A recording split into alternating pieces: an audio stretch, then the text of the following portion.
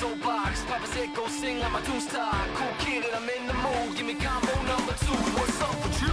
Do you look scared of me? Better take a trip, we fantasy. A to Z like 3 times 3 is the basics. So me embrace it. Take the shot, don't waste the clock. March to the drama, the number 1 spot. Born for this, victorious. Storms break out so glorious. It's too late, it's my fate. I can't turn around. There's no fear in the mirror to hold me down. I'm too far from the start, now I'm in too deep. I gotta stick to the plan. No plan back. No turning back. No other back. And I know that this road is my destiny. I gotta stick to the plan. No plan back. All I know is I can't turn back. All I know is I can't turn back. Gotta leave it in the past. Gotta leave it in the past. All I know is I can't turn back. All I know is I can't turn back. Gotta leave it in the past. Gotta leave it in the past. 'Cause this is the only road I've ever known. There's no way that I can start again. It's too late, it's my fate, I can't turn around. There's no fear in the mirror to hold me down. I'm too far from the start, now I'm in too deep. I gotta stick to the plan. No plan back. No turning back. There's no other back. And I know that this road is my destiny. I gotta stick to the plan. No plan back.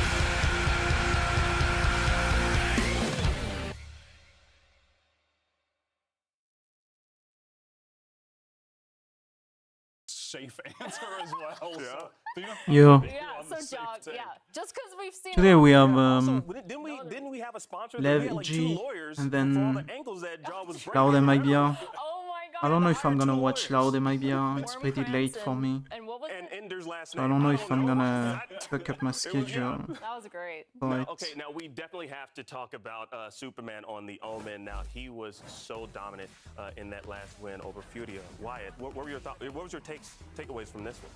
I mean, obviously, you can see on display in all these clips. Aim, fantastic. Yeah. Great mechanical player. Always has been, but hasn't had the chance to flourish in a higher level team, a more structured team. Often was playing in really unstructured teams, actually, in challenges previously, right? And so now with that added support from everyone, he just looks better than ever. Yeah, and I feel like he also did a really good job of being able to set up his team with the Omen one-ways a lot, specifically on Vine. It just felt like he was so able to provide the map control. Granted, yeah, it's probably things they talked about in a server, but he was just so good making those decision-making moments, allowing the default to kind of happen. And on top of that, having the crazy firepower. It was just a really, really good match from Supa, and I think he really proved himself as a controller. Yeah, now, of course, we can't talk about one Omen without talking about another. Let's definitely talk about King's Omen, which has been really great as of late as well. So, Athena, what are your takeaways from King on the Omen? I feel like we're just doing Jog versus Ospas. And We King have versus- to! It's Leviathan versus Evil Geniuses. We gotta do this. I mean, King as well has just been insane. I mean, he's just a machine. I feel like we're seeing kind of the similar clips of both these players just playing this kind of aim-lapse position, but his util usage on that Viper, his snake bite to delay a lot of the time, being able to be a solo site anchor too is just so phenomenal. And obviously being placed in these clutch situations, you can always expect King to kind of run away with it. For sure. He's looked really good so far, stage 2, and I'm glad to see that after what was a pretty poor Shanghai for him. Did not play at the level we expect from King. So if he can get back to that, that's critical for LEV continuing this streak of wins at the top of the standings right now. I almost feel like every player on LEV has kind of been stepping it up from what we saw before, and I feel like it's working out really, really well in their favor, but I just hope that they can keep that momentum kind of up. Yeah, definitely. Yeah, this one's going to be a really close call, I think, this match, and also it's going to be a certified hood banger. It is. Now, before we get into today's show, we're going to break down a a top 5 list and give some criticism. Now, the thing is, we haven't seen this list or know anything about the topic, except that It's Ender. Ender made it. Well, I don't know where he is, so we can be as scathing as we want to be with his top 5 list. Here we go. Deal with it. The top 5 controllers. I'm All right, ready. let's. There's number 5. Let's get to revealing. Okay. Number 5, Mazine. Interesting. Mazine has been good in stage 2 for sure. I feel like I don't want to be mean, but I probably wouldn't put him in my top 5 though. I think it's definitely a. Sorry, I'm being. Are we going off stage 2? If we're going on stage 2, Let's been go off to good. stage 2. Being Okay. both an IGL and has stepped up True. massively from where he was at individual I'll stage allow 1. it. So Okay. I'll allow it, Ender. I'll allow an it. interesting one, but all right, let's keep going. 10s, Okay, maybe deserves to be higher. Well, I think so. has to be in the top 5 at the very least, right? Yeah, sure. absolutely. Yeah. This is okay. I'll allow this so far. This is not bad. Okay. I mean, we This still is got not 3 bad. more We have a slots. 3, 2, So 1. That's the question. King. King, I'm not mad at that. Are you No, mad at that? I'm not mad at that. This is so hard because I feel like I need to see the top 2. Yeah, to it kind of- is. Yeah. Okay, It wait. is I need to tough. see the second one before I make my mind up. this is just for stage Okay, 2, by the it's way. just for Okay. stage 2. Vanity. I mean, actually, Vanity has been getting a lot of the yelp. You hear how high pitched that was? yelp. I mean, Vanity has been. Nah, this is fake. He's been getting more kills and he's feel like- better, but it's 2. I feel I like don't to know. make this legit, you need to shift everyone up one and move Vanity down. But Athena, we're fifth place. just for stage 2 though. You Just for stage 2. How does this look so far before we reveal number I 1? think the players are okay, but I think the order is kind of Would you switch this up a little The bit? Vanity or Mazine above Khalil, though. Khalil was crazy in week 1. He dropped True. 900 kills in a map against Axe 100 Vanity, teams. get him out of Okay, here. well, looking at the 4 we have, where would you put, like, let's say 10s? Is 10s in a safe spot, I in think your opinion? I like, would number literally 4? just put I would just get Vanity out of here, move, Entirely? yeah, like bye. I think and so. Okay. I'm just being completely. All right, who do we got Okay. for number Yeah, 1? here we got it. Superman. Oh, okay, And yeah. that's okay. totally fine. I'll allow that. That That one is Superman number great. 1. I love that for him. Love that for Ender. Love that for us. But the rest of it, I'm not really rolling with it. Yeah, No, yeah, ever feeling since it. you said Khalil, like we need to put Khalil on this list. I think Ender he fumbled. has to be. His week 1 was fumbled. insane. Well, if we had a 6th slot, maybe. So, Maybe. Well, anyways, top Who do we get 5. to judge next? all right, we got the top 5 initiators, I believe, is coming up. Okay. Ooh. Oh, Doug's top 5 initiators. Interesting. Oh my God, this is so fun that no one's here, so we can just keep like I know. roasting them. Though This is we were great. kind of nice to Ender. Maybe too nice. I literally said Axe Vanity, get him out. Well, I didn't say Yeah, I anything about guess. All right, we got our first one right here. it. Okay, Nazwar, okay. This. I'm not mad at that at all. Yeah, I think the way that he's performed and the way they've been able to set up their team is a lot better than before. Yeah. And I like that. Individually was good. Good Yeah. calling. Yeah. I'm fine with that. Hundo P. All right, number 4. Let's see. Oh, I mean, Jonah P has to be in the top 5. I think he might be higher. I think he should be way up on this side, like I number agree. 2, probably. I agree. He's been way too good for Doug. G2. G2, forever underrated. Forever. actually forever underrated. Literally forever. Derek in 3. Derek has been really good. Okay, I feel like I would have put G2 and EG top. Like further here, 2-1. Yeah. Are you thinking 2-1? I personally, I don't know, Doug. Let's see what you got us. I mean, Let's he's see if he good. can surprise Doug us. could be cooking something. He could be cooking something. Sassy. Okay. I don't know about that. He's been fine. He's been been doing okay. his role, but like, that's above Derek and Jonah. The is only kinda thing I'll give him crazy. is he's solo Sky a lot, and I feel like when Yes. you're solo Sky, you have to do a lot more, and he can clutch. But I still wouldn't put him second. Nah, Doug's cooking, but I don't know what he's cooking. It smells bad. And we got our number 1 Trend. going to G2. G2's very own Trent. How do we feel about that, Wyatt? You're making a face. I mean, first of all, You're doing- if we're counting Mizuno as, Mizuno's breach, I think Mizuno has to be up here. Just saying. I agree. That's I for me. actually I think agree we need with that. Mizuno up Who there. would you get rid of? Trent was crazy. I'm kind of okay with Trent and Jonah. I think I'd put Jonah at either number 1 or number 2. I think he's so good. I agree with that. He's incredible. And Trent did have a phenomenal game. I But don't where think would you put Mizuno?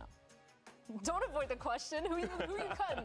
I think I would cut Saucy tragically, and I think I would put Mizuno Oh, wow. maybe at 4, and then Keep everything. Trent 3, Okay. Derek 2, Jonah P 1.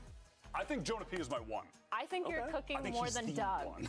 I think whatever you made is And he a has no chance to 5-star. defend himself, which I appreciate. Doug is just that, by the way, in case you're wondering. Well, this is his tier list, okay? He's an individual of his own, okay? So let's give it to him. I mean, I don't know. I think it's good. Yeah, I like what Doug is cooking, but Wyatt, I like what you were cooking as well. You know. I think your meal is much better than Doug's. That's Thank well. you. The Back me up. thing is, restaurants serve different meals. All right. Okay. And that's just a different meal that Are you gonna pull out Wyatt your wants to chef cook. hat again? I'm still having nightmares about that accent that I put on. Anyways, let's take a look at today's predictions from our broadcast team here. See what we thought. Oh, Okay. Look at what we All were right. cooking. We were cooking. Whoa, Lev, yo, Akeem. I told you I didn't remember. I told you I didn't Okay. remember. No, I think this looks about right because I really genuinely do think that for all 4 teams playing today, it is pretty 50-50 for every single one of the matches. You think Loud Fury are 50-50? I think It's close enough to 50-50. It's yeah. clo- It's close enough. 51-49. I'd give it 60-40. Okay, that's fair. We're arguing with the minutia of the numbers. It's close enough that it feels like it could go either way for Yeah. sure. Yeah. The first one too. Yeah, I don't know. I'm going EG Loud. This is But- literally my prediction is every single match today is going to go to 3 maps. Sorry, production. Sorry, guys. We're going to be here longer. But that's my predictions. I think every single one is going to 3 maps. And all the games are going to be close, but I still stick with EG. Yeah. Yeah, honestly, I don't think that's a bad thing. I think we want to go 3 maps. I mean, this is official. We're getting certified hood bangers. So if they don't push the, Oh my God. if they Last don't one was push crazy. to The last 3, one, I then was- I don't know. I don't know what we're getting ourselves into then. You know, this isn't a certified hood banger during Super Week. Oh, You're just yes, testing it out. yes! I did a super Oh my combo God. there. That was crazy.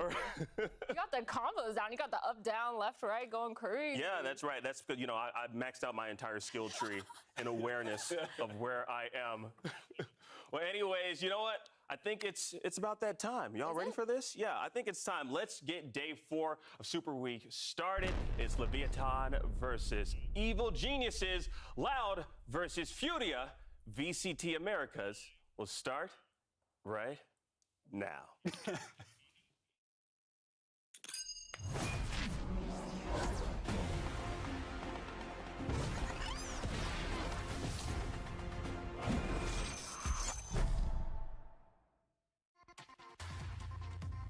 Down the pre-fire Superman.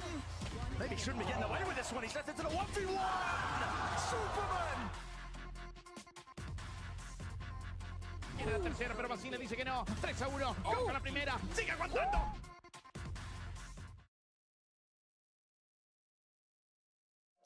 EG, I think we know a lot about how they kind of play. They have a lot of my good friends on that team. Obviously, Jaw was like my guy last year. No matter what happens, like, it's so awesome getting to play against like one of my best friends. Forwards now, but the decay damage kicking in. With the decay, Jorgen. Oh! Now, here we go. Good capture. Straight on to Les. Loud in shambles. In terms of how they want to play this one, and they can't get a hand to Jorgen. LEV is always a scary team. They have ass pass. That guy just like aces every round and then leans back in his chair, and it still confuses me every time. So. Nabskir is now down to a 1 versus 4. Nice versatile second one as well. And lands that onto Artisine. No way! Right in the face. As long as we deal with ass pass, I feel like we got it. Nope. Riot Games Arena, los piratas pueden matar a los ladrones y ahora los genios malvados. Que se escuche para Leviathan.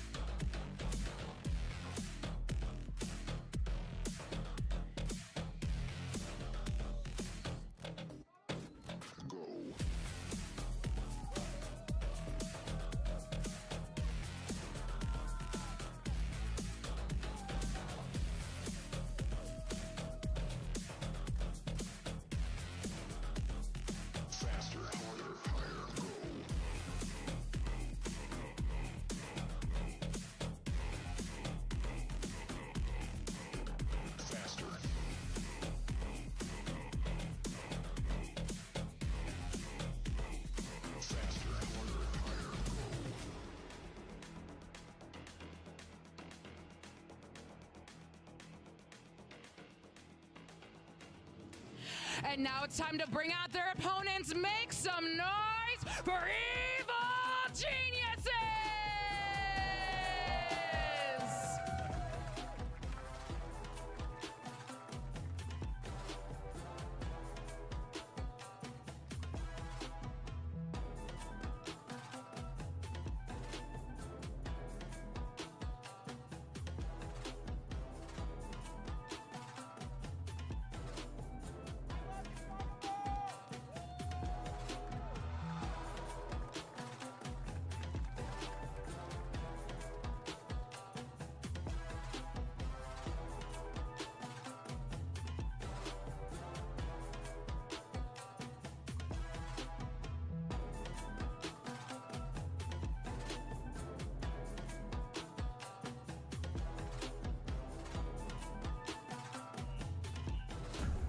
Evil Geniuses are looking to continue their journey to world domination here in Stage 2, but Leviathan might be the disruptive force to make their attempt to playoffs a bit more complicated. And with the way these two teams have been playing, this could go either way. Yeah, I mean, talking about playoffs, that's a really, really good point because LEV, they're so far up the standings. They actually don't need to worry that much about this game specifically, but EG, they need to carry on this winning streak in order to kind of secure themselves a little bit closer towards that playoffs. Absolutely. It's an EG that somehow are recreating the magic of last year at this point. At the beginning of the year, surely they won't do this again with this, like, cobbled together roster of kind of like just leftover players that couldn't find a home, you know, good challengers players like Superman. And then somehow it's just all come together. As time has gone on, Derek looks fully rejuvenated as a player. Jojimo is still insane. And Potter, the goat, in Superman's word, is just literally effective the puppeteer of it all. It's crazy how they've done it again. And now, seeing these maps, I mean, Icebox, Sunset, and Bind, I think Icebox is going to be super interesting. Super interesting. I can't. Super interesting. Super interesting. Because I think this is, correct me if I'm wrong, but this is the map where we kind of had EG on like a weird, I'm lying. Never mind. I lied so hard. We're playing ISO there. That's where Jojimo was But then playing, didn't they, ISO. Is that what I'm thinking of? Initially, yeah. And Oh LEV, my they're God. just playing the thing. They're playing the thing. They're playing the thing. the regular old thing, which it worked for them. So, you know, I guess stick to it until the wheels fall off. I feel like surely Jog doesn't stay on the ISO though. Do you think he's gonna plop the neon or just go back to the jet? I would love to find out right now. love Yeah, to we're about see to find some out. more ISO, to be honest. Do you like Really? neon on this map? Are you a fan of it on Icebox? I feel like it works for the one game. Like you can't keep running it, but if you use it for the one game and have this kind of strat of going fast all the time, I think it would work because you just catch them off guard. They don't know how to do anything. For your defense, you just push up and fight. But with the Clove, I do think EG is trying to go for that little bit more aggressive play. And the Harbor, I like that. Yeah, This is their old comp, but with the ISO. Yeah, the Clove, I'm a fan of, for sure. We've seen other teams find some success with that, like FPX at Shanghai. And Superman is just the kind of controller that you want on the controller that offers more ability to take more duels, take more fights. And when you have a guy like Superman who's going to win the majority of them, why not have him play it? True. I feel like the one thing that has been brought up multiple times on this desk about this comp, though, is that the scaling issue towards the B site kind of plays a little bit of a problem because you don't have the Sage Wall. You don't really have, like, you have the Harbor Wall, but everything that you have just kind of can get shot through. And as I say that, wow, we got the Battle Sage on Jack. I did not expect that at all. That was very unexpected, yes. But welcome. I'd say a welcome addition for sure. That is an interesting switch. We'll see that Clove really being the aggro component of this lineup that they have, Agent lineup. Absolutely. Now let's get into map 1 and send it over to your casters. It seems like only yesterday, Mimi and Ender were here at the desk with me. Well, let's see what they are cooking up over there, the cast. That is famously true, Akeem. But we have a comp change coming out from EG to start this series. Talk to me about how this Sage inside the ISO is going to affect the play. The first funny thing is Joggo is just playing everything on this map. The Deadlock in the offseason, then the ISO, now the Sage. But really what the Sage is going to give them is much better plant security on the attacking side. That's where they're going to be starting. And especially over towards the A side, I love the fact that that wall can just change the geometry of the site. It allows you to play much more forward on site, aggressively around the angles it's going to give. This is an agent that EG have played way back in the past, and I think they're going to have a lot of strength with here on Icebox. LEV looking to lock playoffs here as they start on the defensive side, and it'll be Ospas queued up for a fight towards that. Really just King playing solo B right now. Push wall out from EG. This is pretty similar to how they were playing the comp previously. Double lurk going up into mid. They love to run these B pinches down underneath the tube. They're going to get walled off, though, for a moment here, and that'll slow things down in the round. Jaw is on the other side of this and waiting to push through. Doesn't clear the close corner, though. So 2 straight kills for LEV. Apoth is going to try and make something of this round. He's found his way up over onto the site, but Mizzino takes him down, and now Superman is getting routed. It's all individual fights that leave it on to nature. 1v3 with the flank incoming. Ospas already so close up behind nature. Somehow slipped past him. But Ospas is going to see that shoulder and take him down. 3 players survive, and honestly, I think this is fantastic prep work from LEV. Seeing that game EG played on this map a couple weeks ago, and seeing that they went for so many of those mid pinches. Leviathan were so ready to have multiple players there in mid to just swarm those 2 players coming under 2. Yeah, and even with the ult comp, this is something we saw EG try a lot. I think Leviathan actually in a really good setup to be prepared for some kind of mid-action to come through, though.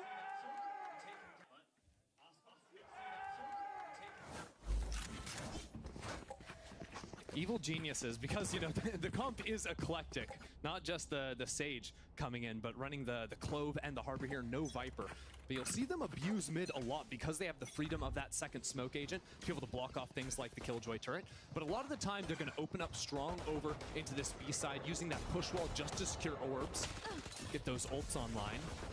So far, just farming onto nature. Yeah, and this is something EG does a lot, even on the Rico rounds, really prioritizing orb maxing. Even without the ISO, this is still a comp that has a lot of power ults that can start to snowball this attacking side. So EG, upon getting their orb towards B, will start to head back over towards A main, where that orb is still unclaimed, but maybe just trying to work towards mid instead. Get a pick here. Yeah, see what they can do with this pack mentality. They'll use these Clove smokes in the mid round just to get that similar cross, and now they've actually gotten under tube. The Sage wall up in kitchen could actually give them some position to plant, but oh my word, Tex and Mizzino just absolutely demolishing EG. As Jogmo just all on his lonesome here. Should be able to pick up one cheesy kill, but now his position has been notified, and LEV are going to shrink onto that spike. Jaw has recovered a Guardian here, but whiffing out on those shots. King will take advantage of it. LEV able to convert fairly cleanly there to get up 2-0, keeping 3 guns into this next. And already LEV are being very heavily conditioned that EG like to work into that mid space. I think this is definitely a bit of a throwaway there, faking that they're going back under tube just like they did in the pistol round, but actually moving over towards the right-hand side. Still, though, the way LEV have adjusted so far has been pretty perfect in terms of controlling that space around mid and not freaking out the second their Killjoy utility gets smoked off by the Clove.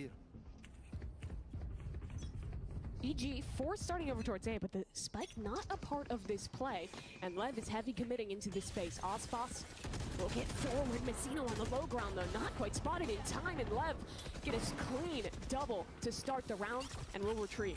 There you go, they came for. Can instantly fall out of that, sending a little drone from Com to see, yep, the rotates did in fact come out.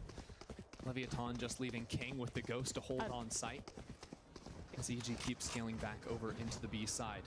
No time wasted to pick up that orb, instead just doing their best to get the plant on the ground, and they do have the Sage wall, which will guarantee that for themselves. They want to try and get something here, a walk up as that plant is trying to be committed. Derek will get it down, but Lev really well set up for the retake here. A dart from Calm ready to go. I love the position on top site, taken from Apoth already. They need these opening fights to go their way, but Lev haven't really given them that just yet. Here they come. Apoth is going to be critical here. Holding on towards top side, finds a double good connection from him. Jaw will help out in the round as well. And now this is suddenly slipped away from Leviathan. Both players spotted towards spawn, blocked off by 2 different walls. And this round is all but done. Calm spots one and will get that kill, but a round win will not follow. That is a great post plant, and EG already showing the difference with that Sage coming into the comp. Walling off Snowman actually allowed Apoth to get that top site position. They focused just 2 of their crosshairs on top kitchen, on under tube, and win their fights out very convincingly. Very good work out of Apoth and Jaw there. I love this reposition too after he wins those fights, falling into kitchen, knowing, hey, those are 2 players over in Snowman that just broke the wall, so he can back into that space and hold an even nastier angle. And you're also seeing how good the stall util is in the post plant here, having walls, slows, harbor, so much to lock teams out from these retakes. The ISO is certainly good for, you know, taking your fights and getting them, but after the nerf this Sage, I really do think just outclassed the pick. Very early days, just 1 round win, but I like the utility we've seen so far. Yeah, and again, Otzboss is going to take his space in a main. Got the openers in last round. That was a 3v5 that EG won. Otzboss sitting with a lot of money in the bank too. 3,800. Could have gone for the op, and I think EG sort of fearing that maybe a little bit. Slow to scale forward, using those Sage slows too, just to make sure an aggressive line couldn't be taken over towards Belt. Derek still has full utility to push King off this angle. Just keep your eyes on the mid space, right? Right now, Supa's just there holding behind his smoke, but he really likes to challenge under tube in the middle of these rounds, oftentimes pairing up with Nature or even Jogamo to go on hunting into mid. Dart doesn't scan anything outside A, and Nature's going to take its timing here. He hears those footsteps sneaking back up into the space, but there's an alarm bot right in front of him. Should spot it out and maybe even pull some players back onto the A site from Lev. Yeah, here comes Otzboss. Feeling the need to stick around in this area. Yeah, EG actually throughout the harbor wall, get that kill from Apoth too. At the same time, Nature broke the alarm, so Lever pulled all sorts of ways. Left. That was a Sage wall boost, combined with that gap in the harbor wall to get the opening kill, but they could still call back into A here. Nature spotted out, Otzboss takes him down, easing up the pressure on A, but B is falling apart. Look at Jogamo! 2 different fights back into Snowman. King is still hiding out on site, but there's no avail. I mean, Apoth top site once again. EG are dominating the B site. No matter the agent, no matter the position, you can always trust Jaw to bail EG out of a round like that. Look at that Sage wall they used to boost up there onto yellow. That is so nice. I love the creativity. EG, I mean, thinking back even like 2022 NA Challengers with Potter had all the different post-plant spam on Icebox, the Sage tech too. No real surprise that EG are going to work that back into the comp somehow. Yeah, no matter the addition of this team, whichever players are on the roster, if it's Potter and EG, there is going to be something cooked up. They're always trying to be on that cutting edge of the meta. Otzboss needs to hold on to a rifle to chuck back to a teammate. 2 kills is pretty good. You can see Tex isn't going to have money to buy into this round. Otzboss is 1 off the knives, which will give them options here. EG are starting to hit one of the big win conditions of their composition. They have that Harbor ult in play, Sova ult, a lot of tools to start to snowball. That is a great note to put, because I think, like, obviously they're losing something like the Viper, but you do have a lot more active fighting ults in terms of the Harbor, even the Clove ult giving you the res. Not to forget, like, Josh shooting like this. Yeah, Josh shooting like this. He's getting that res online faster. This is a double res comp that EG are actually running. This time, Otzboss will buy the operator. Posts on a more passive angle. But EG are very cautious of this. EG always open their rounds with a push wall, threatening that they're stepping into the space behind it. So Leviathan have to take active angles on the defense to have information. That's the op towards A. That's King playing forward in B main too. They know B main is open for the time being, so Otzboss is going to hold his ground, just work his way into finding an angle. Calm, droning out the space. Apoth and ult ready to go. Can Otzboss get anything done on this operator? He's pushed away. Mizzino trying to stick around for a moment, but those stuns from the ultimate will stop any opportunity. What is Jaw doing? He's up in the air. He's trying to jump around this site. Gets away with no kills exchanged, but pressure certainly applied. Throws up in the stratosphere right there. Jago with the ult in hand, but I mean, Evil Geniuses, they've got the plant down on the ground, the ultimate to try and get back into the site. Leviathan, though, flooding out and having all 5 players, Mimi. It's blood. It's so fast already. Apop goes 1 for 1, but the ult is dissipated, and EG still have space in base. Jaw on the swing, Alarm Bot active, but King takes him down. Rez is gone, and it's even in a 3v3. Mizzino, a double, and King helps out too. Leviathan make the retake work. I mean, Mizzino and King have been playing out of their minds. Their series up against 100 Thieves, on Bind especially, there are rounds where they're the only 2 players alive against 5, and they're winning it out. Now King gets an ultimate off of those couple of kills, off of the defuse there as well. Really gonna bolster up their next round.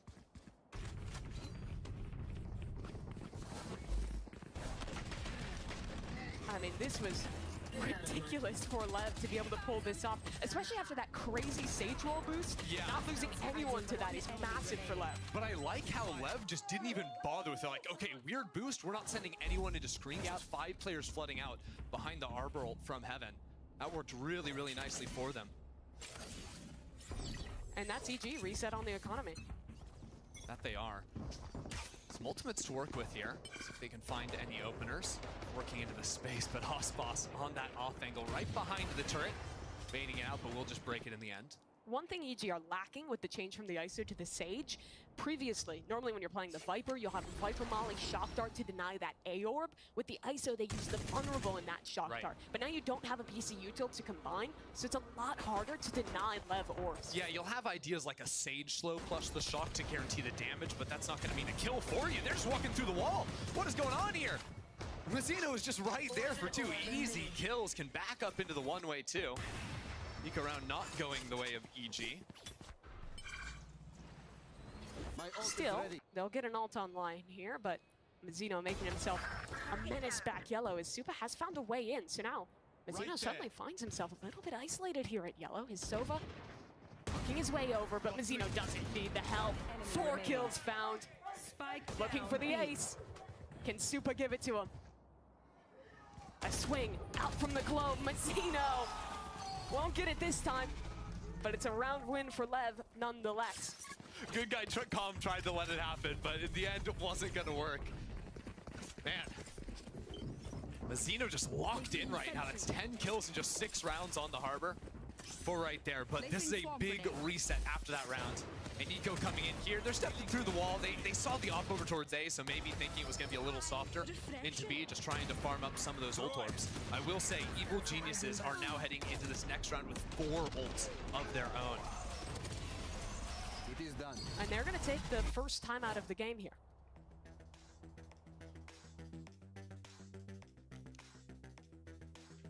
EG have only played this map once before.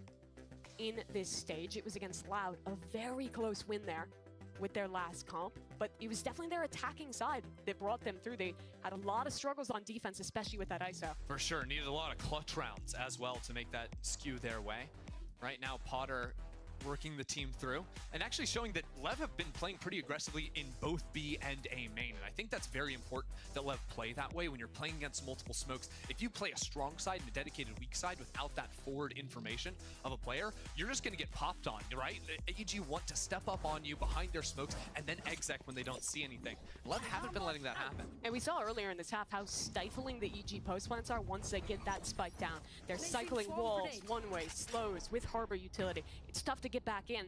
So Lev have the right read here. And EG, this time will send all 5 members towards A. Opening up with a slow orb. I think a shock dart in there too. No, it's just going to be the regular old dart there, using that slowed help on scale forward. Push wall breaks the line. Ospos was trying to hold with the operator 2 there. That's the ult for Supa.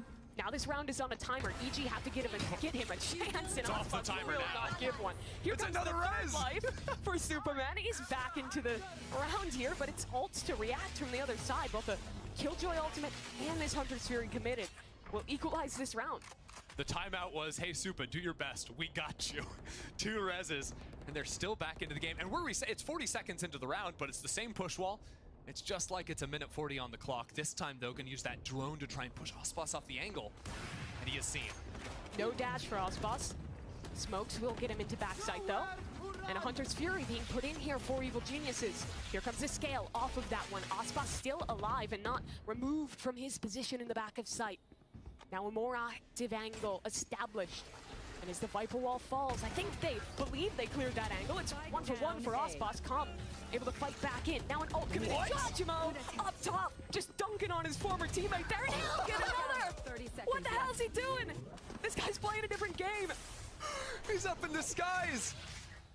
2v2 now, 20 seconds. EG still have to find some way to get the spike on the ground. And they've split up.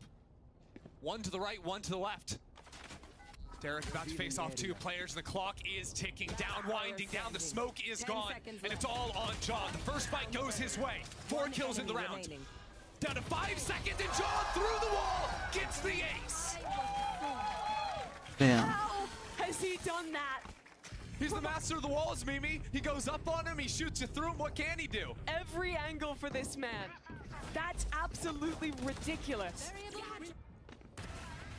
And in the end for Jog, it is the I-by-power ace. I mean, look at this. It starts with him rezzing his teammate, but that wasn't enough. He still had to do it himself. That was a 5v7 that Jogamo just 1v5. And you guys know it already, but I-by-power is giving away APC every time we get an I-by-power ace. Follow them at I-by-power on socials, where that giveaway is happening. Hashtag unlock your ace. Back into the round now, EG. Slowing it down, they don't want to overfight into A main. I think they realized that that round was completely saved by Jog, who, by the way, started the round by ulting and is now 3 orbs away from having that back up again. So yeah, that's reasonable. I mean, that's a good reason to pick the Sage, Mimi. Oh, yes, of course. When your Sage gets an ace every round. Yes, like Jaw is prone to do. EG up into B main just now. 4 players on half armor here. Ospas' Outlaw can do a lot of damage.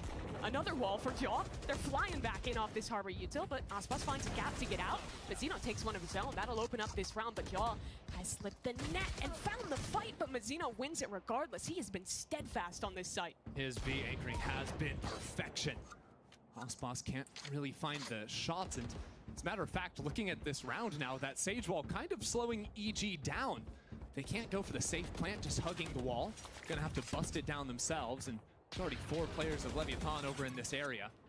Maybe a Killjoy ult to use if they need to, but Evil Geniuses, they gotta get the spike down first. And without the Sage Wall to help them plant, I don't know if this is actually gonna happen. They're gonna fight through their own smokes, but that's straight into the domain of Mazzino. It is a 1-for-1 fight, but 15 seconds, everyone from Leviathan is making their way over to B. Plant will come down. But Derek is stuck out. He swings back. He's going into this Outlaw, and there's no way he can escape that situation. Lev winning by attrition in this one as they leave the round onto Nature. They're spotted out and spammed through the smoke. A lovely reply from Leviathan. I mean, if Lev can just keep banking on their B anchors of King and Mazzino to get rounds like that, it's going to simplify things a ton. Free up Ospas, just keep opping over towards the A side of the map. I will say, this wall looks really cool because it basically allows EG to scale quickly on a player back yellow, pinch around him, and any player trying to run away too, they've got good shots into. This is at least the second time we've seen Mazzino getting kills through the gap in that Harbor Wall top side, though. That's true. The Viper Wall a little bit more reliable in terms of making sure there's going to be no pockets when you've got the lineup for that one. There's that Harbor, you just kind of got to throw it on the fly. No peeking. Ospas looking under tube now, but instantly smoked off by the Clove. Actually, a bit of a pivot, Leviathan, looking for that mid angle early on, switching over into tube. Look at Jaw. He's just completely slipped under, but nah, Ospas is ready for it. Even ready for that second player. Nature gets around the corner, and that's going to be Ospas out of bullets, but Lev in a great spot after another kill from Mazzino, another kill from King, from Tex. Every single angle that EG are trying to step through on their low buys is punished and watched by Lev. That's a flawless anti-eco for Leviathan. So really building something out of this defensive side. And I think the question continues to be for EG, how do they deal with, on A, these forward fights from Lev, and on B, these side anchors fighting back in the late round? 100%. They've got to be very careful when they're scaling up behind their utility. Any gaps in it, not going to go well. I will say, in their defense on every eco, they have just stepped through their own walls. I don't really know if that's in their defense, but getting a little bit more loose with it on those rounds. Big ults now, though, for EG to be able to work in. Changing the setup here for LEV. This time they're fighting through B. Ospas has already pushed quite deep. He's got to fight. Super clears the angle, but not fast enough. Yeah, that basically forces EG to accelerate into the Killjoy, into the Viper's pit. The Sova here too. Leviathan have a great setup. You should run. Killjoy ultimate going to be used from EG on this round. They're really putting everything into it. That'll force this Viper out of the pit. I don't think any way to break this one. Shock's coming through, but no second piece of utility. So, Leviathan off the site. Jaw on another wall. I think maybe missing out on that one. Goes a little bit lower, and now kind of locked off from the team in main. Level invests the Reckoning. Calm already swung into backside. EG is fully trapped behind these walls. They have no reflank coming. It all comes down to these duels in main. Harbor Cove up, Derek alone and taken care of. King on a double of his own, and this is another clean retake for LEV. That is a huge misstep from Jaw there. Missing the wall. It effectively boxed EG off the site. I mean, that's a defender's wall. Yeah. That is a tough situation to be in there too. Also, the Clove dying instantly at the start of the round over in B main. Yeah. Even post-mortem, you'd expect to have the smokes coming in from them, but no, just simply out of range. So no support able to be provided to the team over on that B site.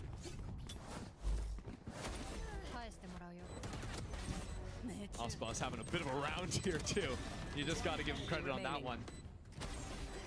I think people oftentimes get lost when they're watching LEV to focus on all the individual play, but you really miss out on some of the good micro they're having to actually set those players up. You saw in that retake a high-low swing as Ospas is updrafting over. There's like 3 angles that those players in Maze are being fought from at once. It's so tough to deal with. Yeah, and we've heard the team sort of talk about how they've been, focusing on improvement after Shanghai, and how a lot of it actually came to playing together on the fights that they have been taking. And you can see it right there, just in the micro double high-low swing like you're talking about. Yeah, I mean, Leviathan have talked a lot about their former assistant coach, Pata, who has now taken the reins of this squad, had a pretty good career for himself last year in EMEA. Yeah, he was actually coaching for Apex over in the Ascension scene, which you would know as the best team all year round until they got upset in the finals against Gentlemates. He very likely could have been coaching over in EMEA in the main stage VCT had that series gone his way, but still found his way up now with a revitalized Leviathan. It's been a complete 180 thus far in Stage 2 for LEV compared to their form in Shanghai and even in Stage 1 before that. Absolutely. Still questions remain to be answered with only 2 games played. How far that can go against an EG that is on a 3-game streak right now in the regular season. But the second timeout called from Potter. This is very typical of her. If a half is not going well, she will burn through those timeouts to try and reset things. It's only 2 rounds to try and course correct here on their attack. So EG send that same default over towards A, but this time fixate on this B site where Ospas is stationed. The first time Ospas has opt on this side of the map. It's always a push wall on the right side where Calm is playing, but never to cover Ospas's angle. Ospas spots out Jaw, but that's a great jit eagle, and that slow orb will push LEV away. The way EG scale too, just so many smokes, removing any chance for forward offline. Ospas has been pushed back, but Supa found that pick in mid, and that is massive. All of a sudden, Leviathan, they've got to respond to that space, knowing EG love to step into that area, especially with the re-smoke down. Here comes the re-aggression for LEV. 2 players grouped in this clove smoke, waiting for the drop. Now just walk through the space. They've been stepping in front of EG's smokes all day. This time though, Leviathan creep into spawn. Tex and King just holding, waiting for that late 30 rotate. seconds left. They know there's been a player over towards A so often. This time though, EG accelerating over into the B side. Same wall goes up, Calm's ready for it, but it's a 1-4-1. King trying to survive from backside currently, dodging away from the Hunter's Fury. With 15 seconds left, the spike is going to be hard to actually find a plant. Apoth found a kill. King goes down and so does the spike. There's a fight on the flank here. Tex trying to win this one against Derek. He needs to isolate the fight, and he does. But Derek's better with the Sheriff. Now a 1v4 for Ospas. There's players everywhere. A flank headed his direction. A Sova in mid. again, that timer ticking down. An isolated fight onto nature won't be given away. A swing ready from back yellow, and the players will encroach as EG take a thrifty round win. Huge timeout there. EG winning the round. Get things back on track here with just one more left. And they get the thrifty too. It's all off the back of Supa finding that pick in mid. Yeah, we get to see it right here. Nice shot coming through from him. Also the trade, Apoth's Ghost, being able to find that kill, upgrade into the rifle, and get that second one. Not every day you see the Harbors kind of farming, but it's been a good day, especially for Mizzino, and after that round, Apoth too. Last round of the half here. EG on a fight towards A, as we've seen many times before. And LEV yet again getting control of that Altor. Early dash, just 10 seconds in. Osbus not even taking a shot with that one. Mizzino's all on his own here. So Killjoy utility to play on with as he falls back into yellow, but he's looking for that opener first. Not anymore, though, as he gets revealed by the dart.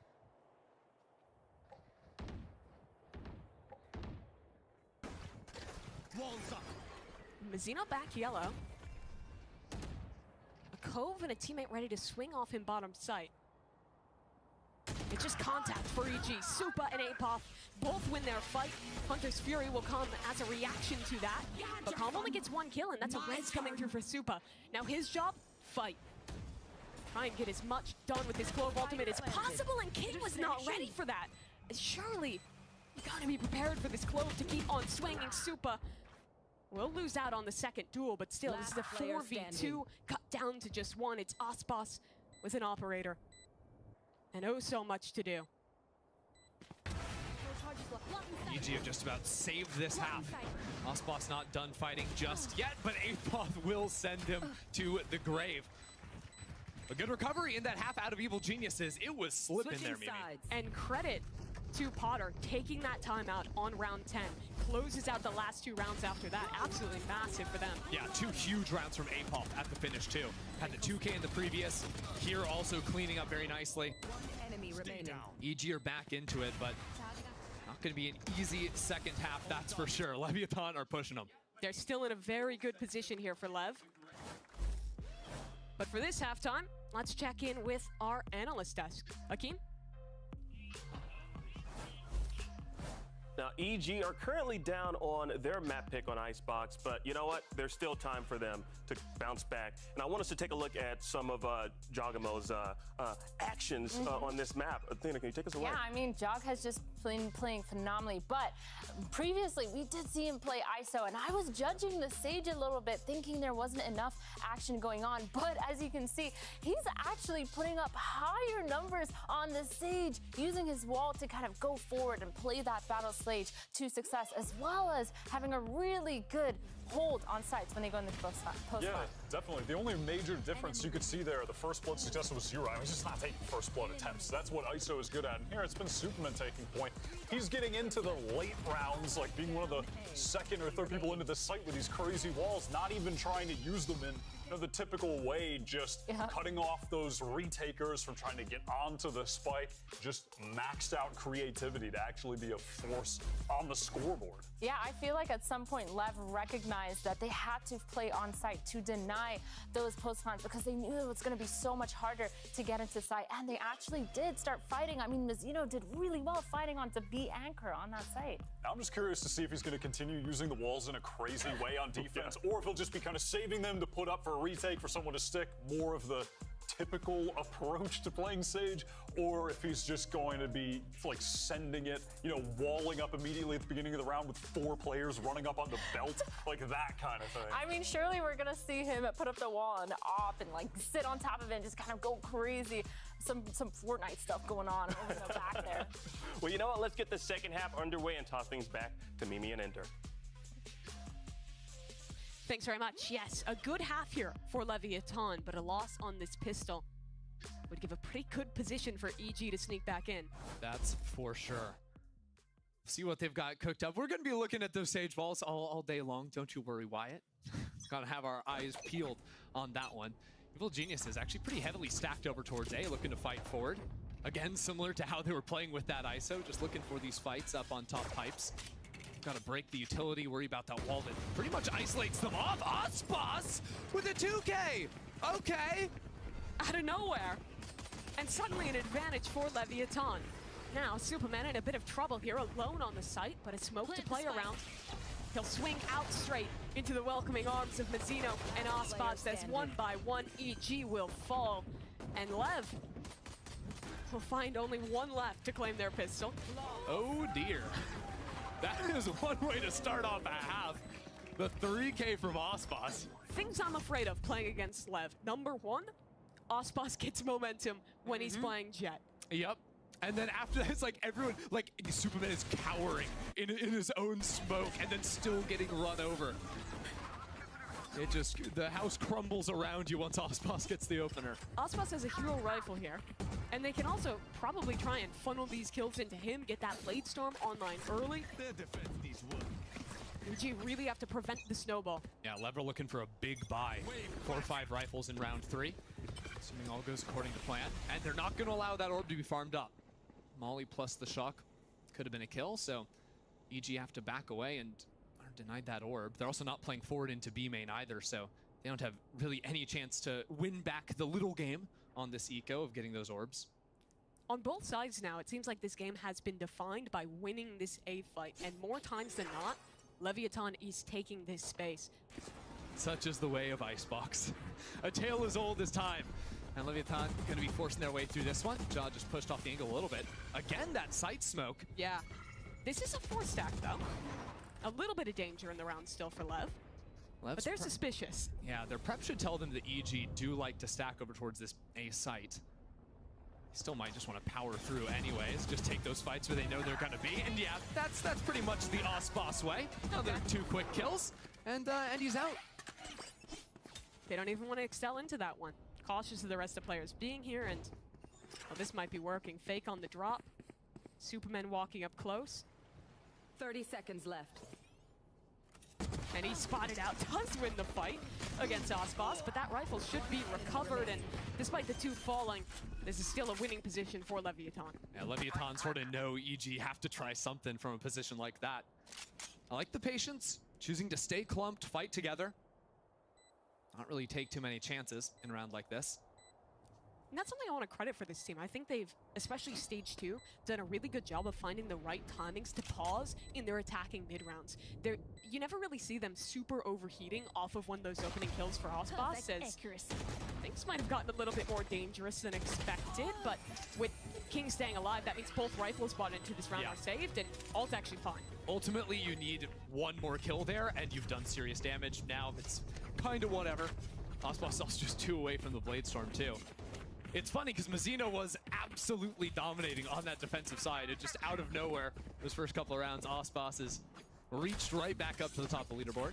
I wonder if Calm is saving for an op for his teammate here, only buying down to 3,200. Attack op, yeah. That's pretty much got to be what it is. The other read is, hey, boost our economy, we're on attack, so if someone dies, we're just going to be able to pick up the rifle anyways. Calm is just, you know, an archer anyways, throwing around silly darts and drones. Killed my bot. He'll take those sacrifices. A very weak B side of the map again. Evil geniuses like to play retake, and even with the Sage wall, it makes their B retakes even better. They're walling off yellow, just walling off main, just walling the spike to get the full stick. Got a lot of options to play that one slow.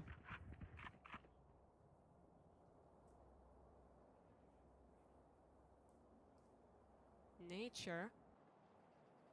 Gonna fight back into mid here with Apoth, and King will spot them out. Shoo the EG players back away. Check out B site though, because yeah, we're on his POV right now. Ospas is doing his best Kesnit impression, just hanging out back yellow. Left to go for a late wrap. Positioning of the Killjoy turret also won't see him, so as soon as Derek moves off of the B site, there is a gap. And actually, Ospas smoked himself. There was a dart that would have seen him. That lurk unrevealed as of yet. Still, Supa on that off angle gets an opener.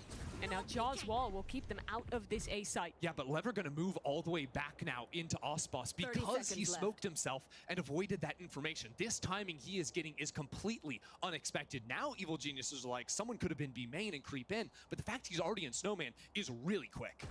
There's a ping coming through in spawn. He saw him. Yeah, spotted from that off angle up top. Now this is falling apart for Ospas. 10 seconds. Plant is going to come down in time, and Mazino is ready for a refight from mid.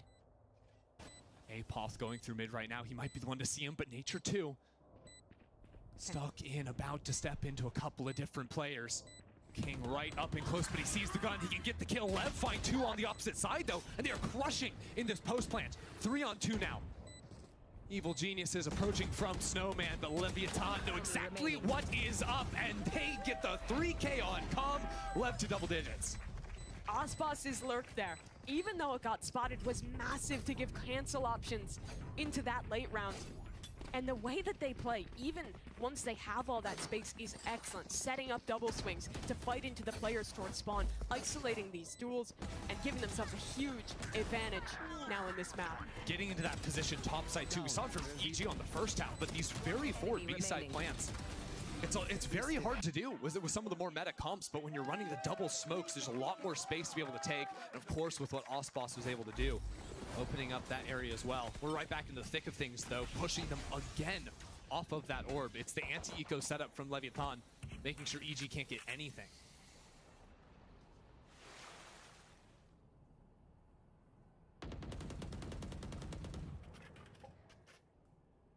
Lev happy to just full contain this space in A. But EG are going to re-walk in. Supa finds a timing with the drone in hand, but King has got the back of Calm. He'll still die to the Sova on the other side, but that gun will not be recoverable.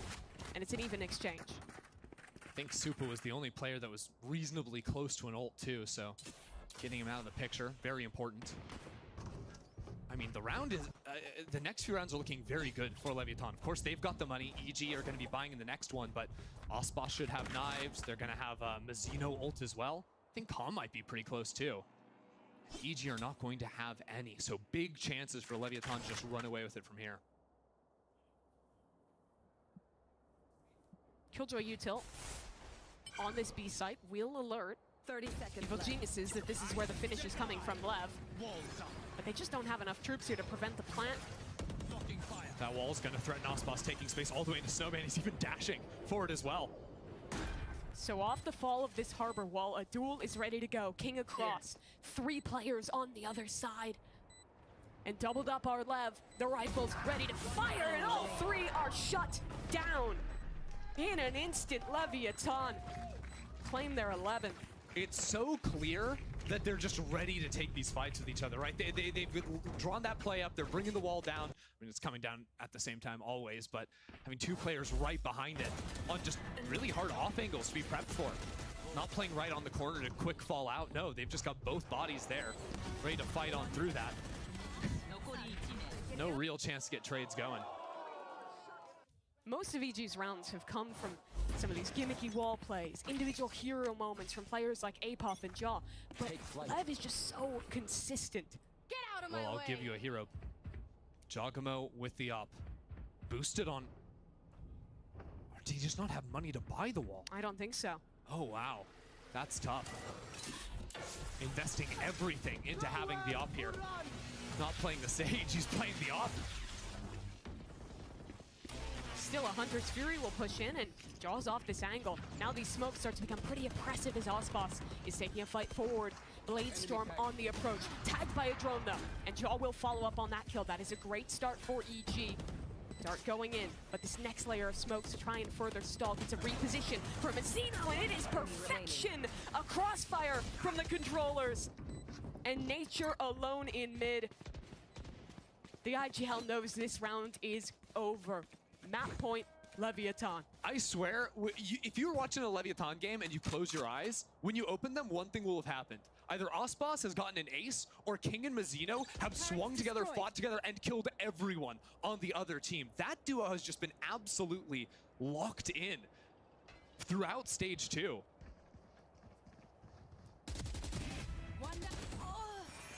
And King's the one to complete that hunt. Wow.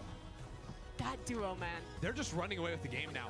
I mean, and it's not even based on the ults. I thought, oh, Calm having the ult there, Osbos knives, like, maybe that's going to be the thing to do it. No, it's just great coordinated play. Both King and Mazino racking around opposite sides of center site, even after they lost Osbos. Look at this, they're all turning around to look at King, and Mazino's just swinging the left side at the same time. And if you remember Shanghai. Beautiful, boys. It was beautiful. Beautiful. The critiques of this team were that the fundamentals were off, that they weren't trading together, they weren't having those swings together set up in the late round. Here, it's ready. And EG will change up a fast play towards A. 5 Guardians for Evil Geniuses, but their B-side is in shambles. Nature is all on his own. What can he find from back yellow? They know where he is. Absolutely nothing. Ospas is still going, Mimi.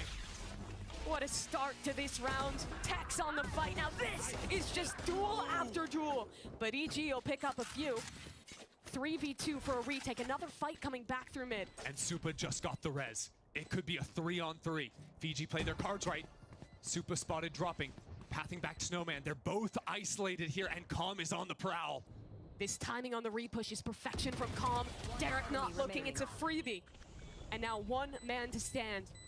Superman on the swing, a dink received through the box, and Leviathan ready to put an end to things. 13-5, a dominant start to this series on Icebox. Leviathan are just overwhelming Evil Geniuses, right? Their coordinated play is so locked in with how they're responding on the trades and the swing timings, but also once they get an advantage in the round, you've got Ospas pushing your spawn, you've got Calm reflanking you in mid, as he's apt to do. You're just never ready for that next player to be coming into you. That's the LEV way. 21 kills for Mazzino on Harbor to end that game. What a performance. Just ridiculous. I mean, it started off with cool things from EG. That boost over on the B site, it's definitely interesting. You had the jaw ace on top, but Leviathan, that teamwork was just next level. Well, Leviathan, a massive start to this series. Now just one map win away from making playoffs, but it's EG's map choice coming up.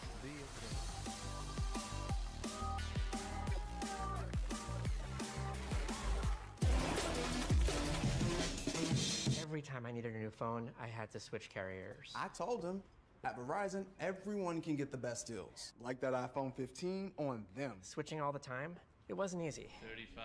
You're gonna be here forever. And Here's your wireless contract. do I need a lawyer for this? Those were hard days. Representative, switch!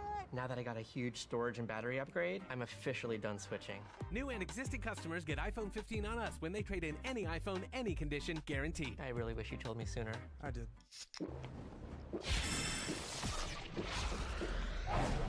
Red Bull gives you wings.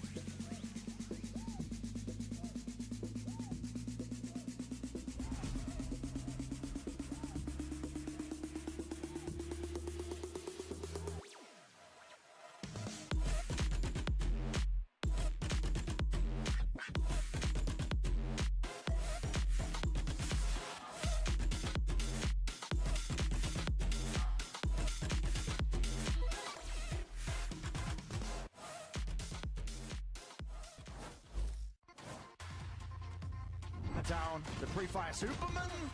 Maybe shouldn't be getting away with this one. He's left into the 1v1. Superman. Viene la tercera, pero Basile dice que no. 3-1. Coge la primera. Sigue aguantando.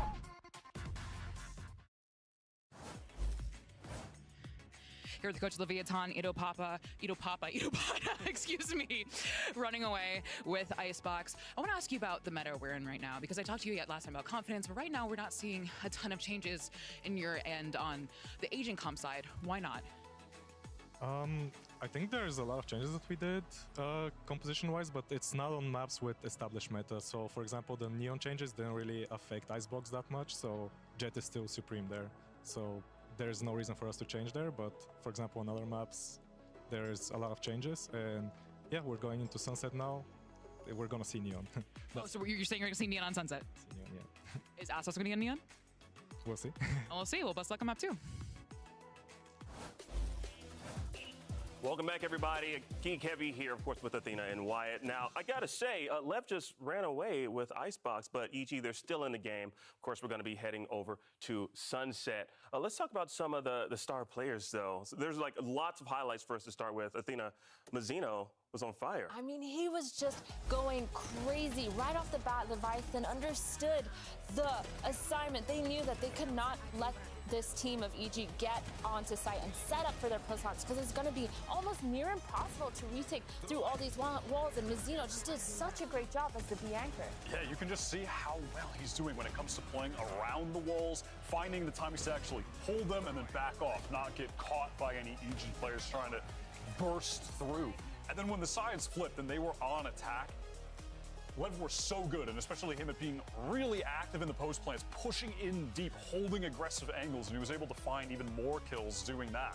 Yeah, I mean, and even if you just look at this, I mean, Leviathan side just putting up numbers, every single player doing their job. Mazzino using his push wall to set up Osfos multiple times with the operator, and of course, Osfos just being Osfos, doing Osfos things, using that jet to such a good degree. I mean, he set up his operator, he played aggressive, and if you look, this first blood percentage, I mean, 5-1. He took so many first bloods, and it was just crazy. Yeah, and then on the opposite side, the most first bloods any player got in EG was Superman. He had 3, but he had 4 first deaths as well, which it's just tough to be that, point man when you're playing on the Clove. Like the last time they played, Jaw was actually 5 for 1 on first kills and first deaths, but he's on ISO. He has the shield, he can survive, take a fight, that kind of thing.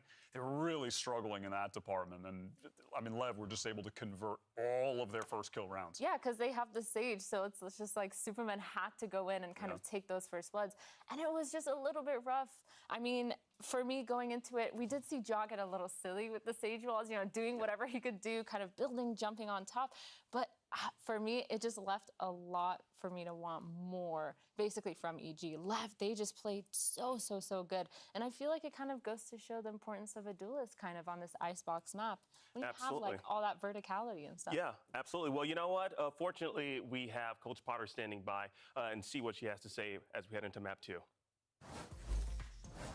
Here with Coach Potter of EG. I said your name right, apparently, didn't throw anything else in there. So what I want to ask you about is kind of your tendency to call 2 tack timeouts in the first half. When you think something is going wrong, you tend to just, try to stop the bleeding right away.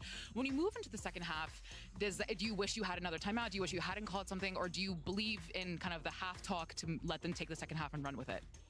Yeah, no, I obviously wish that I had the second timeout going into the second half. I don't think it's a good tendency to have at all. It sucks that our game plan didn't work out. It's on me. I think the first few rounds, what we thought was going to happen definitely did not, and we were unable to read the room. But the good news is Sunset is one of our most favorite maps. We're coming into map 2, coming into familiar territory, and we're starting on the attack side first. So we got to win this pistol, Liz. I believe in you. Best of luck. Yeah, Coach Potter, she knows what she's doing. I mean, she definitely, she tried to turn things around. She made that, they took that timeout early on to see if they could turn things around. Unfortunately, they were unable to, but we are headed to map 2, and it's Sunset. Wyatt? It is Sunset. It is Sunset. The sun setting. This is where we saw them go crazy with the Neon, where Jaw debuted that. What I'm worried about, everybody, is LEV on this map. They were so good on this map during Stage 1 regular season. I was blown away by their Gecko and Breach play. That little duo in tandem, the utility was so good. And then at Shanghai, their performance against Foot was atrocious. I mean, the shocking stuff. That's when King, there was in the 2v2, he TP'd away from his teammate.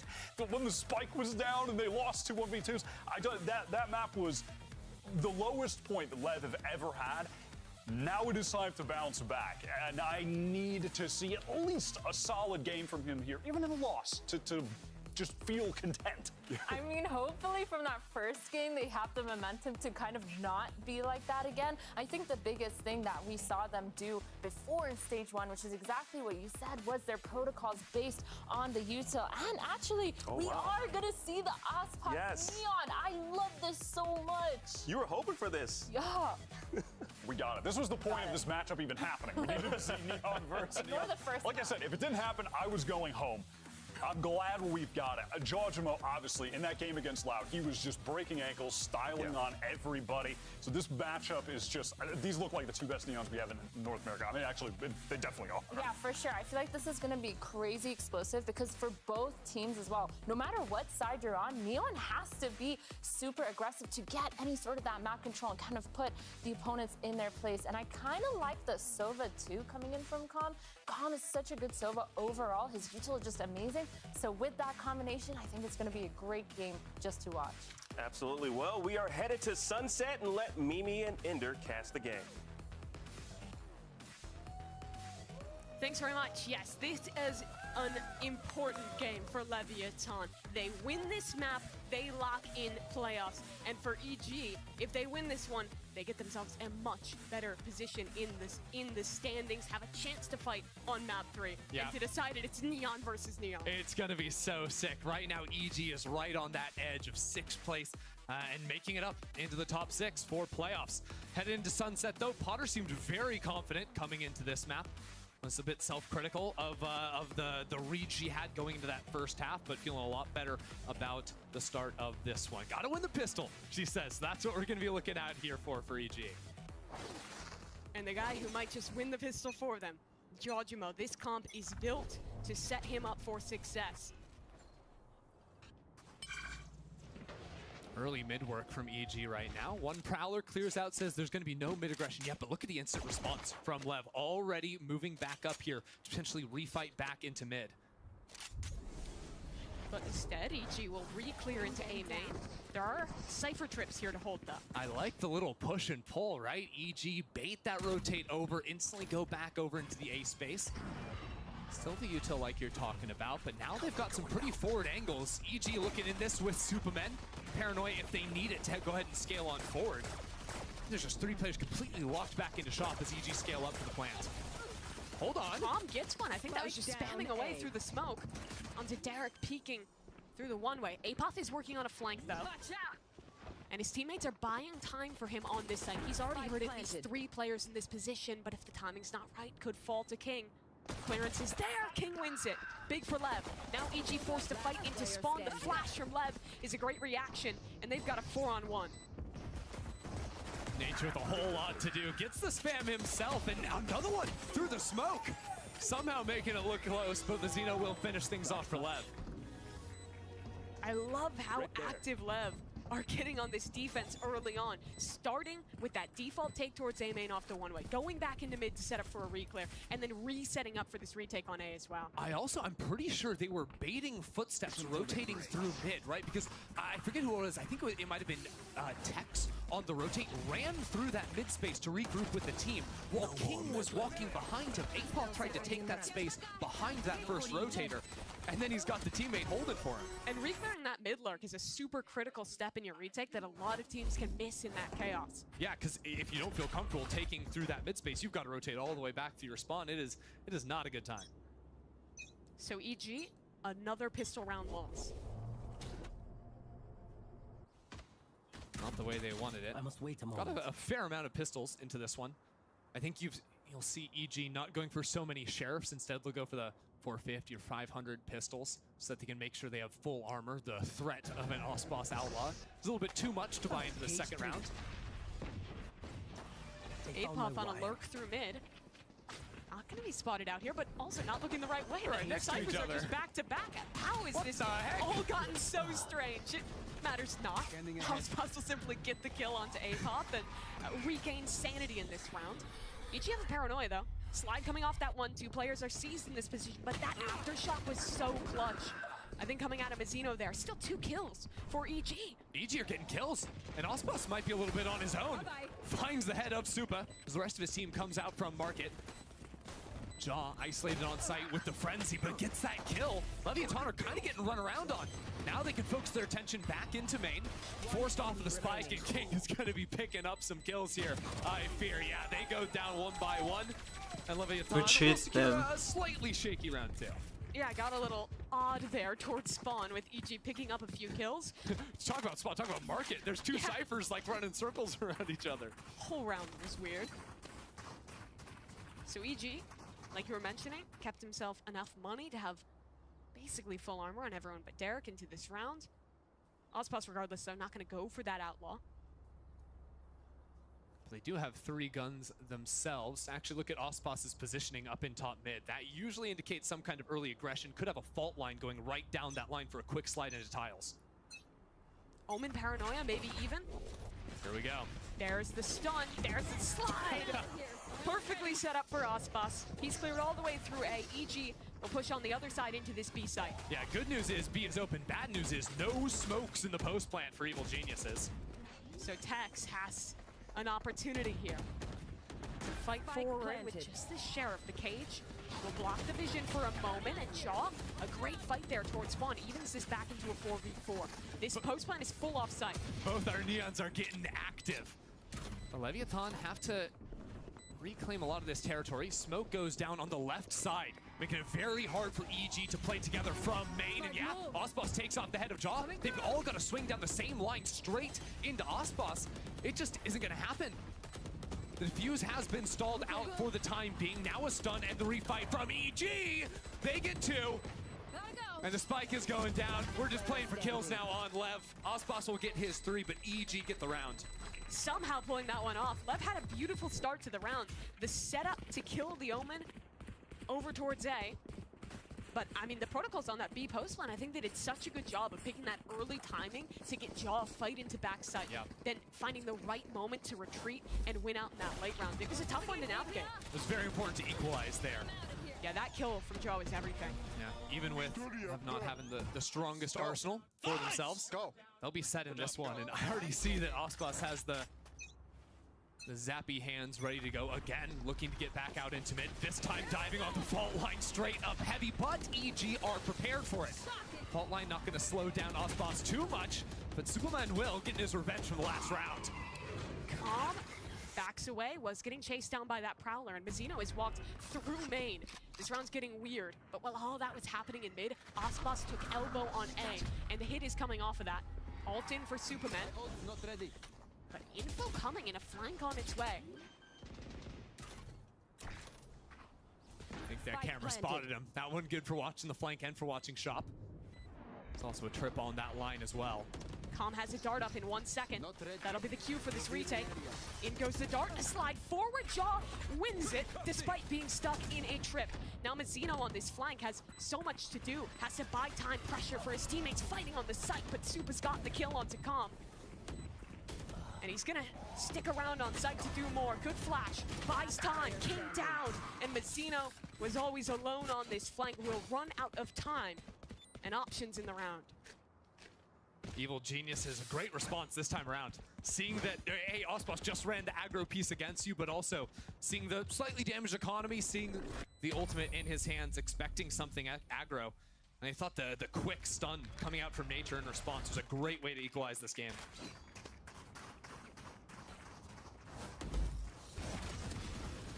Right there, Superman getting the kill on that as well.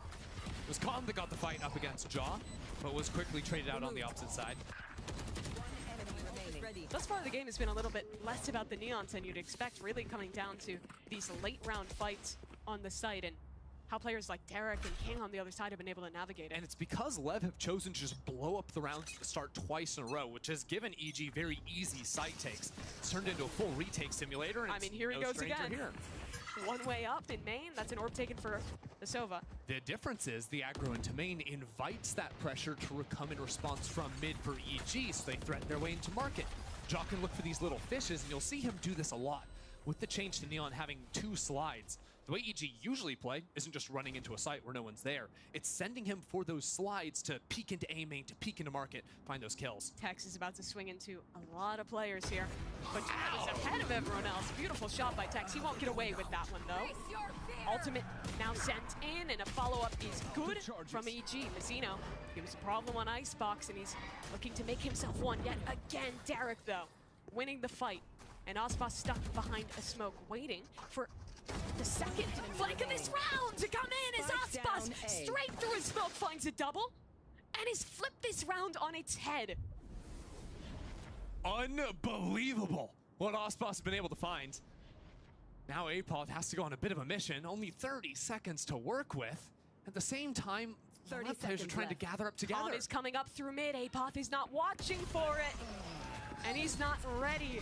Leviathan steal a round away off an Ospas 2K. Actual highway robbery there on the low buy. That shot's nice. Yeah. But even then, EG were in a winning position. It was just more players kept swinging. Like Mazzino comes around that corner after two teammates die. Then Ospas comes through a smoke after his entire team is dead. What players shift walk through a smoke into 2 and get both? Ospas. He's revolutionized his game. You remember Ospas from hit moves like Gira, Ospas, Gira. Now we introduce Shift W Ospas. And we're seeing it again, a walk down mid for Lev. He's truly perfected it. Yeah, taken to the new pace. Leviathan have really mixed up round to round how they've called, constantly keeping EG on their toes. Superman. Oh, they're creeping. Footsteps. They're creeping, and Ospas is having a fake TP! It's a 1-for-1 at the end. Somehow Supa's the one to stay alive. I mean, paranoid to fight back in. Lev still have 2 players stuck. Mazzino had a lineup, only gets 1, and now Calm in trouble. His rifle soon to fall as his teammates have died around him. It's only Calm, and the connection's not there in time. EG win that round off a rough buy from a walk through mid. One of the wildest situations I think I've ever seen there. Superman just TPing in place. I don't know if he meant to do that. It was a mistake. Either way, it kept him alive. I mean, yeah, part of the plan, I suppose.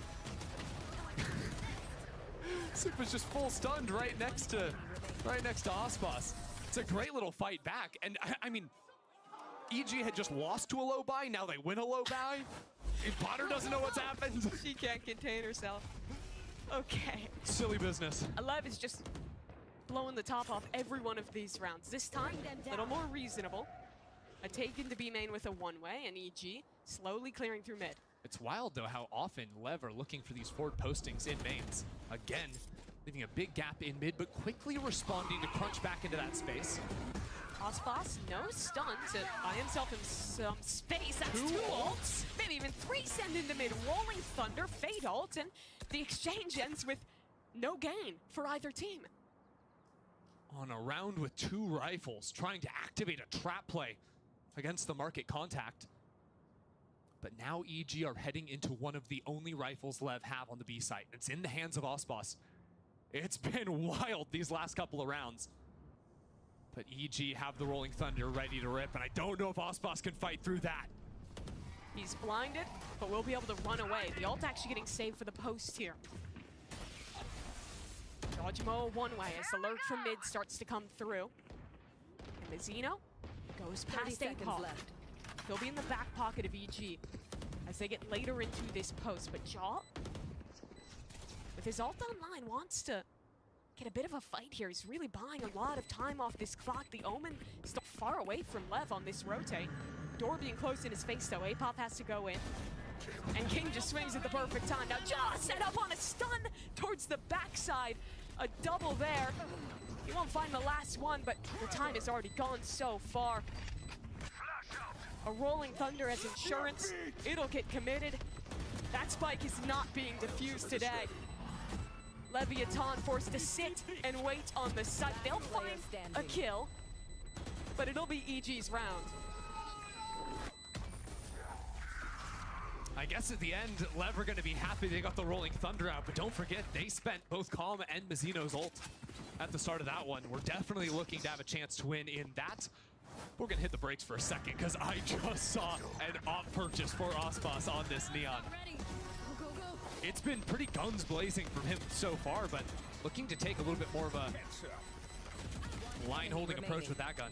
What do you make of it? It seems hard to get value against a Fade, a Breach, and Neon who's running through. There's a lot of util to clear him. I don't like it in general, but as a pace change from LEV, I don't necessarily mind it. Especially because I think EG have been creeping up rather slowly into mains. They're holding a lot of their util for the execs. That's tough. So Coach Ito popped up. We'll call his timeout now.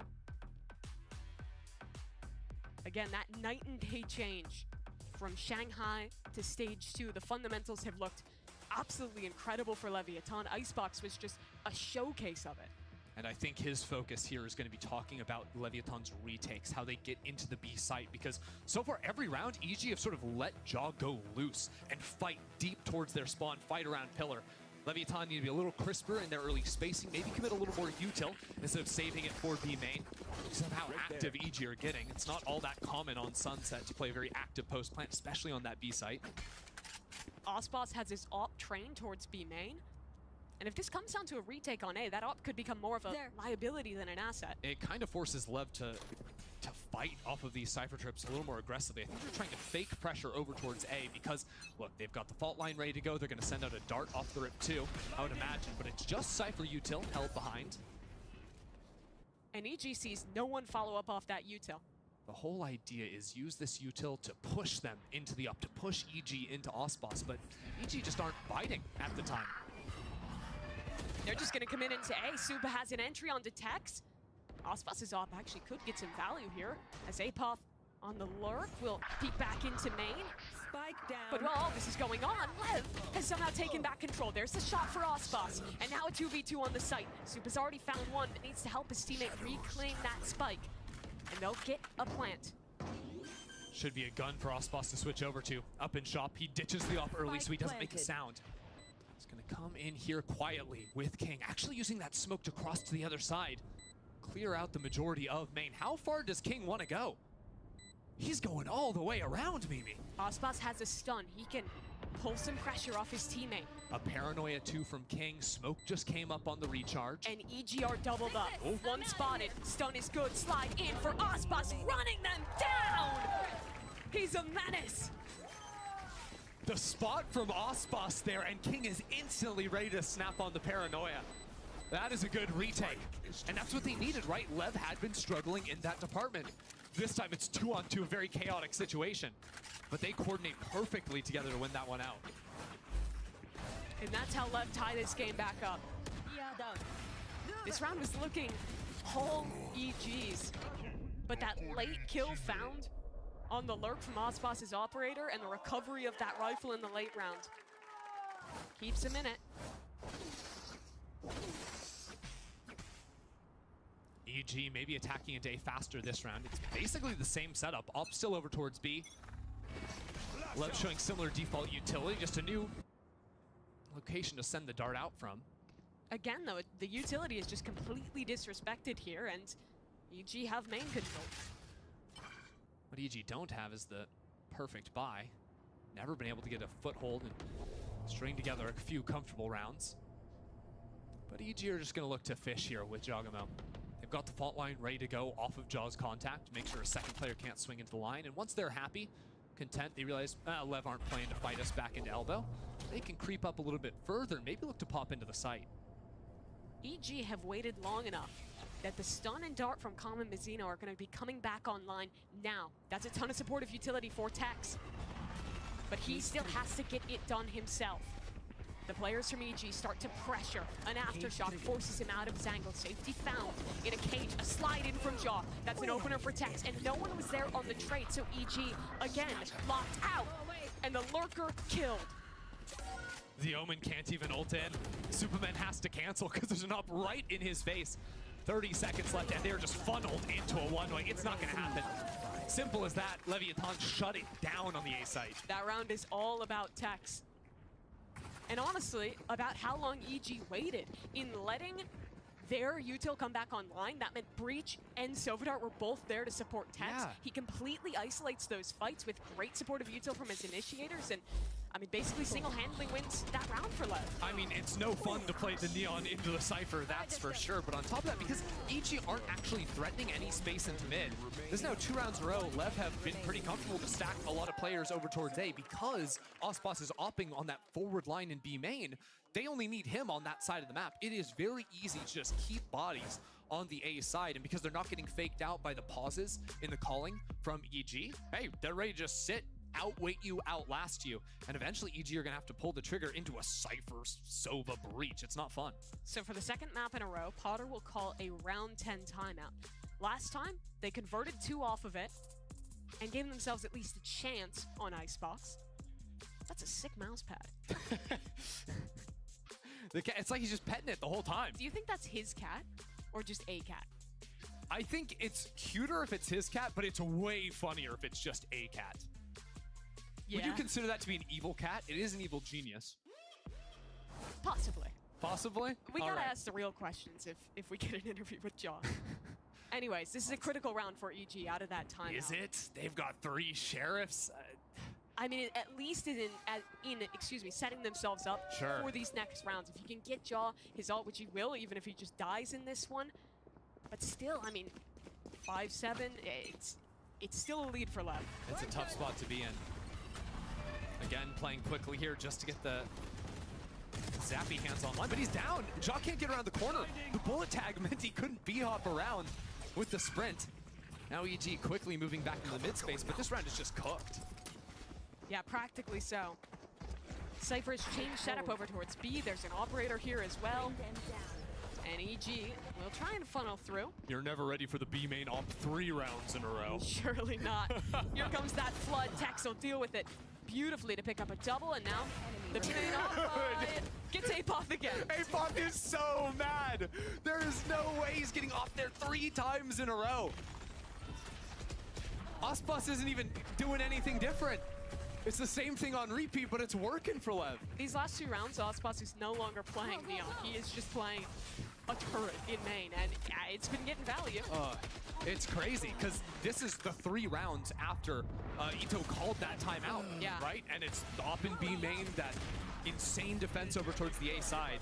I think this round, obviously, it's an eco, and Jaw dying absolutely blew it up, but EG need to play for mid control, and this time, Lev are again looking for a quick dive down into tiles. They have the op, though. Maybe this is just to set Ospas up. He does have the ult. Multiple options for the pace here. Could activate off of first shot. Does he want to swing through? King on the angle. Here's shots, but it's just too risky for Ospas to take a duel. Wow. Calling themselves out of the play after the early pressure. King, though, counter paranoia will force all these players back. There's a teleport, though. A player is snuck up on him here, and Superman will be able to double up off of it. That's massive for EG. They've gained control of this round, and Ospas is in trouble as his teammate falls, and another kill through the smoke connects. That was a nice round from EG. The audio deny from the Fade ult. Soup is able to close the gap with the TP. Then also, shout out Jaw's slide there, breaking the op line against Ospas, using the movement to clear that space and get on in. EG still have a chance to tie this game up before the half.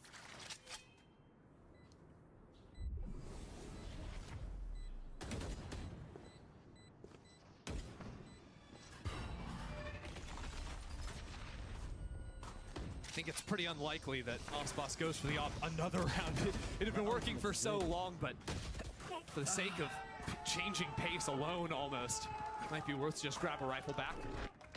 I believe he does still have the ultimate, though. That's true, that's true. So could buy back into the op and still have a faster pace. It gives you the added flexibility, that's for sure. Honestly, the thing I'm most surprised about is that Lev called themselves off of this early dive, because with 5 seconds left, they're pinging for that tiles dive, right? Yeah. Maybe the breach fault line wasn't in a great position for it. if they thought they were getting aggroed on in mid early enough. And that is where this op can become a limiting factor, right? Sure. Like, it's a lot harder to invest into a play like that, and Ospas will buy back into it. He's B-main again, Mimi. He's a menace here. Ooh, they've never shown the Dart here, though. So Dart is showing Calm so aggressively here, getting the Hunter's Fury, and they're still being an op there? That's a little abnormal. Do EG want to excel through mid? They're one way off for now. Fade Haunt will declare at least one player in market. Either way, they've got the right read. They need to blow up mid. Leviathan have players ready to pinch them. 3 players set up in that area. They'll see no one top mid and pivot back towards market. It's a great pinch back into market. Mazzino, though, pulls out the stun at the wrong time. Maybe, though, he's going to blast them away. Derek takes some damage. Calm gets the ult for the kill, and Mazzino is fighting on through it. Leviathan are just pulling out every single ult in the book. But Jaw has kept Evil Geniuses in the round. Apoth quick to follow, and it's a 3-on-3. Back into even territory. EG a plant down. And control in market. This fight could define this round, but they get away. Paranoia used on the re-clear, and Lev will meet up and infest the Cypher ult. Jaw always plays on site, but this time he's been spotted. He has to do it alone. He's got a stun, set up into the back side of site. The slide is perfection, and King isn't known. Jaw should be a dead man walking. The kill comes through.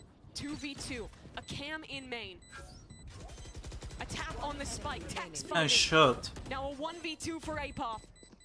Time on his side, King has to stick. Apoth swings, shuts him No down. time. And 6-6. Apoth has won this round. What a Red Bull clutch to end the half. Ew, Apoth getting nasty with it there. Delaying so long in the 1v2, keeping his team alive. We're all tied up. I mean, again, like, Leviathan were in such a good position, but Jaw got that forward position on site, got the first kill, and then again, winning this refight, staying on site, assisted by the stun.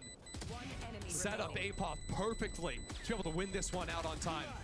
So for the second map in a row, EG show signs of life at the end of the half to recover. It's anyone's game here as we get ready for the second. But before the pistol round, a special guest standing by with Elizabeth. Thank you very much, folks. I am here with someone you may recognize if you've seen a lot of the games, because she is always here. This is Kaylee. Kaylee with the beautiful pink hair and stunning smile. Now, Kaylee, you are in photos. You're always watching the games. We were talking a bit earlier. Who is your favorite team? I have to say Sentinels right now, not to be basic. I was an NRG fan, but right now I do have to go with Sentinels, so sorry. Look, thank you, one person in the back screaming.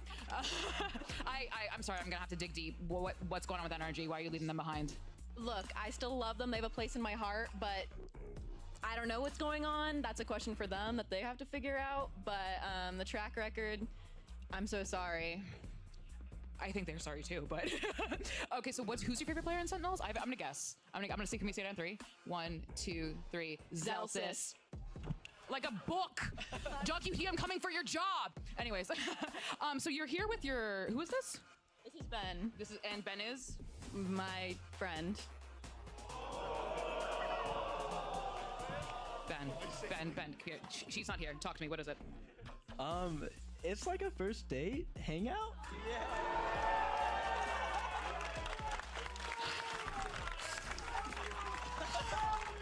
Hey, Okay. let's go, Ben. Okay, now throw these away. Don't need these anymore. Okay. Wait. Okay. So like, what do you think of her? Oh, she's amazing. I don't know. She's fun. Yeah, say more. You want me? What's her like? Was she funny? Is she like? Yeah. She's fun to talk to. She has a great smile. Great smile. Yeah. Okay. Well, great smile is great. Can I see that smile? Look at that smile! Oh my God, no wonder you're here. All right, now what's great about him? Okay, he does have an incredible smile, I have to say that. Look at that. And he makes his own jerseys. Can you stand up? Can we see your own jersey? Look at this. Why buy merch when you can make it with tape? I'm gonna leave these two lovebirds alone. So Mimi and Ender, please take it away. I guess Swift Play is not the only dating app. Mimi, I'm so uncomfortable right now. I feel like I wasn't supposed to watch that. Yeah. All right, but we got to settle back in because this game is locked in at 6-6. EG fought back big at the end of the first half, but like Aspas, he is farming. And Jogamo, he wants to get back on there, getting active back into mid. Apoth stuck into this position deep, will try and escape. Mazzino prevents it, and that flash is perfect on the re-clear. Haunt not enough to keep Jaw alive, and Lev, for the 4th time this series, have an advantage in a pistol round. Wait, that was a team flash. Was it? Yeah, Mazzino still has 2 flashes. Uh-oh. Uh-oh.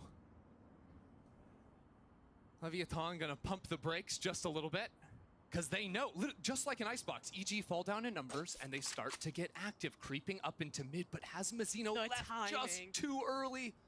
It's brutal, Mazzino. How does he adjust for that? That's ridiculous. Poor Derek is left alone now. The mechanics on that man. Like, I've always known Mazzino is good, but there's been something about stage 2 where it just looks different, Mimi.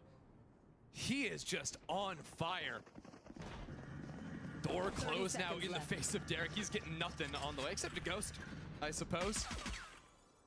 But this would be the 2nd pistol of the game now for Lev. A one-way in his face as well. Find you. Spike planted. And Derek's haunt broken.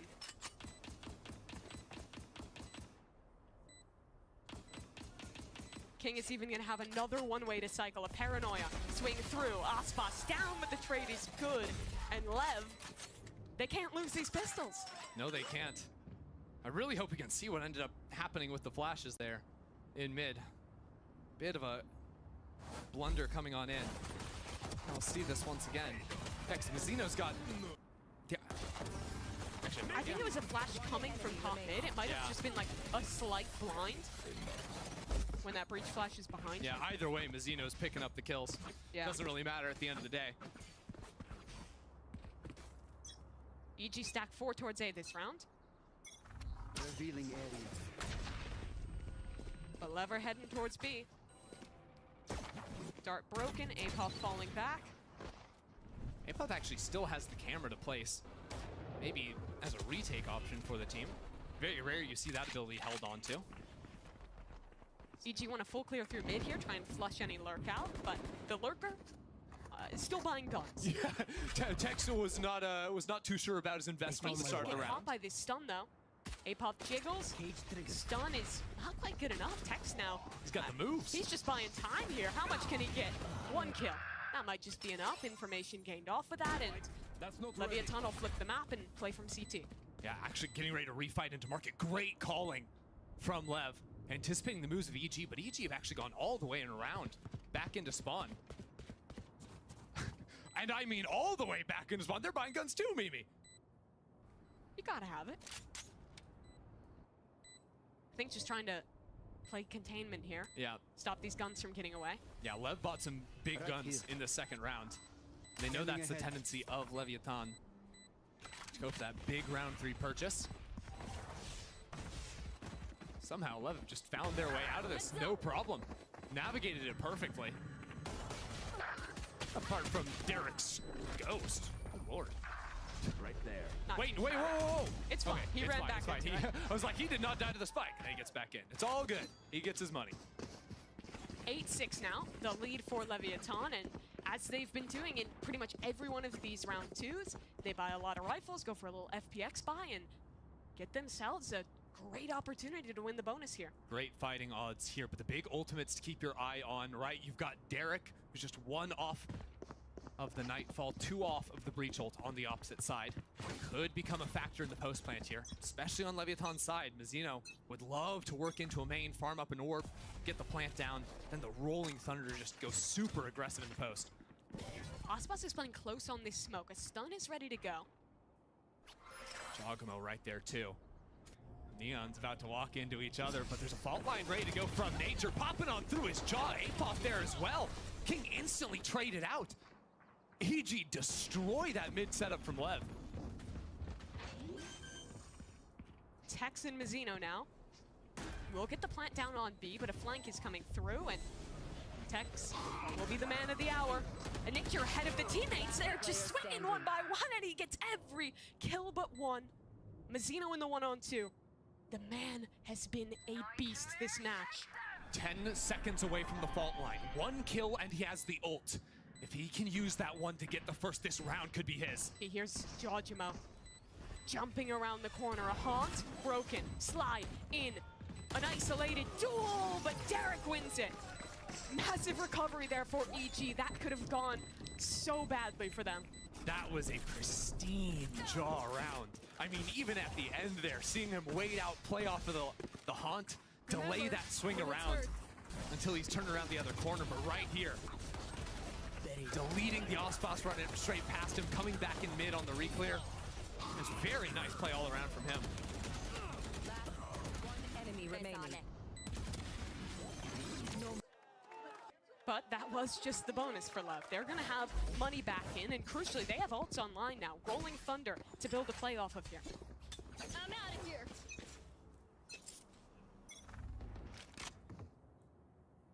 Jaw staying quiet in B main yet, just ready to pop off of a contact perhaps. Can he get the timing to cross? No. Spotted out by King, and that'll force him straight on back. But King doesn't know if he crossed or not, so they'll have to put a drone in to re-clear this space. Both teams had actually committed early smokes into mid. Top mid there, over there as well. But neither team actually took that space. Just giving it up in its entirety as LEV reset back into A. And this is all gone to EG's plan. Leviathan are gonna find their way into this Cypher setup late. EG are gonna know this pretty early. This camp has very forward information on Elbow. Still, look how EG haven't moved at all. I think it was just Tex that was seen, so they think it's a lurker moving into A, actually. Yeah, Prowler to re-clear mid. 2 players working up a flank. This is all about the retake for EG. And for LEV, dealing with these tripwires, not letting anyone fall on this execute. They'll achieve that goal for now.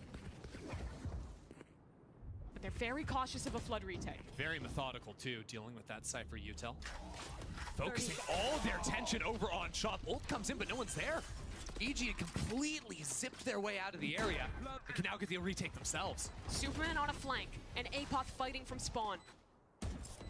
LEV are trapped on this site, surrounded from multiple sides, but the crossfires are good, and that, I believe, just a forward trade gonna get value onto Jojimo. Trade is there from Apoth. Here comes the utility. Ospas, a massive stun, buys time, space for him and King on the site, and this off angle is nasty. King for a double, Ospas as well. Leviathan, the fundamentals in these post plants are on point. That was real nice. Right, you've got Tex holding on to a tripwire to deal with the Neon on the retake. Really hard to work past that. You're not diligently clearing into the space. And then also just the smokes they kept putting back over towards backside. Had really nice crossfires going on every angle. You could see it was very uncomfortable for EG to get back into that area. Leviathan seem to not really want to play offsite at all. They want to fight EG in every close corridor they can manage. And EG down to another half by here. EG looking to re-clear back over into A main, perhaps. How much do they actually want to go, though? Jogmo's got the Guardian in hand to pick if he can escape with that one. Nice little flash to set up the fight, but he's got to go in. Now that's 3 players seen over towards the A side of the map. Now, Leviathan, you can't instantly accelerate towards the B side because that Neon is so fast, you could very easily have her over there in just 15 seconds. And there's still all the Cypher utility you got to worry about on that side, too. The stall is pretty impressive from a Paranoia and the Cypher.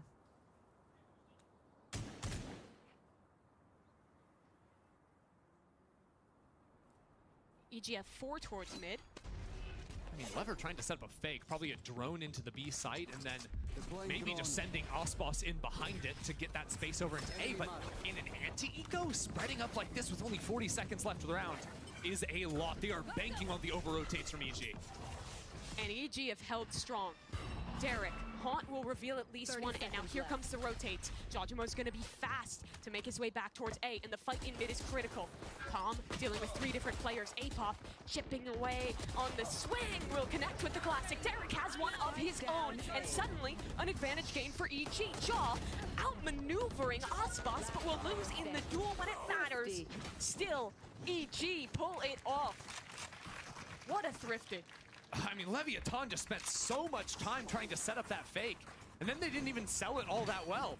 If you want to do that, I think you actually have to put Ospas into the site, but they thought the fast rotate was going to be enough to make the A-hit work. That's the first time this match where I feel like I have seen glimmers of that Leviathan in the lower final against G2, the team that showed up at Shanghai and had some sloppy moments in the late round. It's just one round, sure, but it does give inroads here for EG. Yeah, I mean, it's an eco now for LEV. EG's Classics also did an insane amount of work. Quick reposition from Jaw, he's having fun with it, just making the sound of taking into that mid space. LEV are just straight up hitting B this round. Ospas ult and Supa picked off his perch. Opening kill there. Tex making trouble in mid, but the spike is gonna come down now. And EG have a tough position here. Derek still managing to take down Tex. That double market hold is really what's so hard. They've got to go full in through Boba, or just send Derek on his own into market.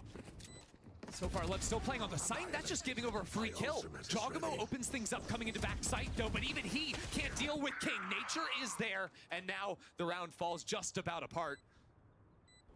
Hunter's Fury has all the hopes of Leviathan riding on it. One tag through. Neon running him down. Jogamo is so damn fast. Halfway done, and the defuse coming through. What a heads-up play from Jaw. He was ready for that Sova ult. Knows how his former teammate is gonna play. You could also see Apoth too was sticking for that half. Even if he was going to die, he knew that time was actually getting a little bit tough there. Managed dodging away from that second tag of the Hunter's Fury regardless. But EG absolutely locked in since that eco. Kept things competitive here.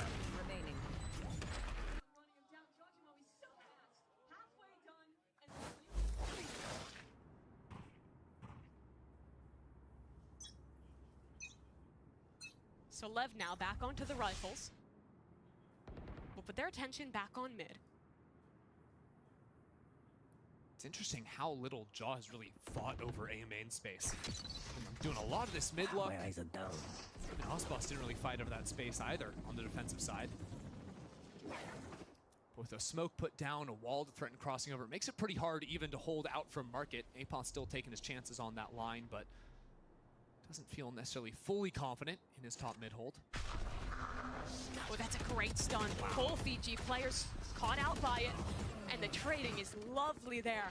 Tex and Ospas swinging together. I mean, King's even ulting into the back of Boba. Yeah. I don't even know if EG can play this round out. Maybe if they can find an over-aggressive King, but even then, Ospas is the one holding first contact from market. No, this one's over. Yeah. Look at the money on Apoth and Supa. And really, the difference made there was that Leviathan were able to get up into B main, put their breach right there, and then get that gnarly fault line going straight down. Ospas throws actually didn't even throw a stun of his own to get into market, just slid right on in on the back of that. EG are going to be very mindful of those mid splits coming after this. Go, go, go! And Ospas again that round, getting great value. Just following up on that fault line. They've been conditioning these really slow rounds in mid, never actually activating into these fast pushes.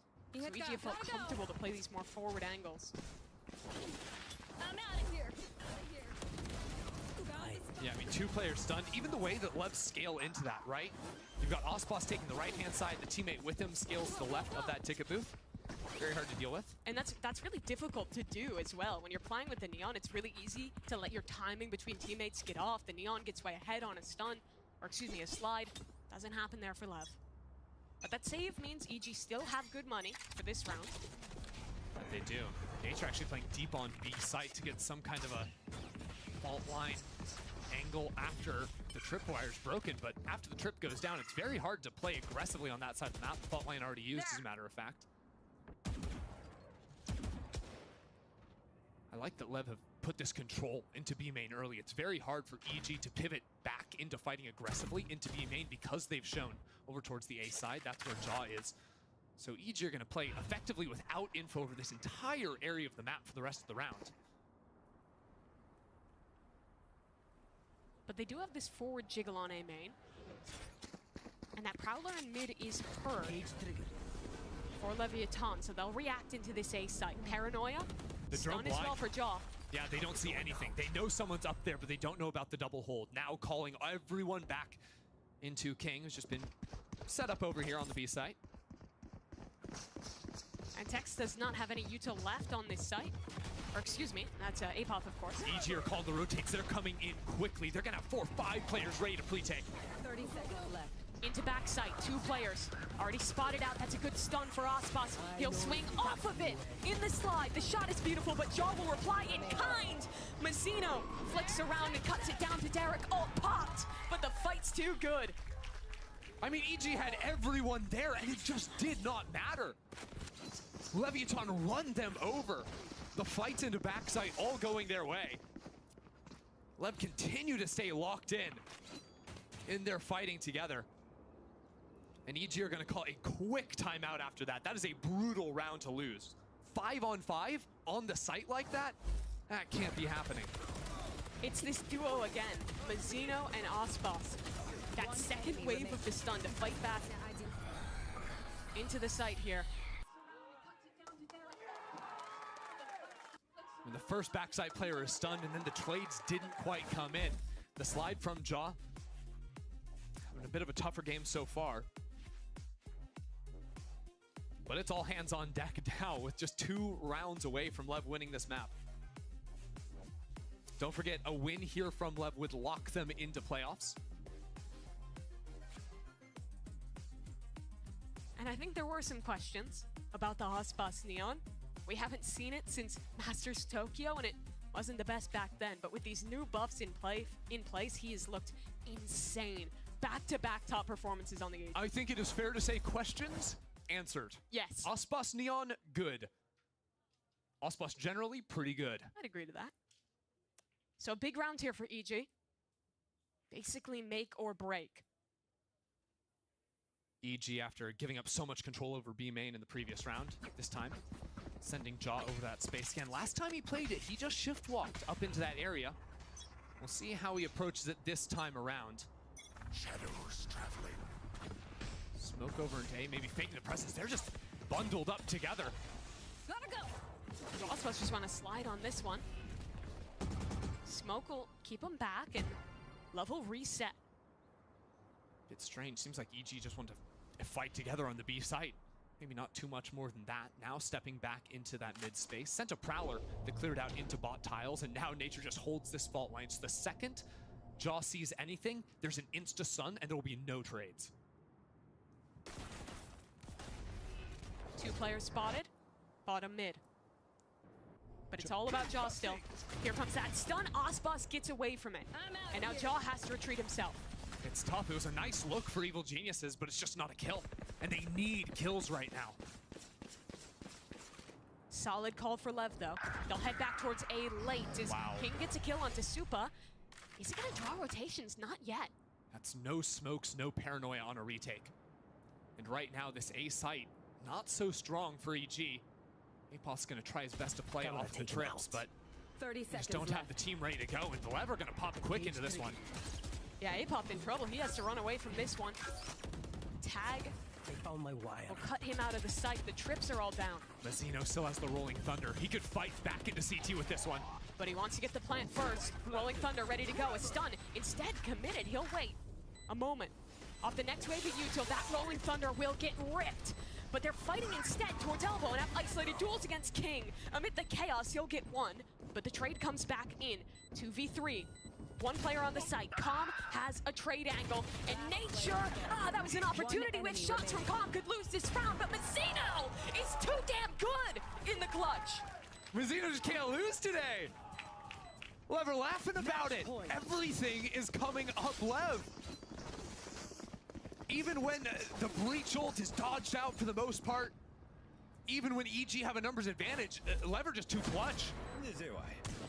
I mean, he starts out from back on slant here, getting those 2 kills just off of nice timings. I mean, every single way he fights, isolating those ones and doing it perfectly. Yeah, Calm feeling relieved there. That whiff doesn't count him. Doesn't cost them the round. It's hard now. This is fast. Ospas excelling into the site, but Supa not getting cleared. There's so many players on just the other side. He'll line up a double. Trades there from Ospas, though. But still a camp to work with for Apoth, and there's still control here for EG. Derek is so far away from the rest of the team, though. EG do not have 4 players ready to retake just yet. This gives a lot of room for LEV to breathe. They're fighting back over into Market. Look at Ospas go. Jumping, diving around. His jaw comes on the trade, but Ospas is still standing, looking for more. But it's all on King now, and the spike has yet to be planted. Derek is low in mid, but Nature is not watching for this one. He's not ready. Oh, come on! He'll get the kill. Now an open B site. That Fade Haunt reveals the location of Derek. A 1v1 to make playoffs. But Derek wrapping.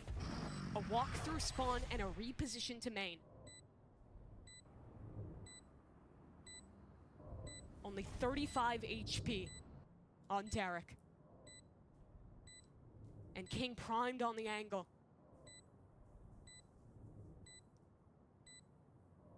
Time working in his favor. He's looking in all the wrong places. I'll find you. Fade Haunt into main. King dodges it, but Derek somehow still wins the round. He wins those? Keeping EG alive in an impossible situation. Okay.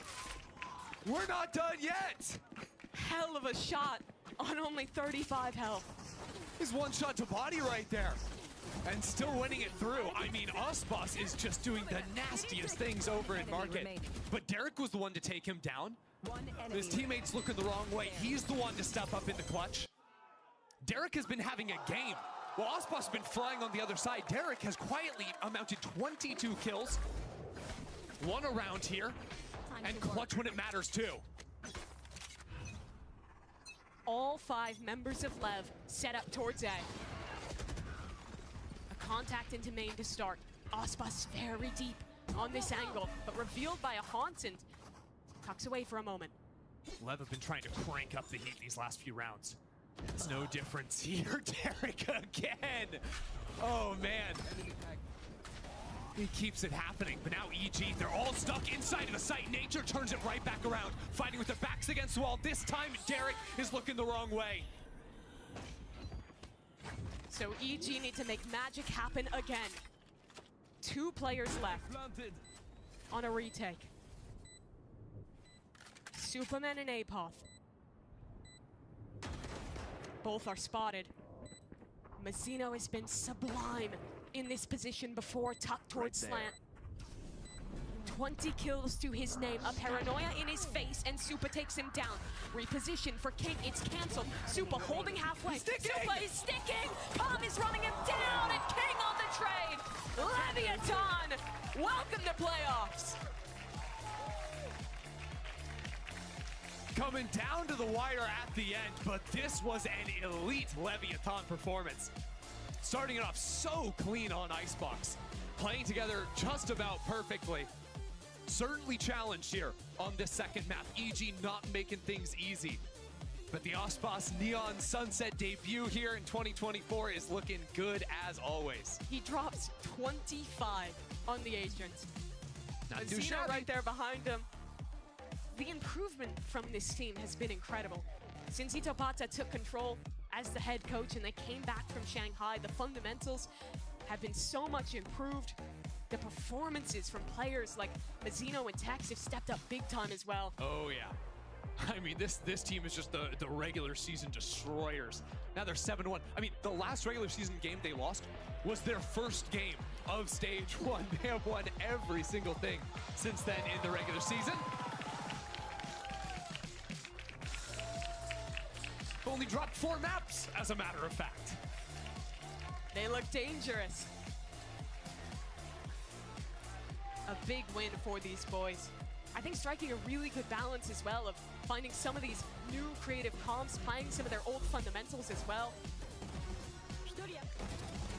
And I mean, honestly, like at times, you know, when they play together, it's so good. But also when they are set down and put down, you can see them always looking for a little bit more. That's when the individuals can really shine.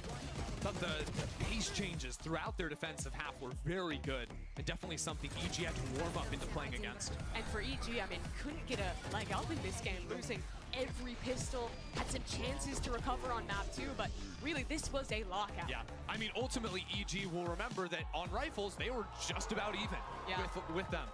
With LEV, it was those pistols. They've got to get going their way. It's been a struggle a little bit for this team, but they're not out of things just yet, although EG are sitting right on that edge of top 6 at the moment. But they're in the danger zone. Cloud9, G2 right there with them. They don't have the head-to-head against either of those teams. I mean, they're basically relying on winning out to have a chance here. But Leviathan are the team of the hour. They've made it into playoffs, and let's check in with one of their members, with Liz in a Verizon post-match interview. Thank you very much, Mimi and Ender. Great work as always on the casting desk. But I'm here with Mazzino, everyone. You were talking to me. I said I thought it was a great performance. You're like, oh, a little shaky, a little shaky. Why did you? Yeah, you can scream for Mazzino. That's totally okay. Thank you. Why did you think your performance or your team's performance was a little shaky? Only on the second map mostly, because we were overcooking a little too much, but we got it fixed and we just closed it around the map. When you say overcooking, can you explain a little bit more what you mean by that? Like, we think too much about things, you know? That's the main thing. That's real. You and I were just talking, and you told me that now that Leviathan have secured playoffs, which is incredible, and I'm sure yes, and everyone's very excited for you.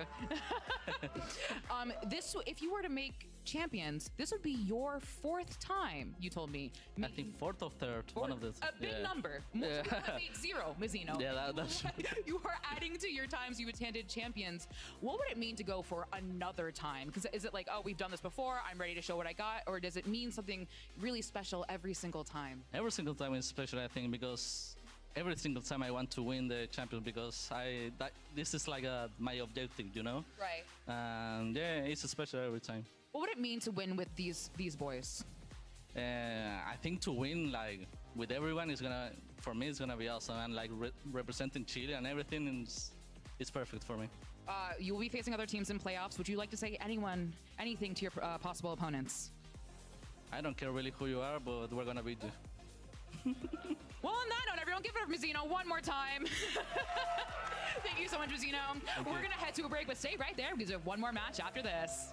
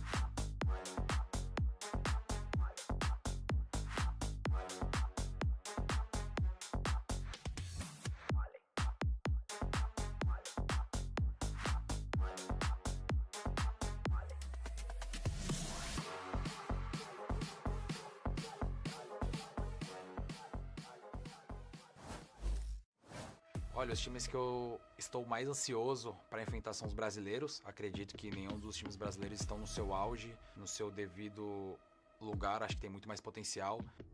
Também é uma boa oportunidade para ambas as equipes. Quem ganhar, quem sair melhor ali, dá uma reerguida, dá uma confiança massa. Também é um 3 contra 2, vai Xande, pra cima, de novo, na tentativa do desarme, já foi aumentadinho, a Yuta por ali, Xande, novamente ele, tá lá, Fúria, ganha, garante a vitória contra 100 Thieves. A Fúria mostrou uma melhora muito grande agora para essa primeira partida contra o 100 Thieves. Mostraram muito mais como uma equipe, então com certeza vai ser um jogo bem difícil. Ainda mais que eu acho que eles vão vir com um gostinho para tentar ganhar da gente por histórias passadas. Então é isso, vai ser uma grande partida. Pegou. Na ultimate leva o jogo, vai Sadak, vamos Manito, vai pra cima, acelera Manito. MW, viu a movimentação, boa! Vem o MW, consegue fatiar o adversário, fatia de novo.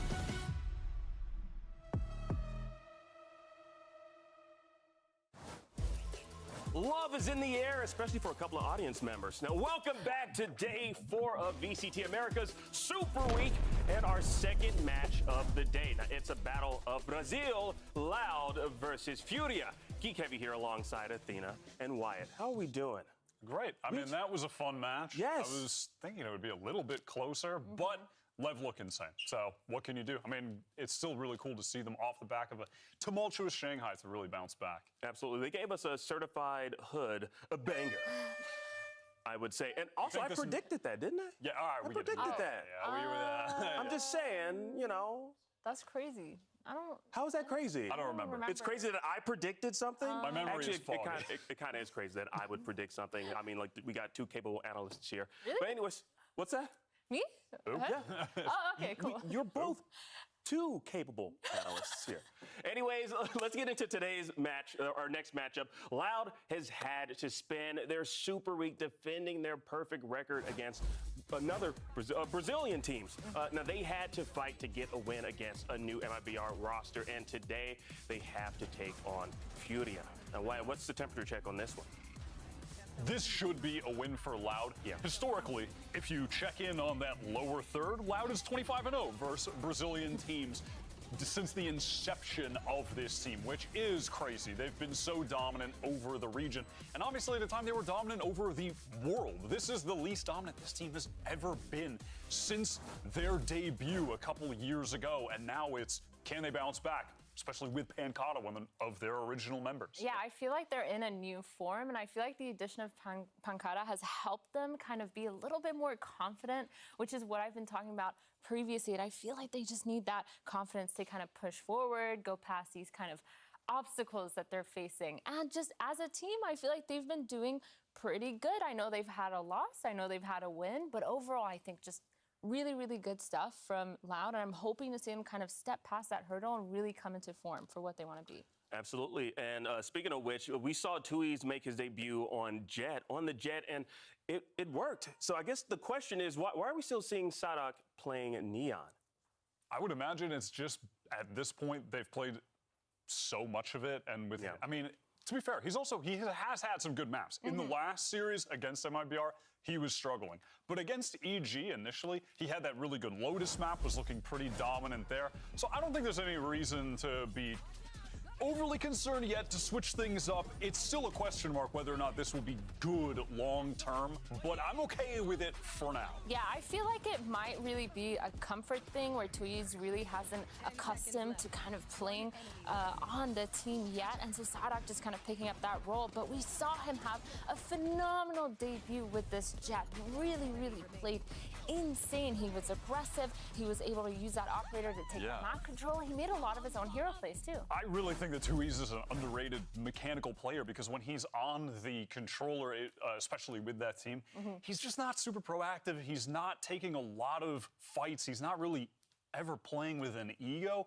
But when you watch him kind of at length, like his Crosshair placement is really good. He's very smooth. He has really good like first taps and bursts. Like he definitely, if he plays with some ego, I think can really show that he's actually a really high-level mechanical player. Absolutely, and we have this tweet from Tui's pretty much just shouting out MIBR saying GG's 2-1 versus MIBR after 2 years since she came back. Of course, he's referring to when he played Jet at, I believe it was TBK Esports. Way back in the day. All right, so earlier, Elizabeth caught up with Tui's for a quick chat. Tui's, the Jet was iconic. We loved it. You played so well on it. Is that a comfort pick for you? Sim, porque era boneco que eu jogava muito no passado, então ainda é boneco que eu gosto bastante de jogar, então foi bem legal jogar com ele. Yes, because it's an agent I used to play a lot in the past, so I feel very comfortable playing it. Well, since you were so comfortable and you were so good on the Jet, will we see you on another duelist, like a Neon or just any other duelist, because you are so good on that role?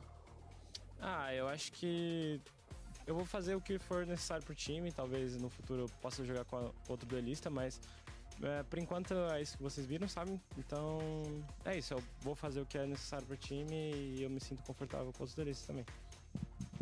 I'm gonna do what is good for the team, so it's probably gonna be what you saw, but you know, in the future I can maybe pick up another duelist. Well, fair. Best of luck.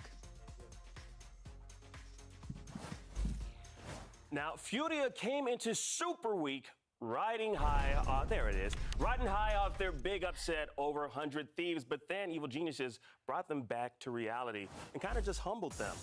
Yeah, kind of like what happened today. It with really EG. felt like, even though it was so close, I felt happy watching these games.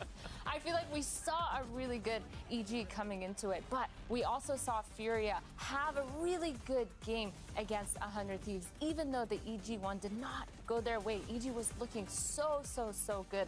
A lot better than what we just saw. I feel like they were ready and on top of their game, but Furia, they looked so good, and coming off of this loss to EG, hopefully they fixed a little bit of the things that I felt like they were kind of struggling on, which was keeping up with the pace, knowing how to kind of be proactive and have those good protocols mid-round. Definitely. I also hope for them today that they're going to try to lean back into playing Icebox, because I think by far that was their best map that they have shown so far. Out of the 4 that they played, they looked the most coordinated on that map. That was the first time, I think, this year where we saw Furia with some really high-level team play. The fundamentals looked excellent, so I want to see them take it back there. Yeah, honestly, I'm just kind of curious to know why what your temperature check is on Furia overall. Like, how important is it for them to play at a high level today? Because the stakes are really high. This is do or die for them. And also on the opposing side, this is massively important for Loud. We were talking about earlier with the standings, EG were, you know, they're now 4-4, so Loud can tie up with them. Such close contention between those two teams to get into playoffs. So everything is really on the line for both of them. If Loud are 3-5, that's going to be a tough hole to climb out of for them. Absolutely. Now, well, you know what? We're going to send things back to Elizabeth and hear from Furia's Shandy. Shandy, I have to ask you, what would it feel like to be the first Brazilian team to take down Loud? Eu tô muito ansioso, acho que é uma boa oportunidade de aproveitar que eles também não vêm muito bem. Então a Loud sempre foi um time tier 1, né? Um time que brigava pelo topo, e eles estão numa fase um pouco pior, acho que a nossa chance ideal assim. E a gente tá bem confiante, independente do resultado contra a gente, vai fazer bom jogo. We're very excited about this game.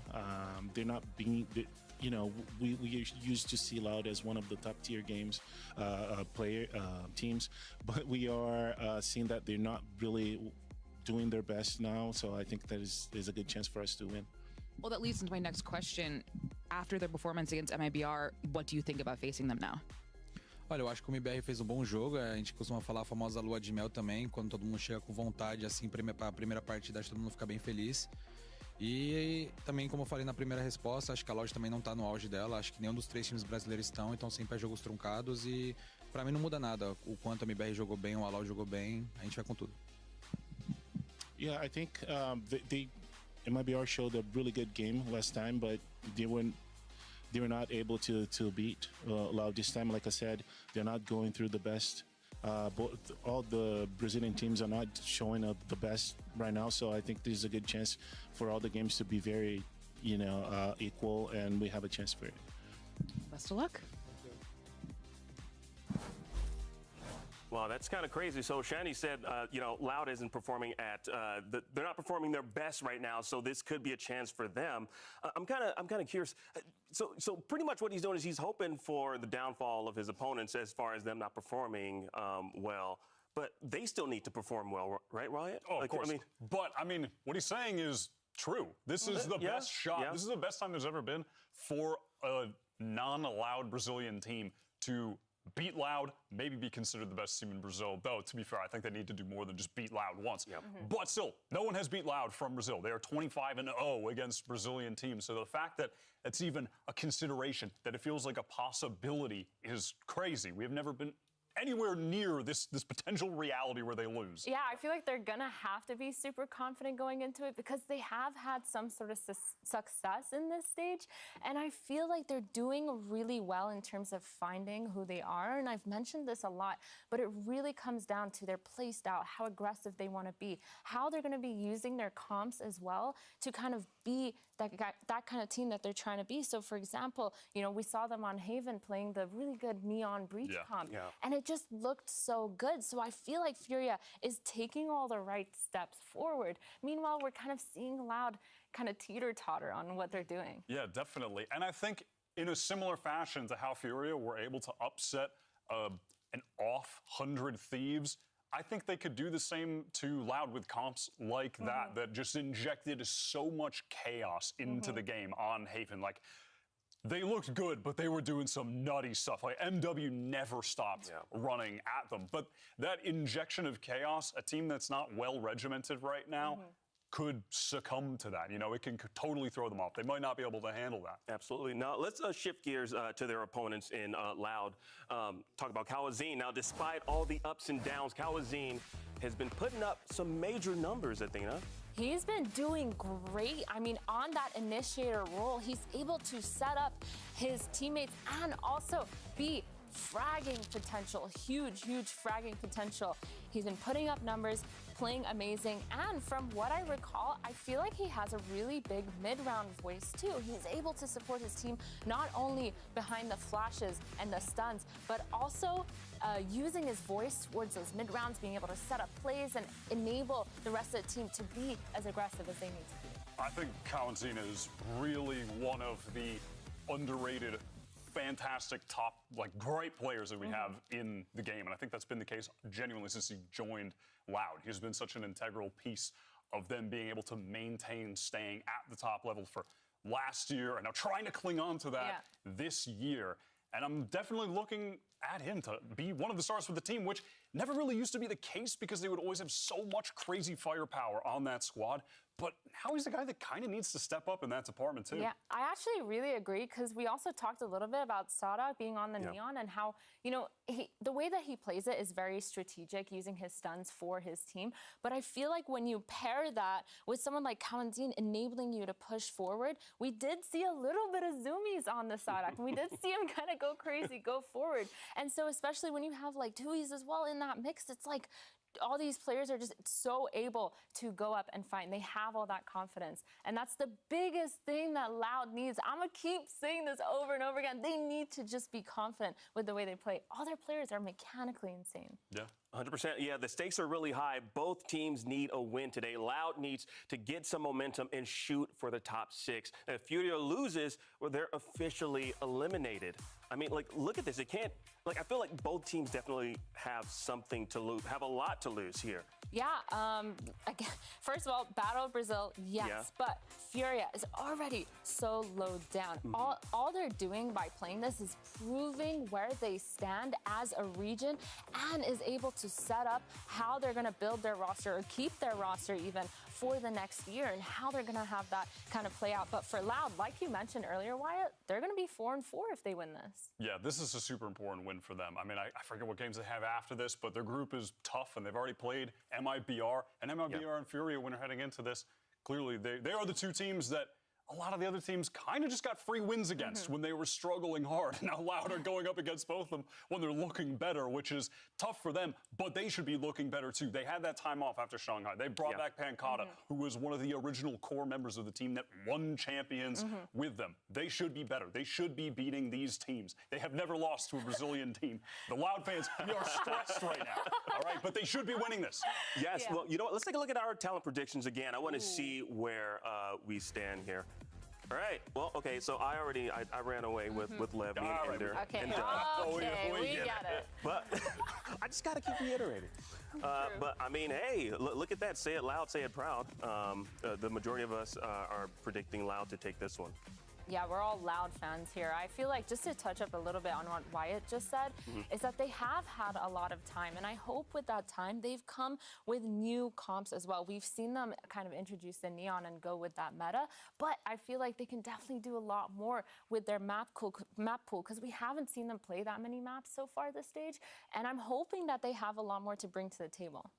Yeah, definitely agree. I mean, listen, I think that this is Loud's to win. Furia, obviously, on one hand, they have everything to lose because this game is everything to them. But still, you know, Shanti said before this game, I think before their first game, like, that they were taking a very casual approach. Their expectations aren't like, we have to go hard and try to win. Like, they're just taking it game by game. They're keeping things relaxed. And they're up against a Loud where this means way more for Loud than it does for Fury as a win. 100%. Like, I'm really hoping that Loud has honed in on those fundamentals and the mechanics so that they can actually take this one home, because I want them to win. And the majority of us here at the analyst desk, we want them to win for sure. But we'll have to wait and see, of course. Well, you know what? What we're going to do right now, we're going to send things down to the stage and get this one underway. It is Loud versus Furia, and it is time.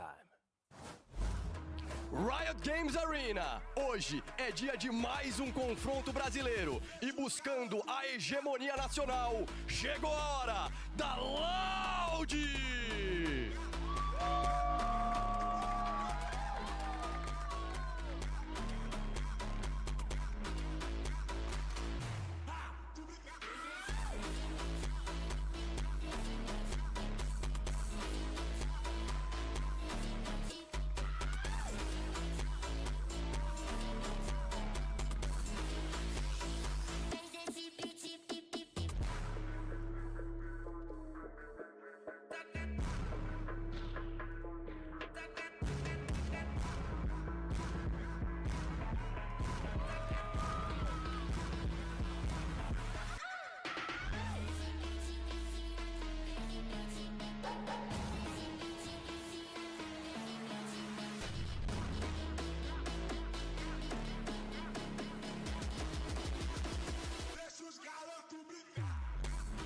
E do outro lado, para manter o sonho vivo, recebam a Fúria!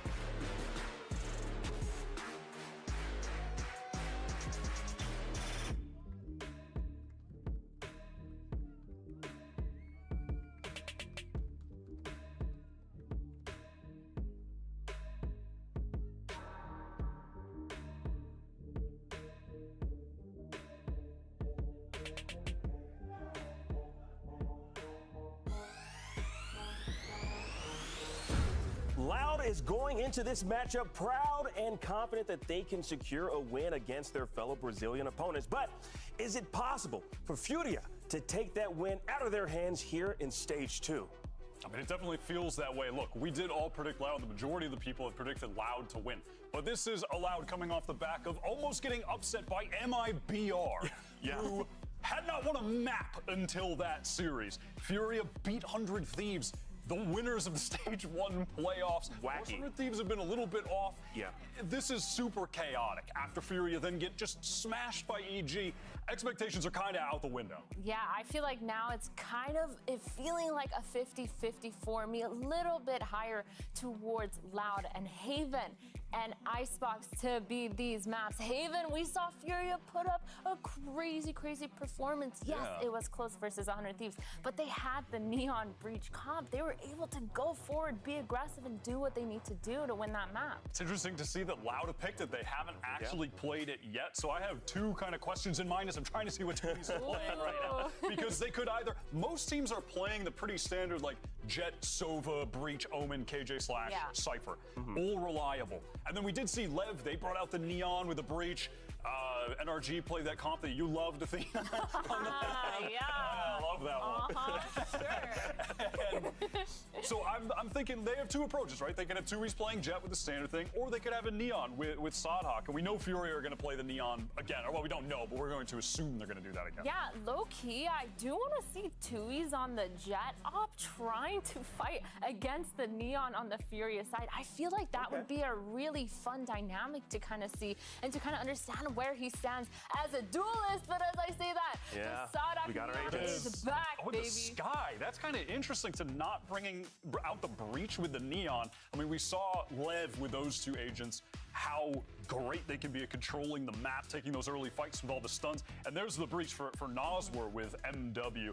And yeah, it'll be interesting to see the contrast and initiators there. I guess the thing is that they're using Sadhawk as the stun util agent because we have talked about him playing a little bit slower. But again, gonna be super interesting to see how these teams fare. Absolutely. Now let's head on over to map 1 and send it over to your casters. I hear they can get you a good deal on some illegal fireworks, people. It's Doug and Baby Babe. I must confess, I have no idea what that is talking about. I'm not a plug for illegal fireworks. Do not bring those to me. Maybe bring them to him, though. Furia versus Loud, 25-0 for Loud. And they're going to be going up against Brazilian Brethren once more. We talked about how they almost lost against MIBR just a couple of days ago and how truly shambolic that would have been. But it almost feels like the stakes are the same, Dre. They've played 3 times across the history. Furia have never taken a map off of Loud, ever. This is silly. Yeah, and there's a ton of pressure right now on Loud to not only win this match, but make it into champs, make it into playoffs even. And it's close right now. The season hasn't been that ideal for Loud. They started off hot. It seems like they've been back on the trot. Will be MW0 on this attacking side, already taking control of Garage, and Sadhawk. He gets dropped, but 2E's answering back, and Pancata with another. The defensive side holding up very nicely across the middle of the map. Yeah, in the face of Sadhawk dying. It's tough being a duelist, I get it. But Havoc doing his best to keep it close, to keep it interesting. They're going to try to rotate back, but all of the spaces Les is taken through spawn is likely going to be the decider of the round. He spots them both, cleans them up. Loud get the pistol. That was a frenzy of kills around mid. MW0 taking that garage control early on, but he kind of whiffed on his rollout a little bit, so that was interesting. Hey, you're absolutely right. A little bit of match rust early on here, but imagine he'll get warmed up into things shortly. These were some nice shots from Havoc, getting those trades, but yeah, that flank from Les, taking all that space that he made. Easy pick'ems for him. And he'll take those kills anytime, any day of the week. Will be an investment of a lot of light armor on the side of Loud. This might come back to bite them in the bud. We'll see. Sadhawk will be the forefront right now with that outlaw in hand. Spotting the jiggles. And dropping Zan for it. Meanwhile, it's interesting on the other side of the map, while they were looking to set up a little bit of early C aggression, Khalil TP'd past a lobby, got up short, ultimately falls, but I would think that was part of the safety valve there for them. If Khalil's able to get a little bit of space, if he's able to try to get out on A, they can play around that, but not the case. Yeah, it will be that spike being planted as well, so already a good eco round for Furia. They're able to do some more damage here, but Les, again with the flank. So now it's all up to MW0, but he gets taken out by Kawazi. And just like that, it's already a 2-0 for Loud. Some rifles dropping, not the biggest of deals. No, this should be okay, all things considered. Team Ace.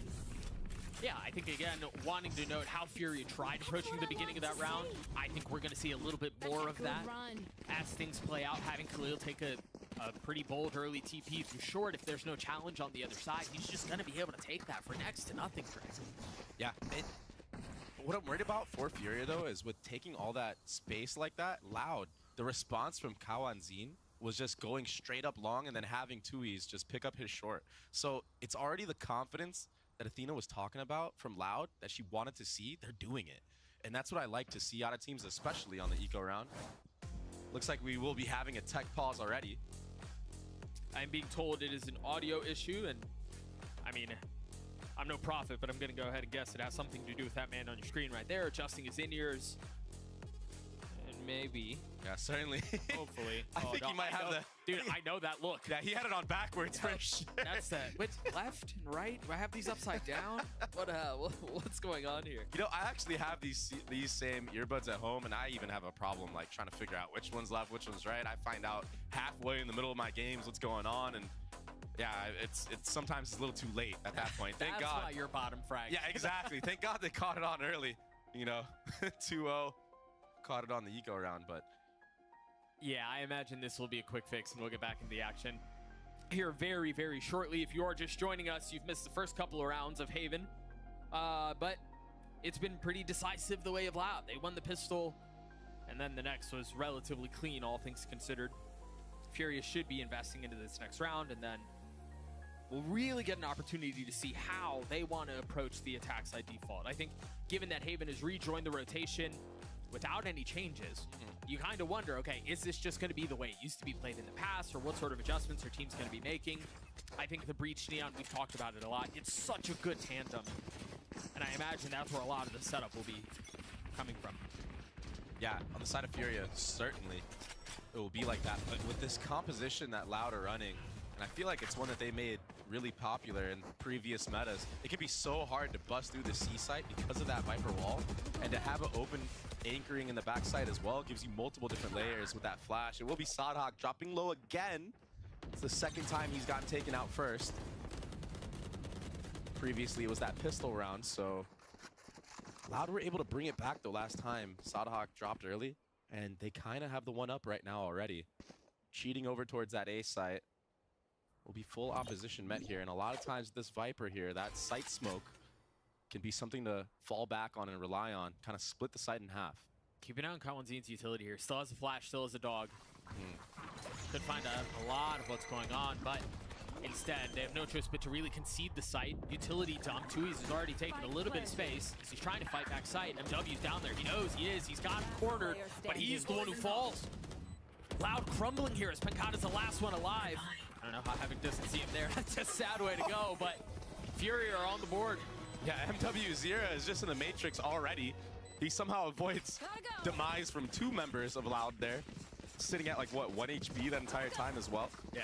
Just one bullet to the body would have done the job, but good work for Furia to get on the board and do it cleanly. So a lot of teams struggle in these moments when they're dealing with this Viper Orb being up and there's players in short A, but this time around, it looks like Furia have a good game plan of dealing with that fight. A lot to do with that Neon wall going up, not allowing anybody like Tui's to get early entry onto MW Zira and Hell. This time, change of pace, already fast up long. Remember, Sonic's had a tough time dealing with some of this early aggression in the beginning of these rounds. He's already fallen twice. MW will cruise right past the defense. I mean, he's so far into Hell again. Almost identical look to what we saw in the previous round. Still gonna have to reckon with that Viper Orb that you were mentioning. It's about to drop though. I mean, it's drawn a line in the sand as it goes down. Kawanzin and Sadak join him. Shanji will fall. Havoc trying to stay alive. Managing to do so for the time being. Tui's and Pakata. Now it's on them to try to retake this. It's a 2v3. Yes, it's the way of Furia, but Khalil is so weak. This is very doable. And it seems like it's getting a little bit better their way. My God, Tui's actually invested that all and stuck it. Nice reposition. Nazar and Khalil standing side by side, shoulder to shoulder, trying to keep this round alive for the attacking side. Tui's playing mind One games. enemy remaining. Noswar will fall. That's 3 on the round for Pancata. He's going to get all 4. It's Loud get their 3rd. Yeah, he was so sharp in this round and really bringing it back in that 2v3. He snuck into heaven, got that insta-flick kill, and now he's sitting at 7-2 because of that cleanup. They played that round so well, dealing with this initial fight that Furia had done. And yeah, Furia have a great game plan going up against that Viper Orb on A site. But it wasn't enough. Pancata with the clutch plays and Tui's just being a full-on distraction right there, using that Omen ultimate to get behind the opposition, being a little nuisance there. Yeah, dividing their attention, forcing him to look 2-3 places even where he might be. I've been really impressed so far with Fury, even though they're down in this match so far, 3-1, with how they've dealt with that Viper Orb on A. A lot of teams have never figured out that recipe, and it's been years. A lot of space being taken mid again. Kawanzin getting the best of Shanji. And that's the spike. That's full info for Loud that there was a rotation going towards that C site with the spike in hand. So that's why you see this heavy lean towards C. And rightfully so for Furia, not committing and being overeager to that rush of reaction to go C. So it will be a free B site. They can get the spike planted and take even more space if need be. That Omen smoke is too late. So it doesn't dissuade Furia from going into sight. They're already past that. Pancata gets taken out because of it, but Tui's, he's been so good at the trades. He really has been. They were looking to take more than just space. They're able to take a little bit of the opposition down as Khalil still a spike in hand. And again, Noswar not far off. The problem here is Havoc's got to be cautious. Kawanzin is on the prowl now, spotting him. Cover going out. Just a couple warning shots. Impeccable kill. Understanding that there's someone else around. Kawanzin falls. Now the spike planted. It's a 3v3. The thing is, Havoc has his ult, but he's not really in a position to play for it. Does have 2 mollies. If they want to try to play around that. That doesn't seem to be the case for now. As the turret goes up. Again, Loud falling apart. Less than a 1v3. Khalil so weak. Noswar not much better off. So far spotting one off the wide swing. He just waltzes right into Khalil's crosshair. That was a great 4v5 win from Furia. A right and proper read.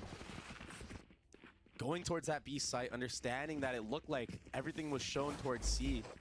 Just that small little adaptation, small little step to not go in garage, go B site. You have a free site, walking all the way in, contacting. It's so important.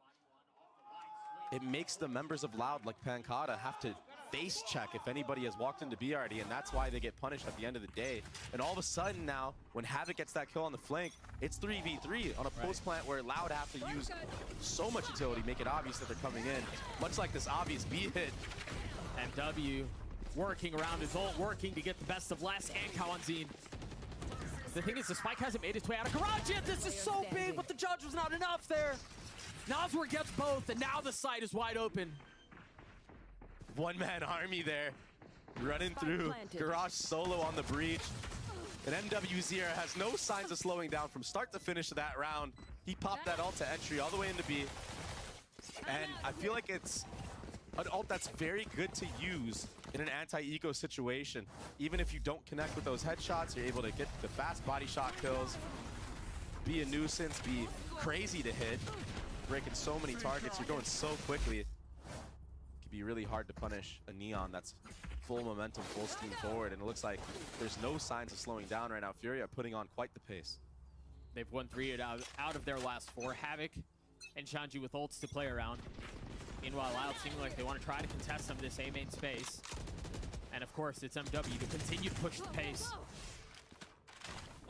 Last time around, they're so far up, was man. a punish, yeah. They're so far up. The Paranoia is from a really aggressive spot. The Thrash is from a really aggressive spot. And Loud kind of have to take a step back, deal with the pressure that's coming in from long, try to deal with what's about to challenge him from short. And Sonic seems like he's wise to it and ready for it, potentially.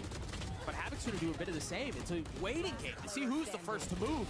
Fury will fall in a massive way, but Noswar getting 2 back with ult online. 2 targets left. 3 found, 5 bullets. Tui's now starting to creep forward. This ult's gonna be perfect, isn't it? Tagging him right up, filling in behind the space, jumps out to more utility, and it's a 4K for Noswar. Not only that, but a 1v4 on top of it. I know, I'm great. Furia, they look so confident entering into the site, but they weren't able to take out Kawanzin in short A. the connection on the multiple players, but this 1v4, this was disgusting. The double stun at the end to secure it. Beautiful work. We've seen so many times how that breach stun can be cosmetic. This time around, using 2 of them, surely that secures the deal, and it does. That was so patient by Nabskir too. I mean, he had a window where he could have swung just off of his ult, but takes a step back, drops the stun, and then goes again. Very nicely done. That was so sick. For as much as Fury have struggled, and they have, their struggles have been very well documented, Nabskir has been such a bright spot on an otherwise kind of cloudy season for this Brazilian squad. And you see why. 7-3 right now from the breach. Sadak trying to spam through, and the spam coming back the other way gets the best of them. It's absolutely deleted. Dude, I don't think they know that Nabskir's here. Definitely not a breach this close. It's just so awkward. And yeah, they do a good job of pausing the clock, and no one's looking at MWZR. He gets a free spray transfer. Dashing forward, getting 2. Now Kawanzin with 5 HP left and a stinger. Swings into 3 because there's really no other choice. Nabskir gets the last. That's now 8 kills for him. As Fury get to 5. Louder getting pushed here. Yeah, and it's because Fury have identified how to play against this Viper composition. So a really good job of prep work and whatnot. Maybe these teams have scrimmed during the remake of Furia and etc. Maybe that's why they have such a good read on this. But a lot of teams, like I stated previously, they struggle against this Viper Omen composition, and they struggle against the stall that it has. But Fury, they're doing a good job of hunkering down, baiting that Viper wall timing, and then executing again. It's like a double-layered approach to their attack side right now, which is why it's been working so good for them. And Loud, they do not have an answer to deal with that initial stall once they get it. If they can play around these timings as they have been, it seems like they're going to continue to find success. Loud call a timeout here. Fury have won 4 rounds in a row, 5 of the last 6. Full momentum their way. And again, I just want to remind you guys at home of what's at stake here. Yes, Fury still have a chance as far as playoffs go, but I'm not even really thinking about that right now. I'm just thinking about the history between these two. 25-0 for Loud against Brazilian teams. Fury has never taken a map off of Loud in the 3 times that they've danced across, what, 3-4 years now, something like that. I mean, this goes back a long time. Since 2022, yeah. It's been a couple years. MWZR, he's had such a good start. 11-5 right now. He's looked really comfortable on the Neon on this map. And again, it's been this fast approach, but once they get into the site, that's when they slow it down from the side of Furia.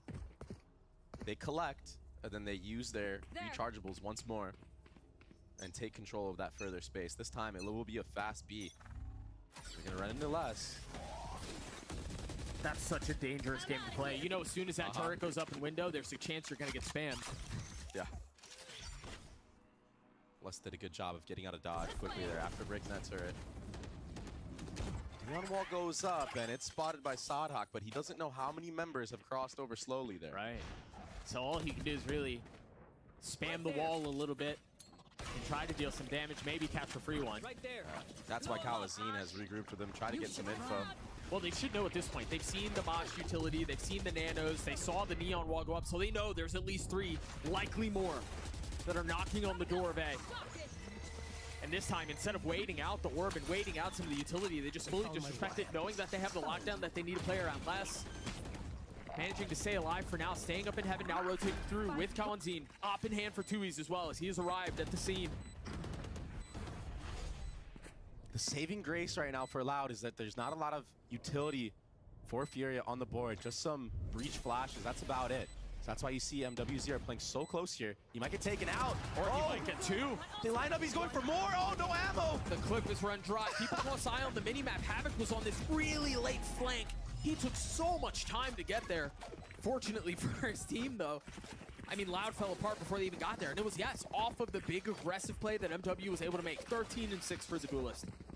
Really good macro right now as well from the side of Furia. That wall going up, all the players behind it walking. We get the lockdown in an aggressive spot like that. Yeah, we're smoked off, but there's only one lane that could come from. Right. So that's why Sadhak just gets picked off right there. And there was also a paranoia from Khalil that was invested into that to secure any type of push that was happening from the side of Loud to break that lockdown. So right now playing fundamentally sound and really aggressive as well. Fast A take already. Another 4-1. Less first point of contact, but he's got to worry about MWZR already creeping up on him. Meanwhile, there was pace on the other side. Loud fully takes C-Long.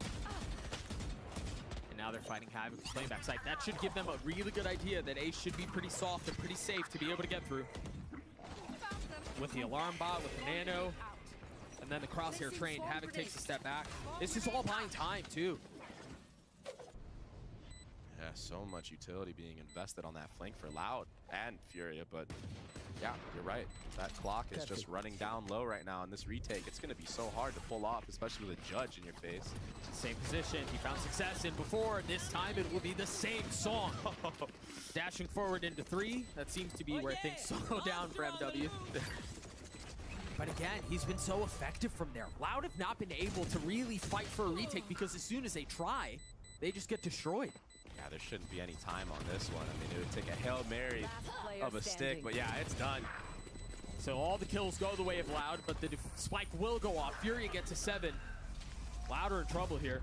What a great start from Furia, answering back after losing the pistol, losing the eco round. It's just been full steam ahead after that. That's 6 in a row. And decisive 6 in a row, too. I feel like a lot of these gun rounds haven't really been that close. No. And they're doing a great job on the anti-eco. Yeah, they all dropped here, but MW Zira, he's popping off on a different level right now. And now he's able to invest in an attack side operator, another new look. So now it's going to be a probable slow approach while we try to set up a neon pick. Or This guy's playing ranked right now for sure. Nothing wrong with that though. I mean, if Loud is gonna give you that respect, sure, and not sit you down, you might as well go for plays like this. He's taking all this space for free as well. He might get a pick here. By himself. Meanwhile, again, Havoc has been called upon to be the last line of defense on the opposite side. And to speak about aggression, Sadak in his own right. Yeah, he might be sitting at 2 kills, but his pressure alone is kind of forcing the speed up onto the C side. Pankata's here. The trip is currently up. Just gets cleared out. Does he invest the pit? I mean, there's no way to do so comfortably here. That combo was so pretty. The breach flash hit to hit backside as MW dashes forward. The kills don't get any easier than that. Everybody else dropping like flies around him, and he almost gets body blocked there, but the transfer for the operator might get him another kill. Sadhak on the flank of Havoc, so it's all left to MW Zira and Khalil in this 2v4 scenario. Khalil's in a tricky spot. He's got a paranoia in hand. There it is, invested. 2E's on the tap. Do they hear it? Oh, they spotted it. Somehow, it's all onto Sadak as he gets 3. The remaining members of Fury were just not able to hold him back. It's like the duality of man. Yeah. Sadak starts with what, like 2 and 9 or something, but then in this round just instas everybody. Guess that's just the life of a Neon player, especially when you're the IGL of this squad as well. You just gotta keep shooting. That's what he does. Big round from him there. This entry, yeah, the setup was amazing. You're 100% correct. That breach flash coming out at the perfect timing of MW Zira sliding out, and even him getting out alive there was impressive in its own right. But look at that second shot. That's beautiful work from the IGL of Loud. And so into the last round of the half we go. Finally, a little bit of the bleeding has been stopped.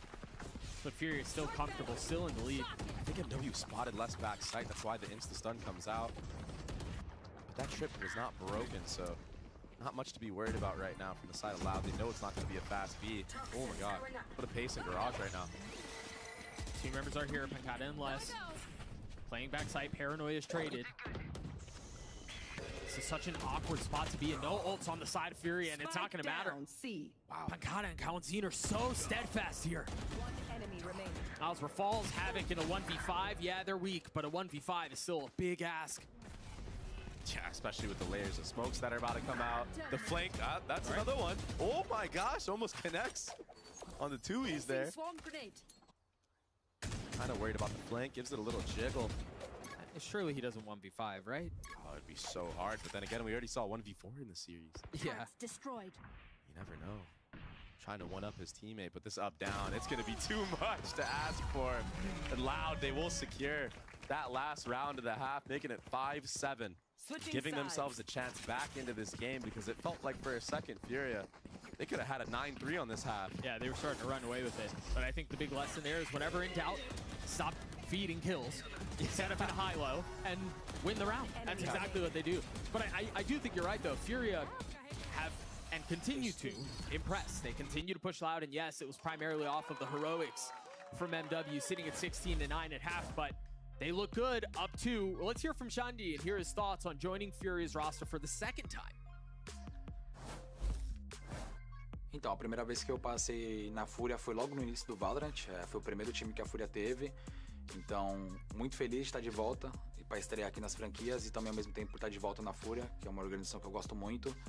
E acho que o que eu mais trago para essa Fúria, que eu desde aquela época eu sou bem assim, eu sou uma pessoa com muita energia, uma pessoa bastante ansiosa para frente, não gosto de ficar parado, gosto de ter motivação, alegria. E eu acho que é isso que faltava bastante na Fúria, então isso eu acho que é o principal fator que eu trago. Claramente a experiência, outras coisas de jogo também.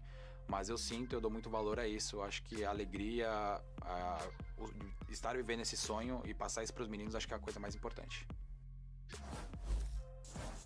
Always good to hear from him. You know, he mentioned he likes to play with a lot of passion, a lot of energy, and a lot of excitement, and that doesn't necessarily reflect in the stats today.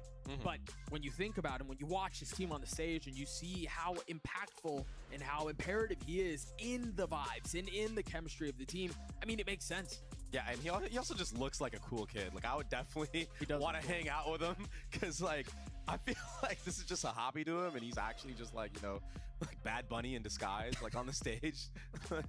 What a cool looking guy, man. Really appreciate that. And then also, yeah, Furia, you know, they had such a rough showing their last series. We had the pleasure of casting that one. It was a stomp from EG, and it looked really cool for EG's point of view. But it's, you know, bittersweet when you're Furia after you beat 100 Thieves, you come back the next match, you get absolutely steamrolled. So now they have something to prove, and who other than a team like Loud to prove it up against? You know, that victory, if it were to come through, would be exceptionally sweet. We do have to mention, though, now it's Loud turning over to the attack side. Yeah, Sadak has been quiet. He's been getting picked off a couple of times pretty early, but much like we saw in the close of that half, he just has to keep going, and he will find success. Yeah. Most definitely. In this game so far, in the Battle of the Neons at least, it has been MWZR who's been on top with the first kills, first deaths. He's 3-1. Sadak is sitting at 1-4. Let's see if this time around, the attacking side, Sadak can slowly bring that to be more even. He's going to have to. In his favor. I mean, he's going to have to. The fact that they are not running a breach to set him up either kind of leaves some questions. Yeah, it makes it kind of hard, but also, he is a Neon that enables the rest of his squad as well, breaking a lot of Killjoy utility early on here. Understanding that rotate will probably come out. That's why you see them already falter back and space be taken front B. Now less. He's looking for a 1v1 right now. If anybody's willing to give it to him, he might take their head off clean. I mean, MW will give it to you every time. He will take the fight. He may not always win him, but the guy is resolute when it comes to that. Still playing backside. Sadak just on the other side. Both Neons go in, threaten each other a little bit, and then dash back out. Meanwhile, Shandy falling early. That was a crazy shot right through the crack of the garage doors. But that Omen flash, that's brutal. It's so good. MW will get another. What? But he will fall. That's 2 now that Pinkata has gotten that are pretty ridiculous shots. He's having such a good game right now. We got to see those over. But yeah, he is popping off right now in his own right. On the Viper, nonetheless. I mean, that's a very comfortable role for him. Havoc and Ozwar forced to figure out how they get through a 2v4 retake with a pistol. That will certainly help the situation. Pinkata on the other side, and Les is there too. But now it's both players found out. Info gathered for the side of Loud. No double swings yet. There it is. There were just too many numbers at the end there. I think as soon as they drop down to 1, there's blood in the water. They're going to get pounced upon. That's exactly what happens. Gotta see those shots from Pancata. That one through the garage doors from the start. That must have been a pixel angle, a little nasty shot right there. And the follow-up, just one tap. Oh, that's disgusting. Peeked into it. Just takes a step. And then that one through the Omen smoke. Just has a feeling someone's sitting there. You can kill me. Pancata sitting at 15 kills. There was so much excitement for Pancata as it was announced that he was joining Loud again, and you know, after his brief absence from VCT, his presence was sorely lacking, and you could tell it was felt. And when you put some performances like this, you understand why. Sada gets the spike down. Loud should be able to get back out of here. Have 3 rifles into this round, too, and a stinger. Yeah, they're just going for full post plant spam right now, and rightfully so. Why even play any close angles? But it can get a little dicey. It can get a little scary here. Once that Omen smoke comes back for Khalil, there's an opportunity to potentially stick the spike. That one way makes it so difficult. That Molly doesn't land far enough to get anybody out. Flank comes through from Havoc, but he's not able to connect any of those shots, and it should be an easy cleanup right now. Wait, Little Bro's on. He gets half. only gets half. He's gonna have to stick. No way. He's gonna stick it. He's No gonna way. stick it the whole way. What? A thrifty from Furia. That's the only way Loud loses the round. Is if the spike is sticked in a moment like that. Little Bro, he got half. Felt like he did more of the work, though. That first half, it could be so hard to get, and it's so important to get it.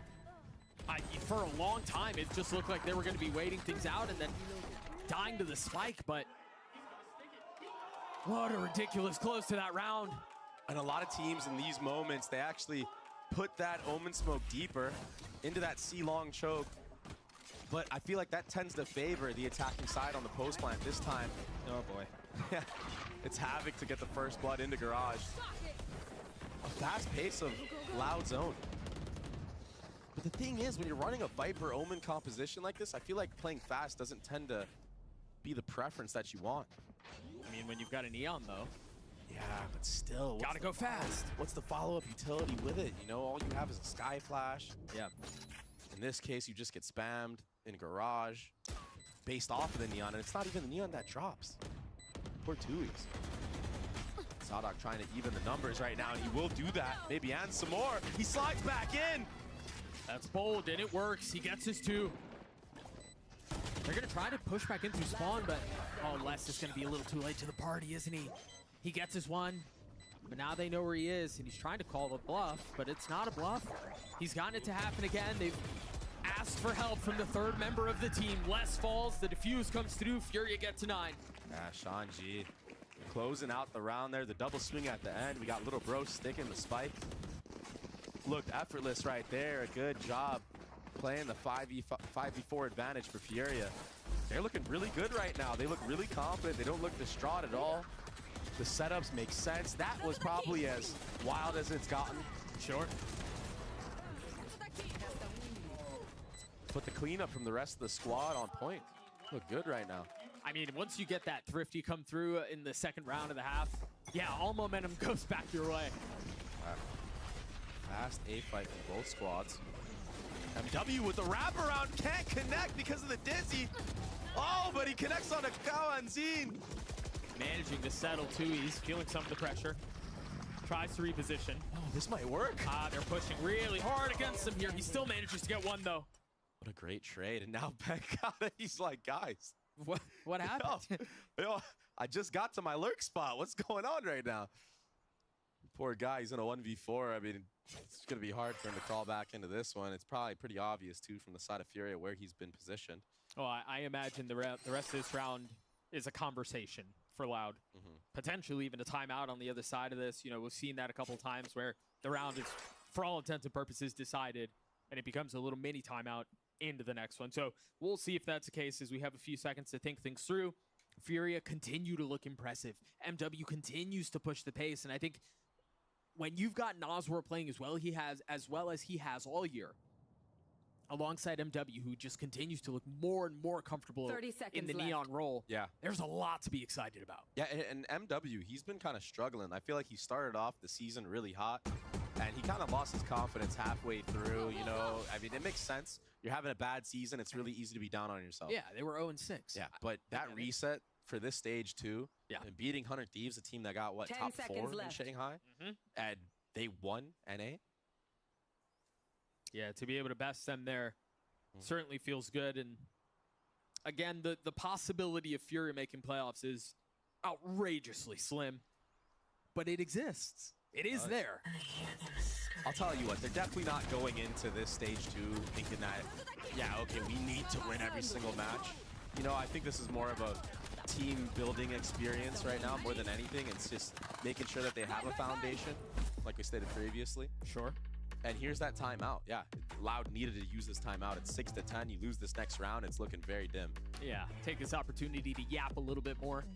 Yeah, and something I want to yap about is the composition choices, right? Sure. We have on one side from Furia, we have Gecko Breach, and Gecko being, you know, one of the solo info characters on this map isn't too popular. But I like the stuff that Furia does with it, especially on that attacking side. On the retakes as well, so far it's been looking good. And I like the use of the Breach, obviously. It pairs up very well with the Neon. Now, on the other side, we're seeing a really OG composition for the side of Loud. They kind of invented this, I feel like, where it's the double controller with the Viper Lurks on A. The key difference is here is that Furia have game plans going up against this, and it feels like Loud has just not been ready for the re-clears or any type of stall that Furia did on their attacking sides. You know, like most notably how I told you on the sites, when they use the first layer, they wait, go to second layer. This time around, though, the big problem with this composition playing against the Viper is that A short lurk.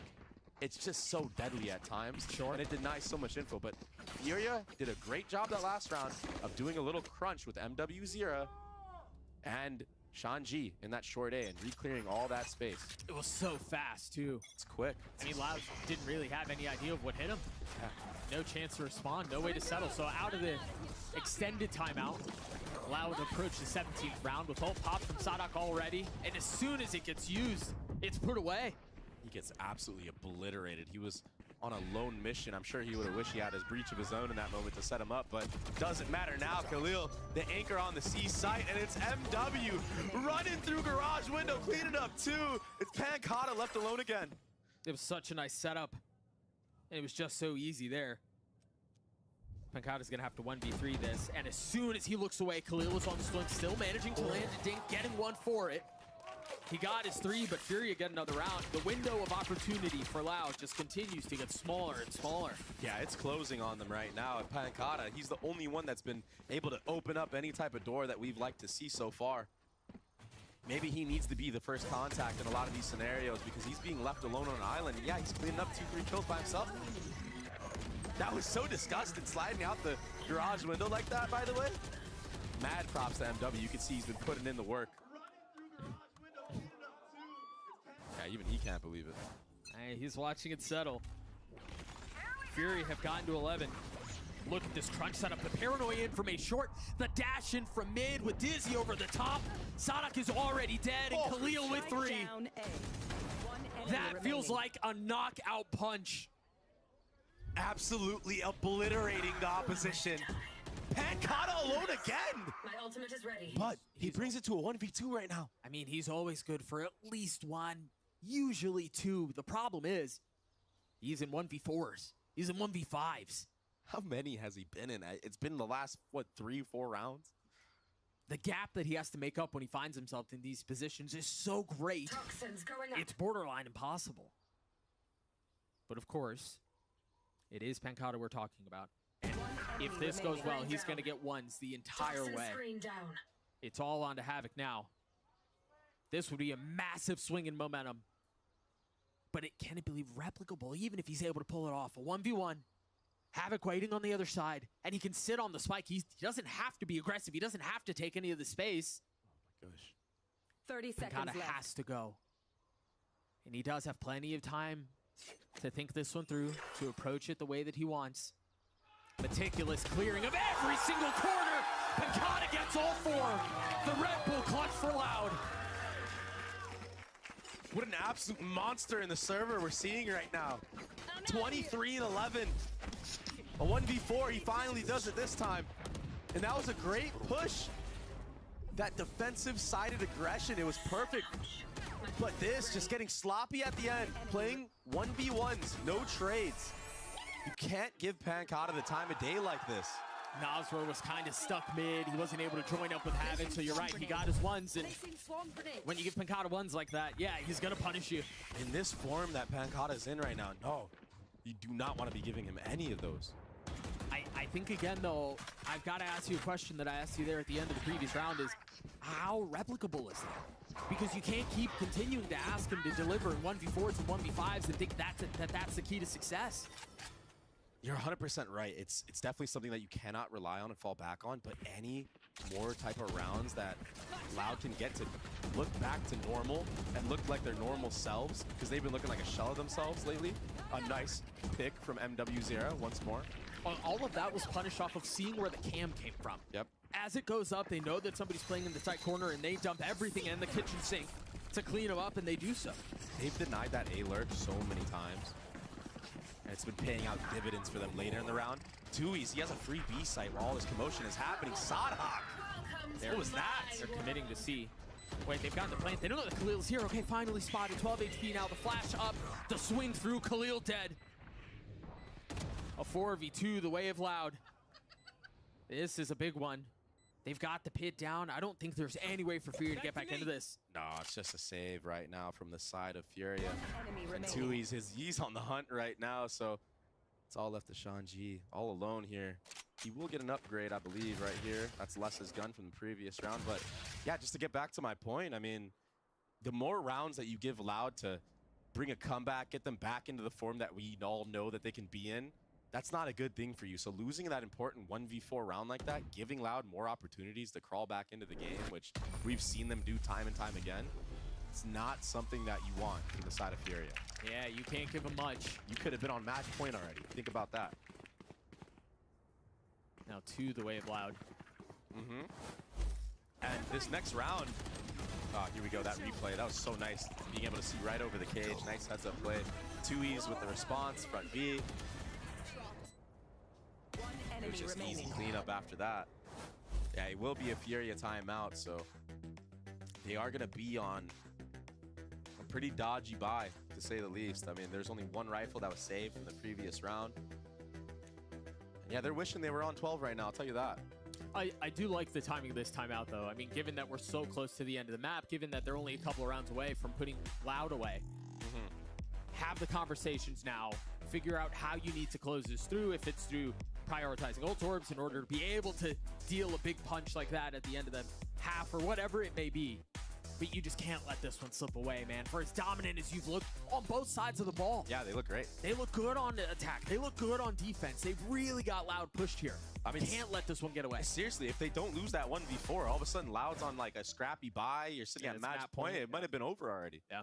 So yeah, they need to clean this one out, clean it up, finish this one. Like I said, it's going to be a dodgy buy, but they do transfer the rifle that Shanji brought over in the last round onto MW0, and he's been popping off. So there's still a chance. That timeout was for the next 2 rounds. Most notably, you know, the round after this, where it's going to be a full buy from Furia, but... And Nazr should have his ult online. But who knows? You know, we've seen a bunch of crazy ecos happen in the last couple of days. All year, it feels like. Yeah. Especially with the stingers. I mean, the thrifties with the stingers, we've seen so many crazy shots be landed, especially on close range angles. Khalil almost drops right there. No heal to bring him back to full. No, he just gets tagged instantly. They draw the paranoia out. The dog was invested. He gets away. Good job right now from Loud, though, baiting out all that utility. Baiting out that paranoia, baiting out the Omen smoke. One comes back online for Khalil. But so far, good job of not getting punished, not taking any type of damage, and identifying that there was a potential stack on the C site. They're already ahead of this, though. Furia have 3 members here. Cool. Is he going to stick that? Stun. 2E's doesn't commit. There is some of the utility here and a couple of ults that they can play around. They're just going to rotate away, but look at all the space that Shanji's taken. Yeah, and it's been these moments for Loud where they tend to crumble. I'm thinking of the MIBR match right now. Every single time Loud seemed to play these super slow rounds, they got punished for it. The trip is going to keep them back. It's so well played. MW's going to get caught through the smoke at the hands of Sadhak. Nazr playing backside as Sadhak gets another. The trip has been cleared, and now Les is able to turn attention back his way. He's got him spotted, though. He's got him figured out. He's got him corralled and controlled in the cage. Les falls. I'm out. They're weak on the other side, but there's just not enough guns. There's not enough space to do this, is there? Loud gets to 9. That was messy. Yeah. Averting a crisis honestly. But good work from Sadhak, most notably. He got 3 into that round. 1 on the entry, taking out his counter, MW Zera, who, yeah, got stuck in that little awkward spot. Omen smoke coming up right in front of his face.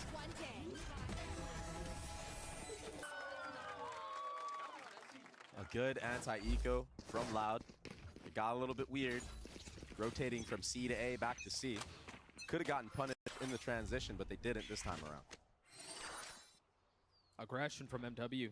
They've already taken A long. Yeah, and this is something you're going to see a lot from this side of Furia.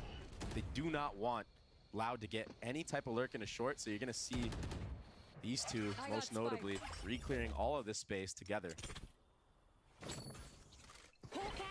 It's really good job right now from Furia to deny that A-lurk. Ooh, Havoc, it's getting dicey in Garage Window, but he's still alive somehow. He's got to be careful. He's got that ult. Hey, it's such an important ult in a round like this. And again, Nasra has his. Oh my goodness, he might just catch up. Oh, doesn't spam the wall, but he will get out. Oh, but they've left a trap. Oh, this is beautiful. Oh my gosh! Easy! Oh! You let that one overcook, son! Exactly where you are. What a mess! Sometimes you just gotta take what you're given. Cracks are too greedy. Cracks are starting to show. The reposition is really nice from Khalil. Stays alive, but they've got to understand they don't have backside control. You cannot be lulled into a false sense of security. A second tap of the spike, a second swing from Sadak, and he gets decapitated. Pankata, of course, it's Pankata. Who else? Nasra on the response, but he cannot answer all of the questions that are asked of him. Another scrappy buy now for Furia, and just like that, this might be a tie game. That 1v4 from Pankata. My goodness, are they reaping the benefits? And wow. That was so close. In that moment, that was such a good and important kill that was needed. I'm so glad production got that replay of that shot from Kawazin. Shout out the observers, they're the goats. That was such a nasty angle for him to just come out of garage doors like that and hold back sight. Really good awareness of Loud in their own right, basically doing what Furia did to them on their defensive side, right back at him. Just holding for the back sight, waiting for any type of mistake for the defenders to make. And this time around, it was a little bit of over-peaking. But yeah, that short kill, that's a rough one right there. Last time out for either squad, so we're hands off the wheel for the rest of it. 1 round separating these two, and again, it's been all Furia up until the last 4 rounds, up until that 1v4 from Pankata that you mentioned. You cannot give Loud a chance back into the game. As soon as they feel it, they're gonna take it, and they're like, okay, now we can win this. They have so much experience. Every single member on this squad has so much experience under their belt. It's absurd. I mean, Pankata hasn't had to deliver any more 1v3s, 1v4s, 1v5s, anything like that. Every round since then has been so much cleaner. It's been convincing, yeah. So there's a very good chance we get to 11-11, barring a Thrifty. And you imagine here if you're Furia, get Shanji's ult online, keep Havoc's ult up, and then go from there. Insta mid walk from MW. Loud will be aware of something in middle, because of that Sky Flash. And this has been the case most of the rounds for Loud on their anti-ecos. It's been just kind of prodding up C-Long with that orb, seeing if there's any type of read that they have on Furia, maybe baiting out a stack, baiting out some key utility. Here comes the re-clear of mid. This is all because of that Sky Flash connecting earlier in that. Right. Khalil's posted it pretty close here. I can't imagine he's going to get challenged. It seems like Loud have eyes set on B. They're going to have a free sight here as well. I wonder if this wrap out of garage, though, if that could be a thorn in the side of Loud with Pankata. He's already setting up for it. Yeah, this off angle is so hard to clear. He should, unless he whiffs in this moment right here, he should get these kills for free. I mean, they might crunch. Oh, they're wrapping. Yeah, they're wrapping garage window right now. Fury thought they were the ones who had the trap set. Sadak is in such a good position, but only gets one, only tries for one. Doesn't force the matter. I'm really surprised that they've invested this ult here. Yeah, I feel like this is a bit of a blunder. It doesn't really get you that much space anyway. Yeah, it's a free actual site. Maybe they're banking on defusing the bomb again, the spike? Well, I mean, it's been worn out. At this point, the timing window that they may have had is now gone.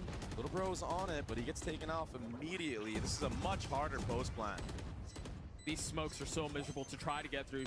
They're so weak, though. And again, all they have is pistols, but is it going to be enough? I don't believe so. Havoc's in a really nice spot. Kalantin's left alone. He's got to settle the shots. He's gotten it down to one. Khalil starting the defuse. Time is so short. He's got to stick it, and it's a spam through the smoke again. But Kalantin stops it. The Red Bull clutch comes through, and we're tied at 11. Why is Loud? Why do Loud always deliver heart attacks? They're a team that starts off very slow normally, and this match is definitely indicative of that. This time around, this was a nasty shot. I thought for sure Pankata had the upper hand here. I kind of wonder what it looked like from his point of view. It was probably so quick. Yeah. But even here, I mean, this came down to a 2v1. Havoc went a little too fast on that timing on the flank after he got the first kill. But speaking of fast plays, Sadak, he wanted to go fast into A lobby.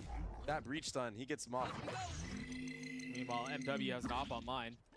Currently posted up towards C, no challenge that way yet. Yeah, no one there at all. And this is Loud that has been ending C for most of this half. So when this A hit finally comes through, he might catch a lot of the members from Furious sleeping. Yeah, you're right. I don't think they've ended A at all. Oh, no, not one round. Oh, the turn! Kalanzin, he gets two. Striking just while the iron is hot. It's round over. Surely. Can't bring this one back. What a colossal meltdown. I mean, like Pompeii type here. Furious should have put this away. But it seems like Loud are going to be able to waltz through the rest of this with very little resistance. I mean, they have to save these weapons. They're going to carry two rifles and an op into the next. Maybe they can toss that over as MW should have his ult online, but to be this close and to let this one go hurts. Yeah, that's brutal. It's a brutal feeling. I mean, they had every right to win this map. And all of a sudden, it's going to be Loud on match point? Are you kidding me? Well, there will be some nice exit kills from the side of Furia. The only saving grace we've seen so far, but that's the operator gone. That's the one you needed. You're not getting that one back either. They will carry two rifles. And again, MW does have his ult. Ooh. My goodness, Pankata's been an absolute freak and a menace this entire map. He really has been. I mean, he might end this game with 30. I'll tell you what, if he gets left in another 1v4, he'd definitely get 30. Currently sitting at 27 and 13. Yep. You take a look at this one more time. As they were trying to do their best to keep some of those weapons online. Again, the op did fall, and now there's not enough to invest back into it. So what do you bring into this? A Guardian, a Bulldog, a Judge? You do have a lot of ultimates. That is the saving grace. You got the Thrash available. First one of the half, I believe. It's kind of weird to say that. You know, when we think of Geckos, we pride so heavily how many times you get that ultimate in a half. Too many. Way too many. Yeah, this has been a disaster defensive side from the side of the area. Might be a second. I don't recall how he used the first one if he did have it. But either way, he has it available for this last round. They've already gotten past the smoke. MW's so active here. They hear him.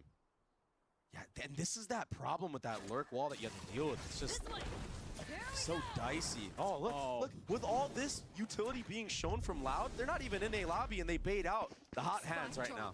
They played him like a fiddle. That being said, though, this is a crossfire play in Garage. This could be good, but what is that from Sadak? Just seeing through walls. Oh my goodness. A picture-perfect moment for Sadak. Two from the leader. Now the pop. They're going to rotate back A. And they're going to find a free site. I mean, they've done it, surely. Sadak, the IGL, a menace of his own on this attacking side. 30 seconds left. Such a brutal way for this to turn. As they say, it's not about how you start, it's about how you finish. And this finish has been all Loud, all the way. What a comeback, man. Just two remaining for the defense. You truly can never count this team out. You gotta sit them down. You gotta put them in the ground if you wanna beat them. To finish it on a flawless round for Loud is just ridiculous. 13-11, it seemed like they were done, it seemed like they were down, and it seemed like Furia were finally gonna get a map off of Loud, and it just comes up 2 rounds too short. What a tragic way for that to go. And again, it was off of that 1v4 from Pankata. That was the switch. That's where everything turned. Yeah, I mean, you said it to perfection. That was the moment. That was where it all crumbled for Furia. Not playing the disciplined game. They thought they had it in the bag. Yeah, they did that aggressive push, and it worked out great. They got 4 to the round. But if you're not closing it out like that, you're giving a team like Loud the confidence to come back. You cannot be giving a team like this the opportunity to do so. No, with the experience that they have, they're able to shut the door in the face of Furia. 13-11 on Haven. Icebox on the other side of the spray. We'll see you guys right back.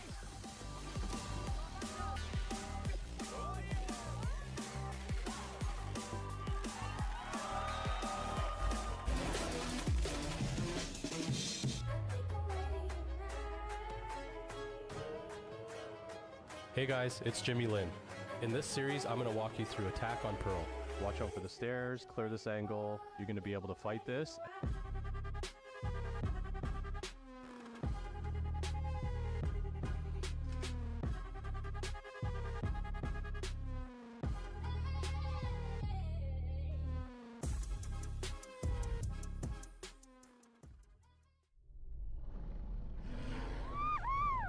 Red Bull gives you wings.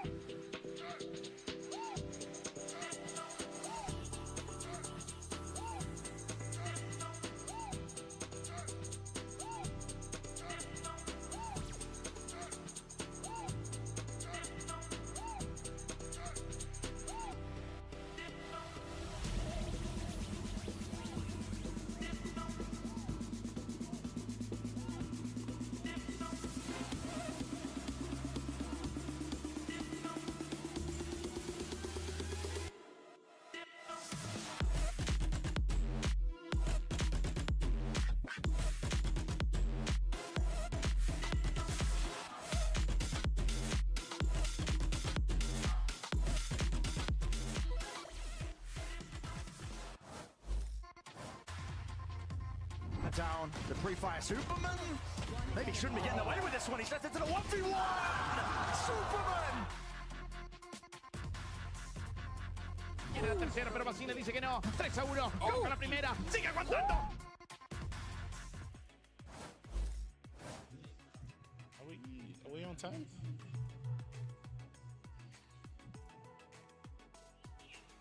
All right, welcome back. While it looked like, Furia was going to take that last map, the first map that they went up against Loud, and Loud just came back.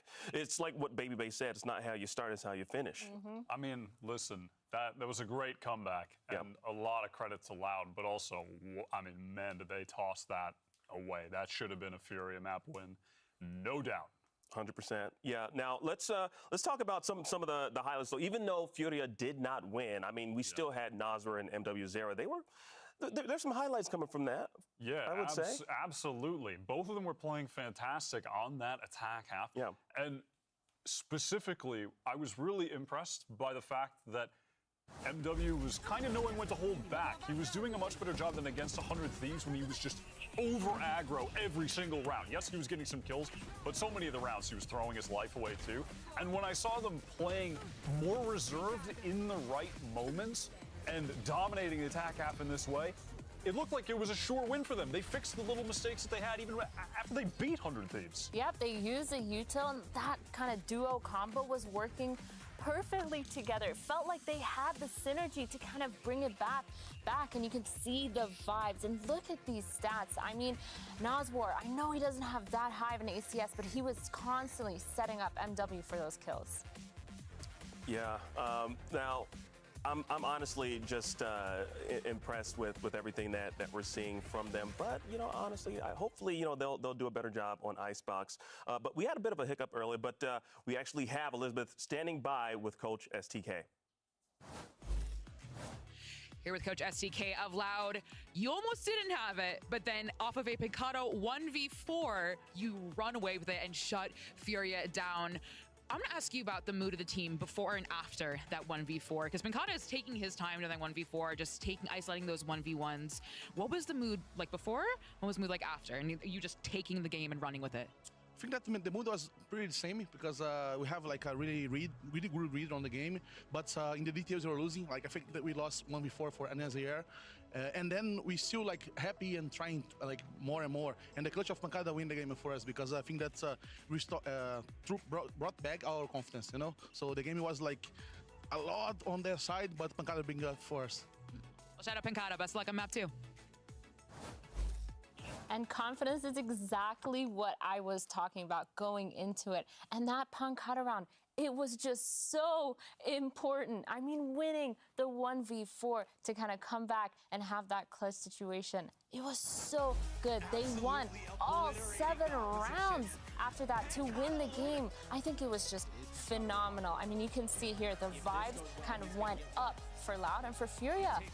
They couldn't pick it back up. I mean, 11-6 to losing the round, not winning a single round after that. Your mental must be shattered if you're on Furia's side. We've seen it so many times that when a team is down, one player can make a huge play and just completely flip the switch for everybody. And also felt like after that, Furia, they stopped playing proactively in the huge majority of the rounds. They were playing so slow, just hoping that like a round would come to them where they could win. But it just allowed Loud so much free space, getting free kills as well with Sadok walking forward. It was like they were hoping not to make any more mistakes. Yeah, exactly. But the second you get into that mindset is the second you're going to lose the game, when you're literally playing not to lose instead of playing to win. And again, we saw how good MW was doing earlier on in the game, being aggressive and having that support behind him, but it just stopped. And that clutch from Pancada was literally the momentum turner for that game. Absolutely. Well, you know what? Let's hear what the Furia coach has to say just ahead of map 2. Here with Coach Coy of Furia. A heartbreaking map loss. That absolutely would have been yours. I'm going to ask you just one very simple question. If Pancada had not won that 1v4, all things considered, would you have won that map? Cara, custa o mapa, sem dúvida. A gente já se cobrou ali atrás. Eu não tenho dúvida que a gente fecharia o jogo. Esse é o preço da irresponsabilidade, gente. A gente tava 1v4, a gente decidiu trocar todo mundo individual. Aconteceu. Agora o mais importante é a gente focar pro próximo mapa, esquecer isso e, infelizmente, aconteceu esse round. Yes, 100%. It was a little bit of a responsibility. We had 4v1 and we started just acting individually, going for it. We discussed it in the backstage. Now we just changed the focus and let's go for the second map with everything resetted. All right, reset. Best of luck on map 2. Well, yeah. Well, we're looking at Icebox next, and hopefully Furia can pick things up here. Definitely. If there's any map they can come back on, at least from what we've seen so far in Stage 2, when they're down, I believe in their Icebox. They beat 100 Thieves on it in their very first map this stage with Shawnee joining the team, and they looked the best on that map than they've looked on any of them so far. It was a close map, but you could tell that they were able to kind of put their own spin on their playstyle on it and were able to be super aggressive. I'm just hoping that the end of that last map doesn't bleed into the start of this map, because their Icebox was looking really good. I mean, Fury, they've had a good record on this, but Loud, on the other hand, they've also had a really good record. And this comp, I mean, the double controller, the double initiator, we've seen them play this kind of before. Loki, I was kind of hoping they'd pull out the arena again from like way back. But yeah, I mean, this comp makes sense. Yeah, they played that comp against EG where they barely lost 13-11. This is the same thing that Furia were playing as well against 100 Thieves. They looked so fundamentally sound on this map, so coordinated with swing timings, and I'm hoping to see that from them again to make a comeback here into the series. Absolutely. Will this one make it to a map 3 is the question. Well, let's find out and send it back to your casters. Here's Doug and Baby Bay. Thank you so much, Akeem. Yeah, we turn our attention over to Icebox, where Loud comes in with this double controller comp. And Dre, you mentioned something off cam that I want to get your thoughts on. It seems like roles have swapped around a little bit. There's been some shifting of the tides for Loud. Yeah, definitely. It was 2Es that was on the Omen last time around, also Pankata on the Viper. Now it's 2Es on Harbor and Pankata on Omen, which I think is good for them. I think it's good to have a new look. I feel like Loud have played pretty much the same composition on this map for the last like 2 years, it feels like. So I think having a new look, some freshness to the compositions, and I also think that they're kind of feeling that the meta kind of shifted away from Viper in a way, and I think that they felt that against EG, and that's why they're doing this now. Yeah, I mean, those nerfs suck. I get it. Definitely. And on the other side, yeah, it was Furia who looked really good on this map against 100 Thieves. They played fundamentally sound, still running more of a standard composition. Oh, there is a lot of Loud presence here. You've got to get out of there, son. 65 HP, saves the heal for himself, but it's all for naught. Yeah, absolutely smothered. I mean, Kalantine and Pankata cracked the site wide open. This guy's in your spawn already, all the way pushed up Snowman. Gets the kill anyways. Through the harbor wall. He's not slowing down whatsoever. He looks so crispy. Even his crosshair positioning, his awareness is so on point right now. He's gonna get it. Oh my gosh, one more. Yup. 3K for Pankata. The guy is ascending. It's ridiculous. Dude, he looked so rough when he first got back onto this roster, but now, I mean, he's fully adjusted back onto the stage. He's looking great. He's looking greater than ever, honestly. He's back.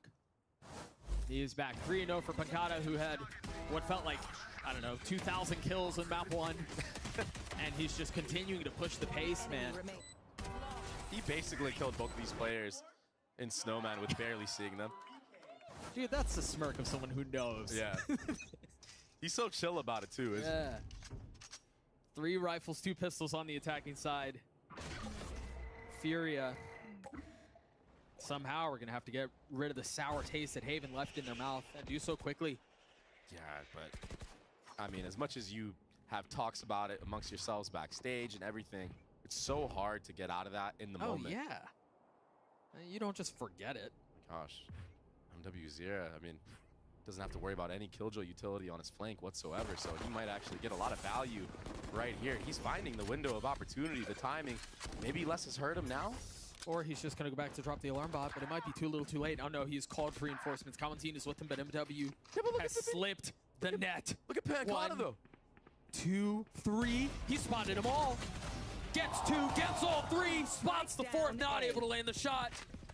MW again making a mess of the situation. How do Nazar and Khalil try to crawl this thing and drag it over the finish line? They just can't. Kalantine gets both. There was a moment of concern, but it settles. That was ridiculous, by the way, from MW. I very rarely see players get all 3, especially with a sheriff in a position like this. Yeah. Usually the bullet inaccuracy after the reset doesn't connect. Like that 3rd shot right there, usually that's the one that just goes far right or far left, somewhere off your screen. And there was a little bit of help. Nazar had weakened him up. So it only took one body shot, but honestly, you can't tell that on the stats, so it's all good. 3 and 2 for MW. Furia now with weapons. And Loud, because of how messy that was, because of MW's antics, only able to carry 3 rifles into this. Yeah, Tui's and Pancata, the ones that are sitting on the sheriffs. Khalil almost gets his head taken off. He will be able to get out of here. It will be the never-ending cycle of utility to control the default of the bomb plant. They still need to break these Killjoy mollies. Dude, how do you deal with all of this? How do you deal with the Harbor Wall, with the Cascade, with the Omen Smoke, with the Dizzy Flash? Like, how do you deal with everything that Loud are throwing you at you? You just have an amazing anchor like Havoc, who's picked up 2 already. That's one way to do it. Keep an eye on Les. He's on the prowl again. He's on the hunt. He's completely unseen, unscathed. What a one-tap from Sadok. Oh my goodness. He's gonna get a ball, isn't he? He spots Khalil, swings out to try to deal with Nazar, but he can't. Meanwhile, Shanji has gotten the defuse to half, but can they get it much further? Nazar with 3 in the round for Furia. A good bonus, though, considering the fact that Havoc got 2 in the beginning of that round. They brought it down to 2v2 at the end. Couldn't close it out, but a lot of damage done for Loud. So now the economy is in their favor, and it's going to be some players on light armor for certain on the side of Furia. Yeah. This was a beautiful one-time. Yeah, that shot was pretty. Sadok the duelist, man. Yeah. Gecko tends to be like a pseudo-duelist on a map like this, where you just throw your util. And then you go fight. Yeah, throw a little guy down and get in the mix yourself. And even if he drops early, I mean, he's been able to mid-round so well. Yeah. Once he's dead anyway.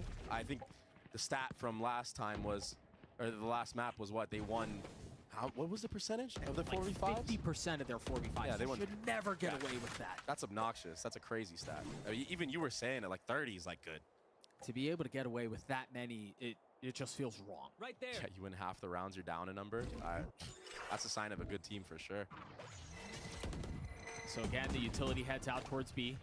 Khalil has to take a step back. And notably at a different timing than the rest of the rounds. This one really delayed. That's a very different Harbor Wall too. Oftentimes they're so much further up long, and they're doing it to block off anything coming in from Snowman and mid. That's a very different look, and it seems like Havoc might be ahead of it and ready for it, but I don't know that he's going to catch the timing, spotting a couple, though. Oof. Almost gets spammed.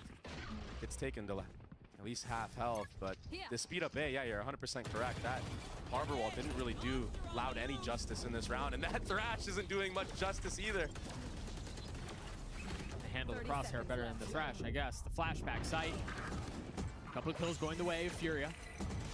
And they're still planning more presence to join the fray, but it's off site. If they can hold them back by their own, it's not going to matter. Les left alone, a 1v2. Les, who's just been a freak for this team, trying to span down MW and gets him, but the counter punch, the sucker punch of Khalil is just too much.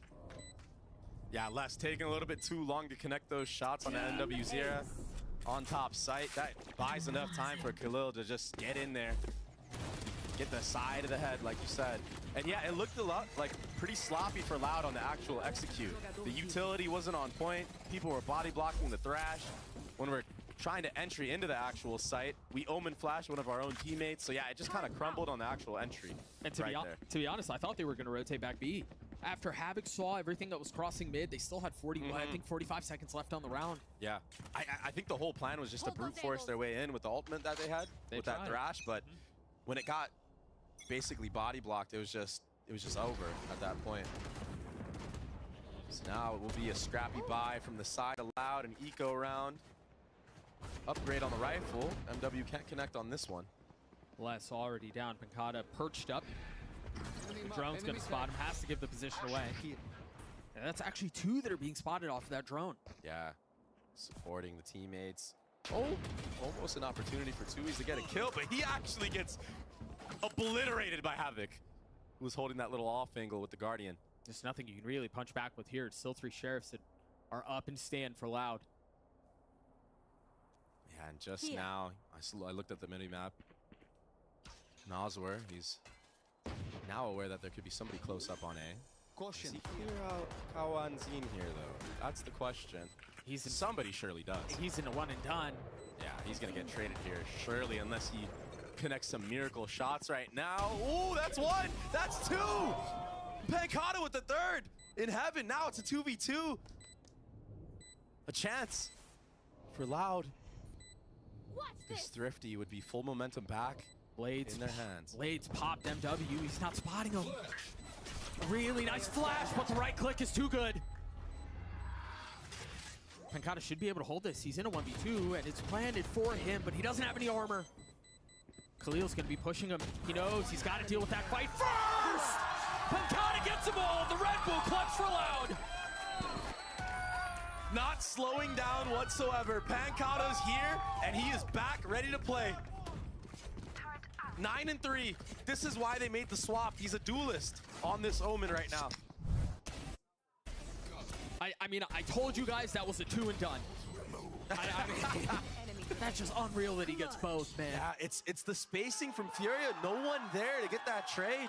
Usually, you see players gear up. One gets close, it goes all the way wide, while one actually will just peek on a dot. But they were just so disconnected on that swing. The fundamentals are being lost right now from the side of Furia. That felt like a lot of the issue as we closed out Haven, right? The fundies were gone. Yep. Right, what was that? A 5v3? I think so. It's obnoxious. Not as devastating as the last, but it doesn't feel good. Yeah, 5v3 against mainly Sheriffs. Pancata had the only rifle, and now... And that was picked up. Yeah. Now momentum is just not in your favor. You're not clearing close angles. Less is... Oh, he didn't see him. He didn't see him. Okay, there he goes. It's because he plays on left-hand view model, but it doesn't matter. He still connects on both. But yeah, his gun was missing. Yeah, it was blocking. On our point of view, it may look like Les was just so unaware and looking at his mini-map, but he plays left-handed in his point of view, so that's why he wasn't able to see him. Should be an easy cleanup to the round. Loud, they've cleaned it up big time. I say that, but MW... Man, what is up with these players in the Sheriff lately? We're just gonna have more of these, huh? This is crazy. That's how high the mechanical skill is between, honestly, most of these players in VCT. Khalil has the Sheriff, and if this map has taught us anything, is that it's winnable. A 1v2, no armor, though. And the spike planted. What does Khalil do here? Can he upgrade a weapon? Is there anything that he can find as an advantage? I'll tell you what, he has an orb, but he has to bait out this KO. Molly, somehow, if he wants a chance. Oh, he has no juice either. Yeah, this is going to be nearly impossible. I imagine a 3-2-1 will happen on the next tap. No time, no fuel, no weaponry, no teammates, no shot.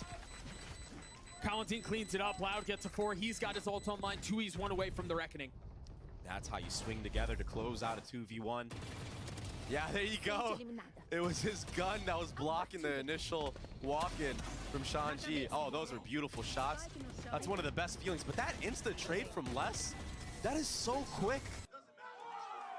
Like, the window of opportunity to hit that shot, it's so hard to hit that. I'll shut down Killjoy's tech. They have 3 ults to play around on the attack. An op in the hands of MW, though, and it seems like there is some presence B. These ults are really good to deal against an operator. Oh, I say that, but that break of the dagger makes it so MW can get out of dodge, and the follow-up. Sova ultimate, the headhunter connected as well. What a nice setup. It's a brutal trap. I mean, you've got an op up close, and then, as you mentioned, the Hunter's Fury from a distance. Whoa. This is a really nice response from Furia. Last player standing. Yeah, across the board right now. Every lane getting stomped out, getting shut down. How many times have we seen this guy on his lonesome? Hey, he pulled off a 1v4. Can he do a 1v5? He does have the spike in hand. If he gets 4, he gets that ultimate online. There's no way Furia let him get away with this one. There's no way. No, I don't think so. I say this, but he might take out Havoc. Oh my goodness. Being careful with it. Khalil on the swing. It's a flawless round from Fury. And again, the trap setup that they had was really nice. As soon as the dagger gets cleared, MW is able to punish with the op. They understand there's more than one. Nazwar ults from a distance, and he's able to grab a couple as well. Yeah, seriously, that dagger being broken, that was the clear victory right there, because that allows MW0 to take that aggressive angle, take that shot, dash out right away. And then, yeah, the follow-up with that Hunter's Fury. Icing on the cake at that moment in time. So it is Furia closing the gap just a bit, stopping the bleeding.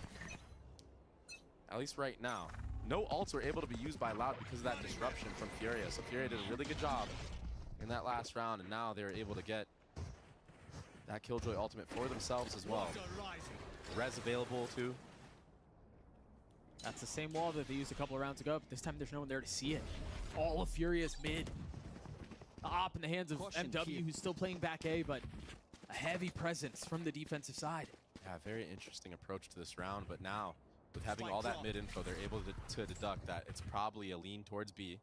That's why you see 3 players geared and ready, kind of slowly clearing space in front of them, but everyone from Loud is going towards A side. It's a big position for Havoc. The smoke comes up at just the right time. Oh, he might get it anyway. Jeez. How many times Havoc plays in an aggressive angle when he has that Killjoy ultimate available? It's kind of crazy. Beyond me. Yeah, and it's always a pixel. Somehow he always takes a little bit more damage than he should. MW not able to land the shot with the op. With 40 seconds left, they commit to getting this lockdown through. And I don't know that there's going to be enough to challenge us out, so they're going to get away. Sadok's going to get caught. No real place to go. But the remaining members of Loud have given up a lot of this space. MW is going aggressive with the op in hand, trying to take some of this space away as less. Up top, looking for any target he can find. A little bit of damage has been dealt. The swing up from Tui's. He's going to get 2. Is this another mess? Another disaster as Khalil can't settle onto Tui's. MW with the op has to defuse in a 1v2. Borderline impossible. He's gotten it to half, and Tui's gets 4. Amazing shots from the players of Loud, but it's again Furia throwing number advantage. It's just so rough to watch right now. Some of these rounds, they set it up for themselves so beautifully. A 5v3 again. 5v2 actually. And but these moments, they just slip away from them. They allow too many 1v1 fights across the board. Those 4 kills that Tui's just landed in that round to secure things for Loud were the first 4 of the map for him, and they couldn't have come at a better time. This is what I've been saying time and time again. You cannot be giving Loud these opportunities because they will run away with it. When they get the momentum in their favor, it seems like it's a wrap. All of a sudden, they all start firing at all cylinders. The fundamentals are still there.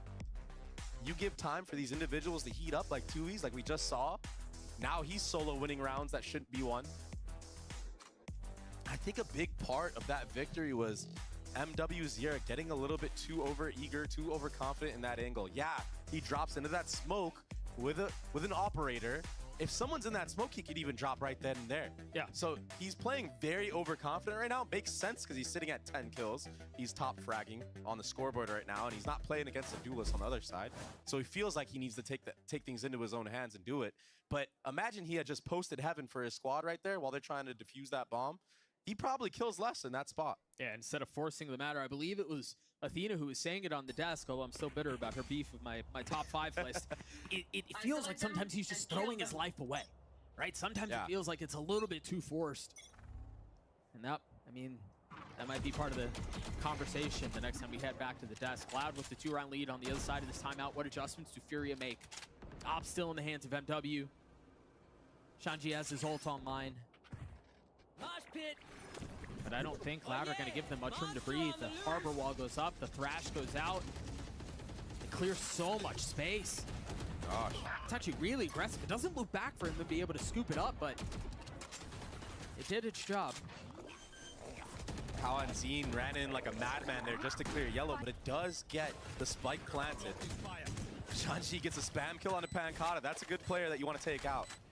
3v5. Spike planted, though. No way they do this again. There's no way they do this again, Doug. Is there anything to clear the lockdown? No, there shouldn't be. But that Molly is really good on yellow. That hurts. No, Tui's the only controller who's up, and there's no utility to play around here. So the lockdown will buy a lot of time. And now it's all onto the guns. Tui's falls. The shock dart gets the best of him. Sadok much dangerous position as well, as he's going to fall wrapped around by Havoc, as Havoc gets a 3rd on the round. The round will go the way of Furia with this defuse, and the gap comes down to 1. Yeah, no 5v3 this time around. Furia learning from their mistake from the previous round. And it was a good coordinated retake. The utility was on point, flushing players out at that yellow box. And then, yeah, the solo wraparound from Havoc amongst all that chaos and commotion because of that Sage wall. He's able to just get some free kills. Giving a little left hook right there. 2 of the last 3 going the way of Furia, and it seemed like I was concerned because you mentioned they've been able to stop the bleeding. It felt like a band-aid. It didn't feel like the wound had been dealt with. But that might be changing here. If they're able to kind of keep some of this up, if they can continue to get in these big numbers advantage situations and rest on the fundies, they should be able to get this thing back. Yeah, seriously. That's the main thing. They don't even have to overcook it. You're already doing the hard part. Getting those initial first bloods, that's like one of the hardest parts of the game. That's half the battle. But again, I'm reminded of the stat we were talking about earlier. 6 of the 12 times that Loud were down in numbers, they won the round. It's ridiculous. Should I mean, it's never already be been that happening. way. It's already been happening in this map too. If they can shore that up, Furia might have something on their hands. And even despite all of that, they're still in this fight. A different harbor wall again, this time intended for you to scale all the way up towards Snowman. Khalil is waiting back there, though. Is there anything to help? That crosswalk, just too much. Kalanzine falls. It's a 1-for-1. Khalil dinked, still on the swing, still getting the best of Pancada. I got you. Once again, numbers the way of Furia. The spike planted, though. The wall goes up, the res will come through to make things just a little bit more difficult for the attack. No ults this time to speak of. No lockdowns, no reckonings, nothing like that. And look at how weak Sadak is already. Les has to be able to provide some value here. He's going to have to do it on his own. Sadak with 35 HP, forced to take the fight. He's only able to get one because of it. Gun barrel spotted. But a really nice snap from Shanji to get the round for Furia. Down to the wire. Uh-oh. Oh, wow. Not as close as some other diffuses we've seen, but still. That's the difference between one Molly. Had Les committed that second Molly, maybe they win that round just off of time alone.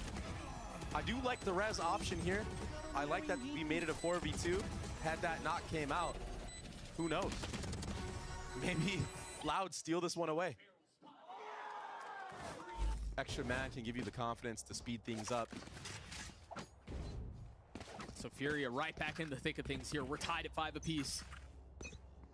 An op for the duelists. Loud with the lean towards B. On a weird buy, too. 2 rifles. Wow, that's such a cheeky little set play to take control of the initial B space.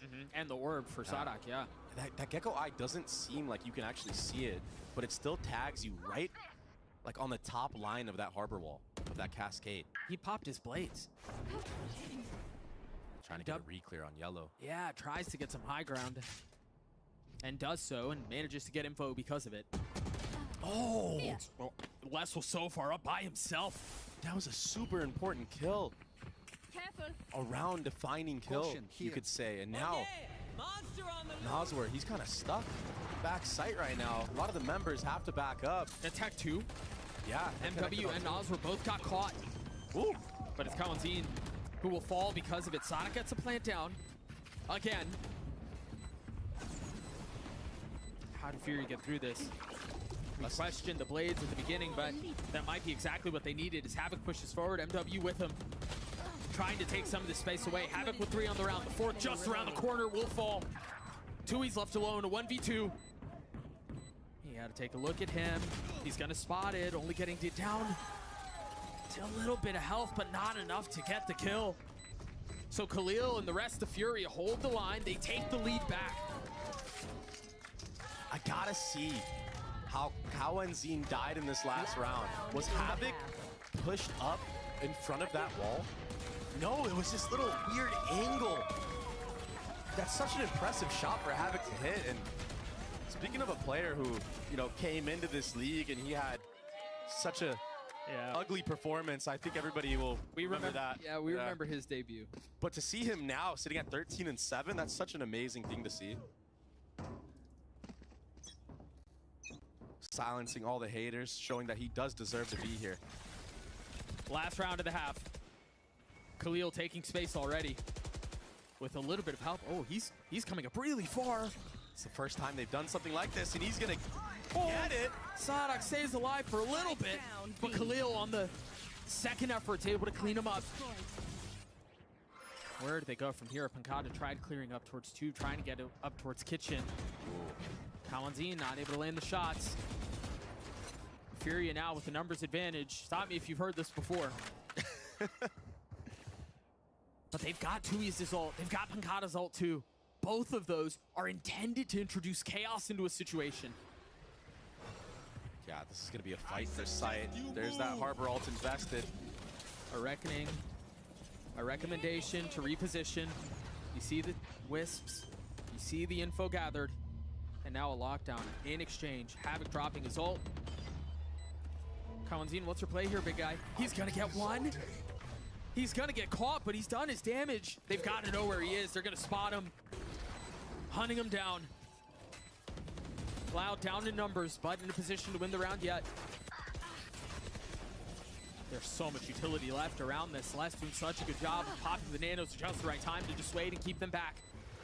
On the swing now, spotting Nosper as the wall goes up. It's got to get cleared out. It has to happen very quickly. Sean has gotten it to half. A little bit more spam coming through, and he's going to stick it the whole way. They've done such a good job of playing around that Sage wall to stick defuses. Furia gets to 7. Switching sides. Yeah, this time around, the wall not being broken by the spam of Loud and the Oh, counter spam fucking from the side no. of Furia. It was on point. I think it's like the second or third time it happens to them. Where he was the only one there.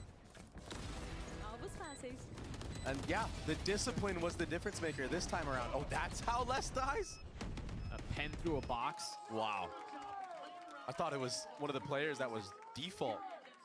No, you just drop a couple and see if they'll connect. They did that time. We're going to throw it down to the desk to break down that first half. It's a good fight so far.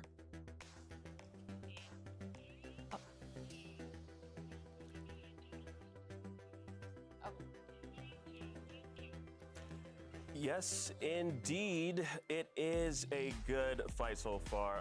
Doug on the call and Baby Bay. Now I think Furia is still in this, Athena. Like we were talking about MW0 earlier. I think he's worthy of being talked about even some more. Yeah, I mean, he's been playing great. I mean, look at these plays that he's been doing. He's been getting a lot of ones for his team, Wyatt. Yeah, absolutely. I mean, early on, some of these kills, they didn't actually convert into round wins, but they kept the economy super honest for Loud. So as the game dragged on, they were actually able to win the huge majority of the gun rounds. It was like 6 for 1 on the gun rounds or 5 for 1 on the gun rounds, which is really significant by the end of the half. And MW's early momentum, those kills kind of carried them into that situation. I feel like he just wasn't afraid to kind of go for the aggressive, like, early lines. He was really good even on the retakes. It felt like a lot of the time we were just watching Retake Simulator, but it worked out really well in their favor. I mean, their retakes were great. Big icebox moment. They were great. They were great. Their retakes were good. They were clean. For the most part, we could always count on each of these players. And even Havoc towards the end, he was getting multi-frag after multi-frag, just constantly keeping it up. And so it was just so hard for them to contest any of Furia's retakes towards the end. Absolutely. So are we still thinking that Furia's in this? Like, Oh, clearly. absolutely. Yeah. I was far more impressed with them in that half than Loud, even though the score line is so tight, just because of their consistent great play on the gun rounds. Again, on this map, they are just displaying better team play than on the other ones. Look at the way that they scaled together back into those sites on the retakes. Like MW going forward, Havoc is right behind him, getting trade after trade. It's just so nice. Yeah, MW did such a good job at pulling Crosshairs away as well. So all the retakes were just phenomenal. Absolutely. Well, we're going to get the second half underway and toss things back to your casters. Thank you so much, Akeem. Furia up 2 rounds. They win 4 to close out that first half, and now we'll see what Loud can do to respond as they find themselves down. Not something that we've seen super often. Again, Furia have never won a map against Loud, but they're knocking on it here. Yes, such a similar story to the last map. Wow, Sadhak gets taken very low off of that normal default Killjoy Molly. Surprising how much value he was able to get out of it, you're right. While all this is happening, there's a slow walk, B main, 2Es. Gets out unscathed, but there should be a free spike to be planted. Yeah. And now we're seeing the value of Sage. Yeah, especially in pistols, man. It takes so long to clear that thing. You're just kind of forced to sit on the other side of it. I think the one thing maybe worth keeping in mind is that it was dropped so early. We'll see if that becomes a factor here. Shanji is in such a good position. One of the panels finally cleared. Some of the Harbor utility coming through. And a couple of bullets between the eyes of Loud. Such a good spot to be in. Less just dropping from the top rope and landing on top of him. Numbers still the way of Fury, though. Pancada's in a decent position. Less not really in a bad spot either. They're going to be able to get this unless Khalil does something about it, but Pancada didn't see him. He is going to try to stick it, but Khalil and Havoc saved the day for Furia. Woo! Take a breather for a moment. That was getting down to the wire. I thought Les was going to have that in the bag. Pancada losing that 1v1 was the end of it all. And a nice pistol round. Shanji, he came up huge here. Yeah, that third kill is on accident, but he'll take it. 3 to his name in that round. And now he's already working towards a res of his own. 4 more orbs and he'll have that. A great possibility. He has it up for the bonus. Will be a 4-1 approach, taking B main control. What's Coenzine doing with a Bucky? What's going on here? Bucky on this map. Maybe he's trying to deal with Shanji on that close Sage wall. That's the only thing I can think of right now. But we'll see. 3 facing here. Ooh. Sadak the first. I don't think they spotted any of the others, but now as the Harbor wall goes out, you understand there's more presence. Yeah, now for Fury, you have to freeze, you have to reset. Not a lot of space was taken towards A, but it's gonna be a 4v5 execute onto the A site. They're ahead of this. And the Bucky's close. Yeah, the Bucky could be really deadly here. And also that Sheriff buy. Oh my gosh, that's just a spam. That's ridiculous. MW continues to be so good. Coenzine trying to play his time and play his position as best as he can. Now they know. Oh, they should know. But it's so bad from so far away. That thing it does nothing. It tickles. Any other weapon in that moment would have been great. A classic would have been great. Yeah. Maybe he gets both. Who knows? The classic in its own right can be a Bucky at times. Don't give them time to reposition. Saw what Shanji was able to do. Furia get to 9. Now Loud will be able to respond with rifles. You take a look at a couple of those plays. Again, there's that spam you were talking about. Tui's gives just a little shoulder, man. Just shows a little skin, and that's all it takes. It's obliterated. It's a very healthy buy as well from this side of Furia. So this bonus round, they have a really good opportunity to get this res somewhere. I mean, they've got 5 rifles. Yep. This is a gun round. Straight up. Tui's does get that orb cycled onto him, and he's playing really far up forward here. Him and Sadhak. Hey, he's got a little help over the top. They want all the smoke right now. They're going to get it. They're all here. Sadhak cautious with your timing. Both spotted, both found. Where's Tui's and all that? You will not kill That's my ridiculous, but the trade right there and the res coming out onto MW. Now it's a 4v4. Yeah, but I think part of the problem here is for Fury is you haven't taken much space anywhere else. So yes, the wall goes up. Yes, the res comes through, but what's the response off of that? Yeah, you have to, yeah. Pancada's taken a lot of space down B long, and you still have a lot of Killjoy utility mid. I was gonna say you have to re-clear out Pancada, but there's no drone or dart to do so, so you just face check right now. Oh my gosh! Or Khalil just is better in that instance. Les really nicely timing the spam into the smoke. MW try taking a little bit as Nabskir gets active, drops Coenzine. Dude, he's been so good in the last 2 rounds. The follow-up round right now. 30 seconds left. They've got to understand he's there. Really nice footwork from Nabskir, but it was not enough to get the kill. Spike planted. I thought he was gonna win that. I thought so too. A 2v2 now. Tui's down to 40 HP. The swing out. Barrel almost seen from Les. Does he hard clear this angle? No, this box? he doesn't. I mean, he can't. There was no way to know that he was there. So many different things you have to check, and really just not enough time to do it all. Yeah, he thought he had a timing. His teammate wasn't close by. Tried to take it up upon himself to win the round. But Furia, too disciplined, too steady. Shanji, he's heating up right now. 3 in the round for the Sage as Furia get to 10. This feels a lot more confident than what we saw in Haven. They've won 7 rounds in a row going into the last half. Maybe being on the attacking side is what they needed in order to close out the map. Able to have full pace amongst themselves. A little sidestep from 2E's, that was clean, but this repositioning from Shanji, that was clean. Getting the res as well. He's 15-9. 2 players of Furia sitting at 15-9. Almost a third. Loud call a timeout here. Again, they're down 5. The money doesn't look great, given what we just saw in the previous round, so there's a good chance they're going to be on an Eco Dre. What sort of adjustments do we need to see out from Loud here? I think there needs to be more disruption together as a unit. Yeah, you're not running a duelist, but you still have this double flash setup that you can use towards A. Try to catch anybody off guard, try to catch out a lurk, and the worst case scenario is you know that the other team will try to speed up B after you blowing all that utility, but you have so much delay on the other side of the map. You've got Pancata there with the Omen Flash. You've got Killjoy Mollies if need be.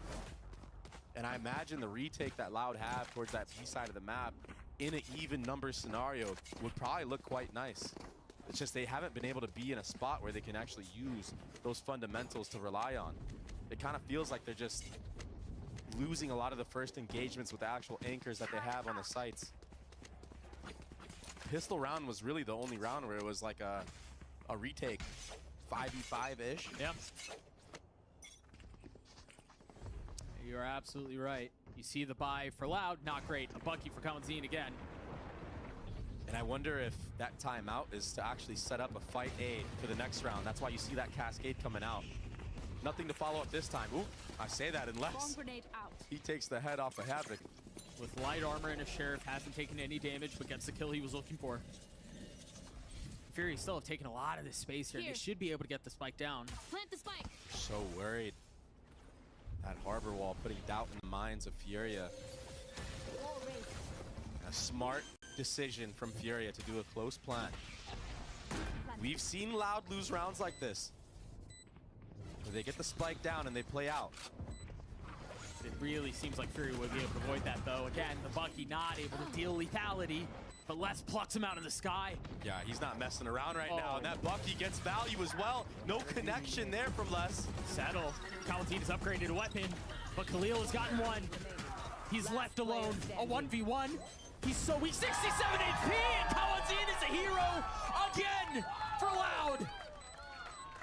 Another round that had no business going the way of Loud. It was so scrappy, but when Loud win rounds like this, they tend to win more in succession. I think this is a good moment for Fury to slow things down and do a timeout and get their bearings. What a shot from Les on MW, man. And what a hold from Kalanzine. Ridiculous 1v1. That's the second eco win for Loud this map. I want to go back to the conversation we were having earlier, like we've had all series. You give Loud an inch, you just give them the tiniest of windows, and they kick the damn thing open. Completely open. That dagger connects on 3 on purpose, by the way. This is all on purpose. They got hit by that dagger. They stepped into it. And this is all to speed up on A. A really good call right now from the side of Furia. Havoc was so far ahead of it, you're right. He had already gotten up to 410 when the tag hit.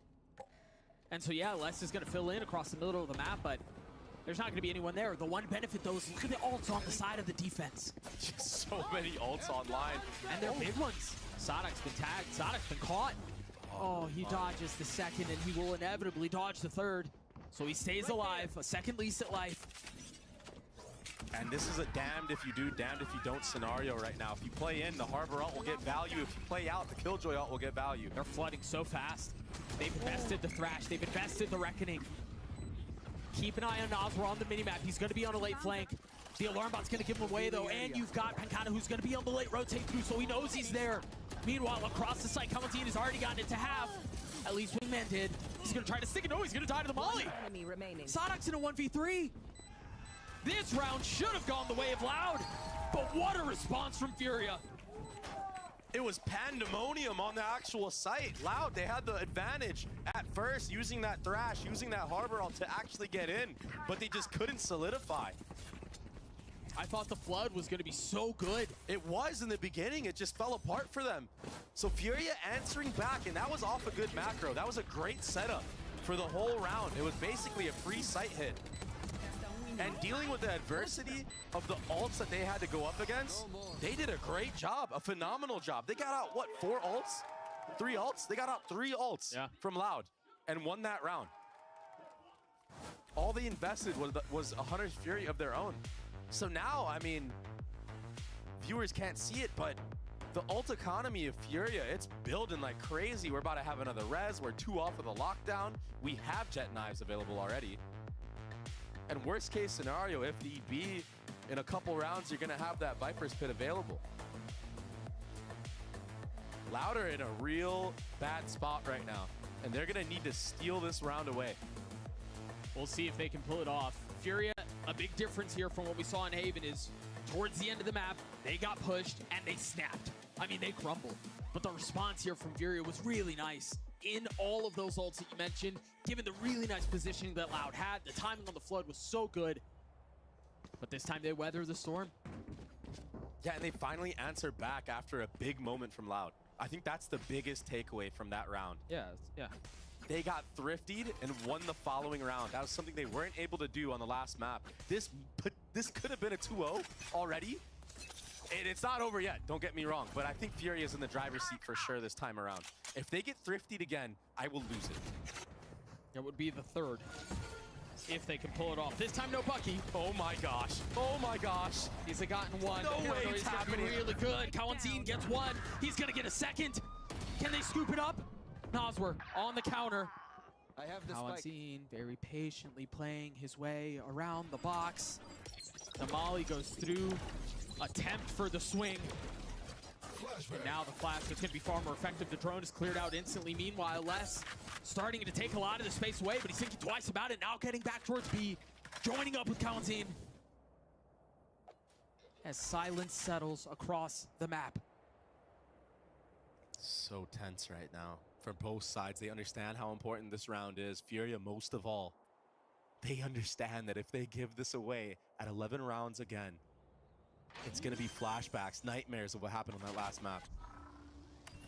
Finally, some noise is made as the tap, the spike comes through. Yeah. The dart a little early. Do they realize that? It's going to be a weapon upgraded for less, and he still has light armor. They're taking way too long right now, but they're wise to flip. Is there going to be enough time for this? I think they have a good idea that there is a flank inbound. Oh, the timing is right there! Kawanzin with 3. Havoc's going to have to do it on his own, and he can't! 4 for Kawanzin. He's the thrifty master. Thrifty. Oh my goodness. Is it gonna happen again? It was scrappy. Pancata, yeah, he settles, but it was this man right here. Oh my goodness, this is so crazy what we're all witnessing here. Furia put themselves in such a good spot, and then they just throw it all away. They're still up. A lot, still a lot to work with. Yeah, they're still up pretty considerably. But that losing this round could have notable implications on the rest of this half, though. Their money's not great. Right there. MW has the knives and a Bucky available for him. Early tag on a Sod Hawk. He gets out of dodge. Doesn't take any chip damage or anything of the sort. A lockdown invested from Havoc. Yeah, that's a deep lockdown as well on 410, so that will give all of the site. What do they do with the space and the time they have, though? Ooh. I thought Sonic was going to get caught. Now they go. The wall goes up, the spike goes down, the space is filled. Fury in a really nice spot here. Yeah, that one jet smoke delayed the retake from Heaven, so that allows MW to reposition behind the Sage wall, and he's going to get one! A second! Almost gets a 3rd on a Les. Les chopping him down, though. Pancata's so far away from the play. Dropping a smoke, doing the best he can, but his absence is so sorely felt. The dart cleared, the 2E still lit up. Noswer not able to clean him up with it. As Les pushes forward, he's got an op. There's a res, though. It's not halved. Giving numbers back the way of the attack. Oh, that got so messy.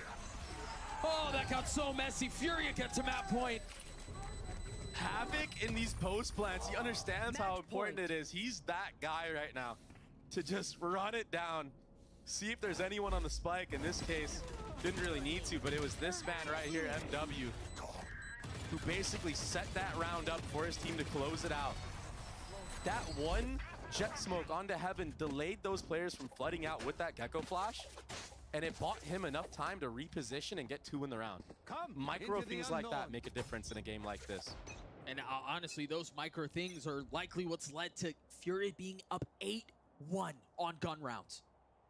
That's an obnoxious stat. I mean, the only reason Loud are in this fight is because of the Thrifties.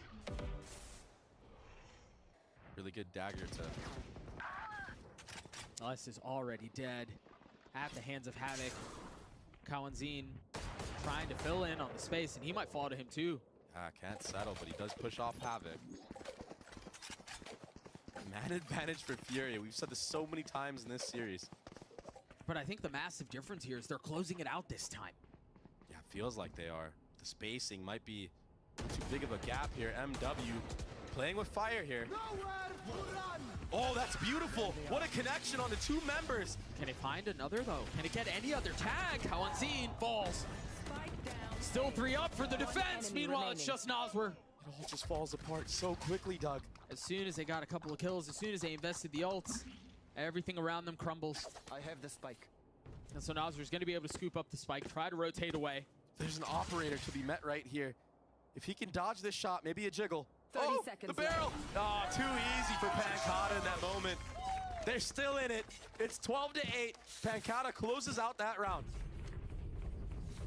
Going to carry that op into the next round too. But if things continue to go back and forth the way they have, I mean, Fury should be able to close this. I think for Loud, if they want to close this out, if they want to get a 2-0, if they want to keep the streak up against Furia, they've got to find a lot of momentum here.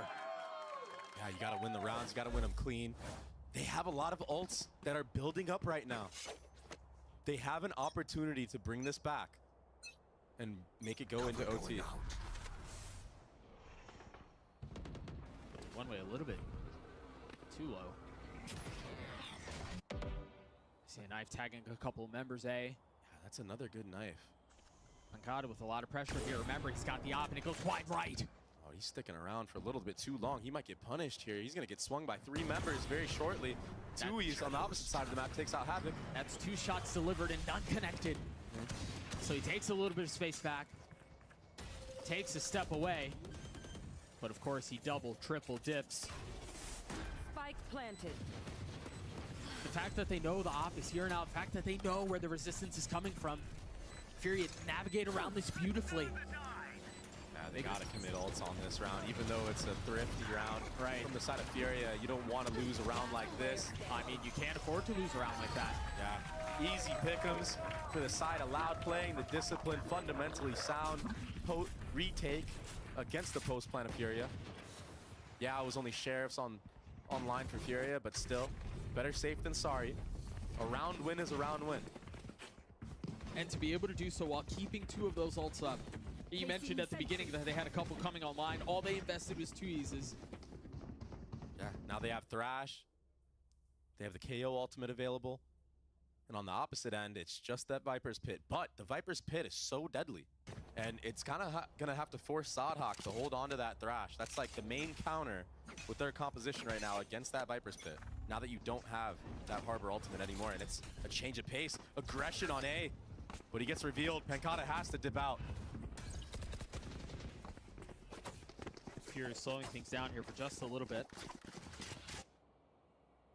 You mentioned Khalil's ult. Where does he choose to invest it? Les has an op holding across the middle of the map. Tui spotting 1. Giving the space away. The Cascade is so hard to get a good angle on from that position. The second one far more effective, but they've given him safe passage to back yellow. Can they plan around this? They've invested the Thrash from this distance? So early. I think he's just going to bring it back to himself. Yep. Yeah, have it for the second wave. And while that's all happening, it was a transfer of the op and a rifle to Les to Pancata. Pancata gets a free kill on top yellow. NW Zera, he gets caught lacking, but that's a free A site. Numbers, still the way of Loud. Is it enough, though? They have all those ults, too. I mean, they still have Kalanzines. They have the second run at Sodox. Havoc's falling. This is becoming a mess.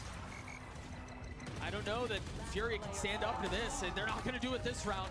That's a flawless one as Loud gets to 10. The pressure's building. And you can tell in the game, you can tell by the way Furia are even moving around, the way that they're aiming now. It's getting to them. They know they're on the precipice of a victory, the first ever map win against Loud. And it's so much pressure on them now, a team that really doesn't have much pressure at all in this stage. Yeah, there's still hopes of playoffs on the line, but there's such a new squad, new players in the mix. They weren't going into the stage too thinking, oh yeah, we're making playoffs for sure. But Loud were. I think they still have a shot at it. There's just still life, and yes, the probability is outrageously small, but it is there. And you see Fury, I mean, they're not strolling their way through this. They're not taking it passively. They're not taking it lackadaisically. They're giving Loud everything that they can handle. But I want to call back to something that Athena was saying on the desk, is this idea of playing not to lose versus playing to win. Furia, once again, find themselves within striking distance of a map. They crumbled on Haven. Will it happen again on Ice Spice? I mean, this next round, they're going to be on a bad bye. Guardian, the saving grace if need be. But everyone else sitting at light armor, some sheriffs on the board. Who knows? If they're able to get the first blood, we've seen some crazier things happen. But a lot of thrifties here, but they've mainly been coming from the side of Loud. We mentioned it earlier, 3 of them. Those are the reason that Loud are in this thing. Because Fury have dominated the gun rounds. Can they find success here? No blades for MW, nothing like that. The turret's already cleared kitchen. Nice. That's a good play at the beginning of the round to break that turret, because it opens up a late lurk possibility. And it forces someone to be there now. But now he's stuck. There's 3 players on him. Oh, he can get less here. That's the only weapon that they had. It was the Guardian, and it falls. Wow, that was an ideal fight for Shanji. He wanted that. Les hiding behind a wall against a Guardian. The Guardian's such a good gun in that scenario. You can tell he almost won it. Les was down to 20. Oh my! Feels terrible. Speaking of winning gunfights, Havoc. That's a big kill on a Sodhawk. Now it's a 4v4. There's no way to upgrade a weapon though, and Les not able to steady. I haven't seen Les sleeping at the wheel like that in such a long time. He was not ready for that. Such a wide swing. Makata with the op. He was ready for that one. Navskir on the jump. The second bullet not connecting. The paranoia out. It's going to tag a couple of members. Makata tries to hold the line, spotting another. Where do I go off this? Where's the support for the op? Pinkata falls. 30 seconds left. A weapon in the hands of Khalil. Numbers the way of the attack. Now the spike planted. Note here though, Tui's has his cove. They can try to stick a cheeky defuse, or Kawanzi can try to frag his way through. Never mind, Kawanzi now aware of the fact that there was another. Here. Can Tui settle? No.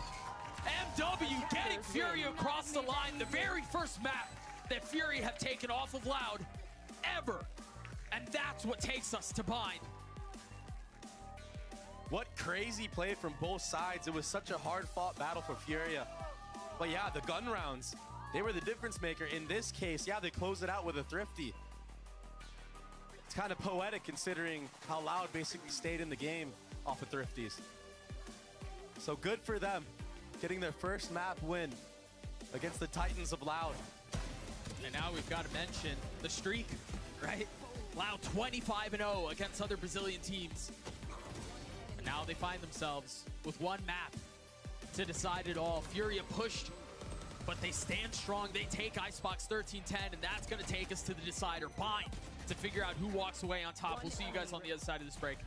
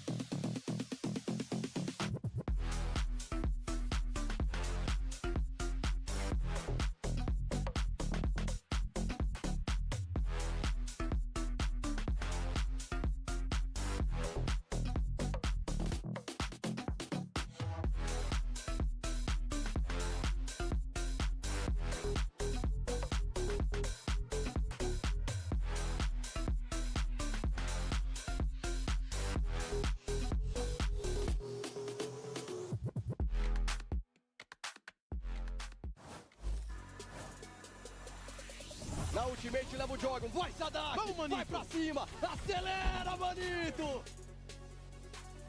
Rápido também, é um 3 contra 2, vai Xande, pra cima, de novo, na tentativa do desarme, já foi metadinho, Ailton por ali, Xande, novamente ele! Welcome back, everybody. We are going to a map 3, as we stated at the top of this. This is a certified hood banger. Oh, there we go. There we go. It is happening. We got Yes. a light show and everything. Furia took Icebox, and honestly, it was kind of touch and go there. I was on. Well, we were all on the edge of our seats. We weren't sure who was actually going to take that one. Like Loud was definitely catching up. They were definitely catching up, but it really did, at least for me. I felt like Furia were in the driver's seat that whole game. And, you know, the casters were touching on it, and it's just the fact that they were winning so many of the gun rounds. That was the impactful aspect of it. Havoc obviously was having a great performance. Noswar had a great performance. MW early on in that game especially was taking over some of those rounds. This is just their map. Icebox is the home map for Furia. Yeah, just in general, I mean, Havoc going insane. It felt like we saw so many multi-frags just going his way. He got so many 3Ks. He was able to anchor. He was even really, really good on the retakes. I mean, you see him just running in with MW. You feel like at that point, it should be the Jet going in first, but Havoc really was just on fire. I mean, you can look at all of these swings. Even just in this highlight, you can see he's always doubled up with someone. Like, they're always swinging together. They're so fundamentally sound on Icebox. It's a joy to see from this team that was so massively disconnected with each other during stage one. Absolutely. It shows that I guess all that potassium is really helping them for sure. Oh, for real. It's got them locked in for the next map. 100%. Speaking of the next map, I want to talk about Bind. How do we think Bind's going to go, Wyatt? This is a tough one to call because we haven't seen this Pancata Loud on the map yet. Last time they played it, they were doing like a breach KO look. And for the opposition Furia, they just got crushed by a white-hot EG the other day. So is that representative of their normal level on that map? Was that just EG being insane on that day? Not really confident saying either way. Like, we need more information to know for sure. I mean, for me, kind of watching that last map on Icebox, we saw a lot of the rounds going the way of Furia just because of the gun rounds that they were taking, including the retakes, including everything. Like, they had some insane stat. I know it's mentioned a little bit, but they've won 8 gun rounds, whereas Loud only won 3. So I feel like bringing that momentum into the next game is going to be super important because Bind, I mean, it's so explosive, but I do think Bind compared to Icebox is a little bit more of kind of like an IGL's playground. You know, you have the TPs, a lot more mid-rounding to be done, and it's not just going to be as simple as like post-plant and retake simulator. Yeah, absolutely. Yeah, this should be a very interesting map. I mean, in particular, I'm looking forward to seeing what Loud brings. As far as the comp, this is a map where in the past they've tried silly stuff. I remember even at the end of last year, maybe I think they were playing the Chamber during the playoffs. I want to say they did do that. Like Sodhawk was playing Chamber. They did the They've Breach tried at some weird point. stuff. Yeah, they had Breach Phoenix on it earlier this year. And then they switched to Breach KO Raze. Like at no point have they just played the normal the basic thing. or Like, yeah. Well, I making sure we stand out. Well, bringing that to that point though, Wyatt, do you think now is the time to even do anything wacky, silly, or crazy going into Bind? I mean, like I feel like you got to be really focused in right now at this point, right? So my question is, when we get to Bind, who's going to be playing the Duelist? Are they going to be playing Raze? Is that going to be 2Es? Is that going to be Sodhawk? Are they going to try the Neon on that map? I'm not a big fan of the Neon on Bind. So what are we going to do?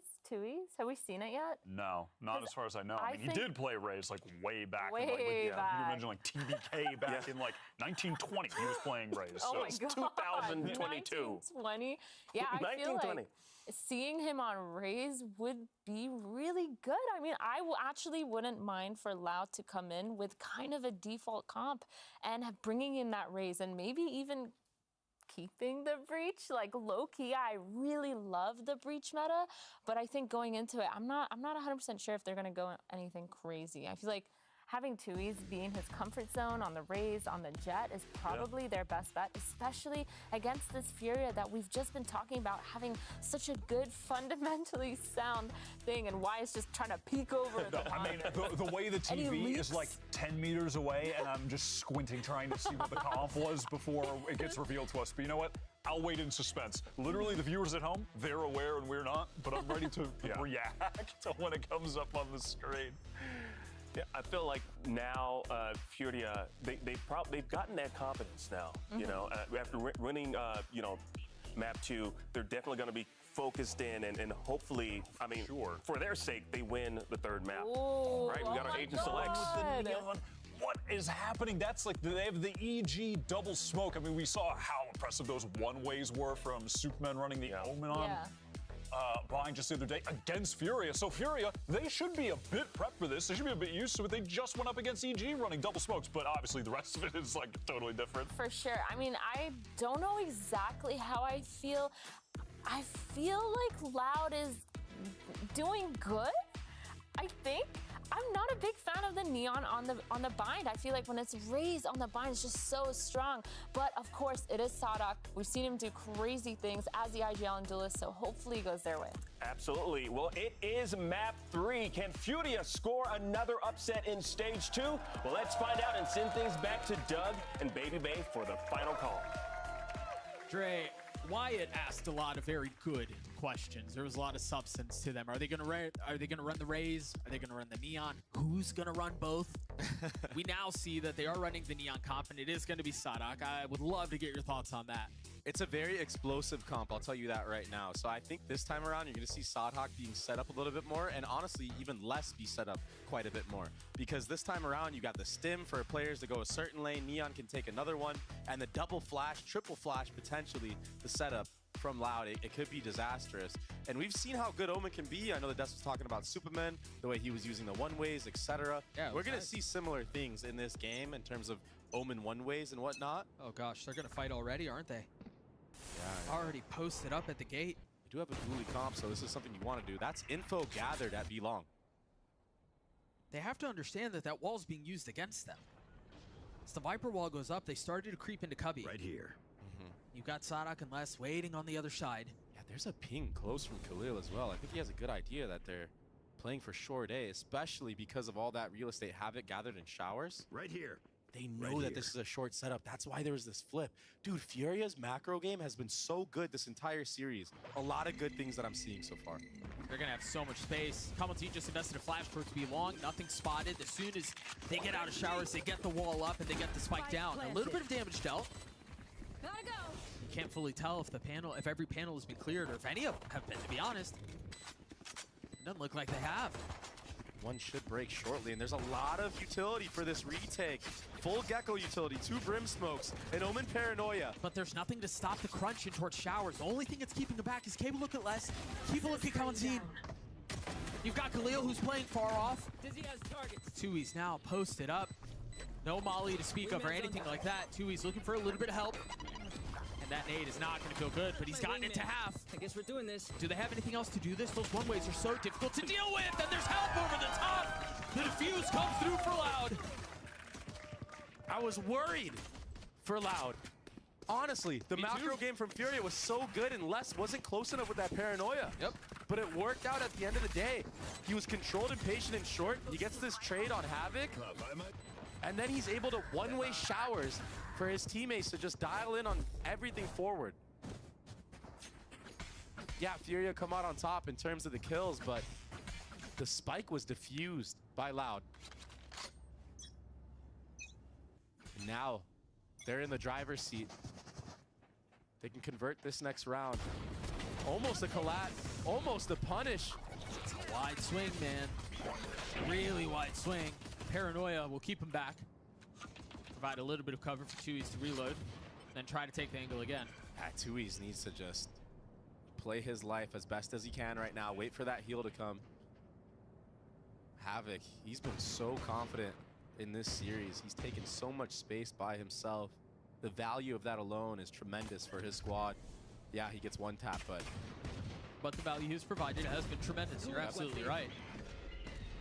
Tui's able to find success the second time around. That's a really nice swing out from Janji and Noswer. They've got a crunch. They thought they were getting away. They thought it was safe. But Pancada just played his time perfectly. Yeah, good heads-up play from Pancada. This is something you're going to see a lot from this guy. Yeah. He's historically been a controller that likes to take a lot of aggressive fights on the defensive side. Usually it's on the Omen. This time around, he's on that Brimstone. But while all that commotion happened at B, while all this is happening, he's taking showers the entire time with Sodhawk. He gets deposited for this exit option that Furia have, and it's just a free cleanup for him in the round. Building slowly ever towards that Brimstone ultimate. Tui's sitting one away from the Thrash.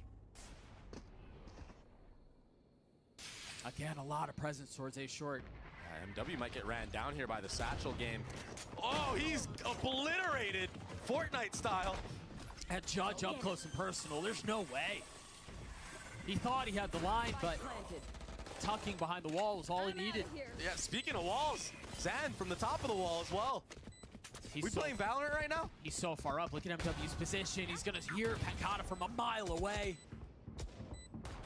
Sadak playing back sight. This is going to be really tough to get back into. This has been a complete annihilation of a round from Furia. It was over before it even started. And these kills at the end have just been ego kills, honestly. MW, 1v1 Sodhawk to close out a 3K in the round. That entry was insane. The follow-up from Sean G on the top ropes. Walled himself up. Not only secures the plant for his team. Oh, look at that. Right on target. Perfect rollout. And then to actively take the space, too. To push it further, to get all the way into pipes. Pancada was not ready for that. Now Loud, they should be aware of any type of aggressive push moving forward. You'll probably see some more hesitation, and that could play in the hands of Furia if they decide to play the spike.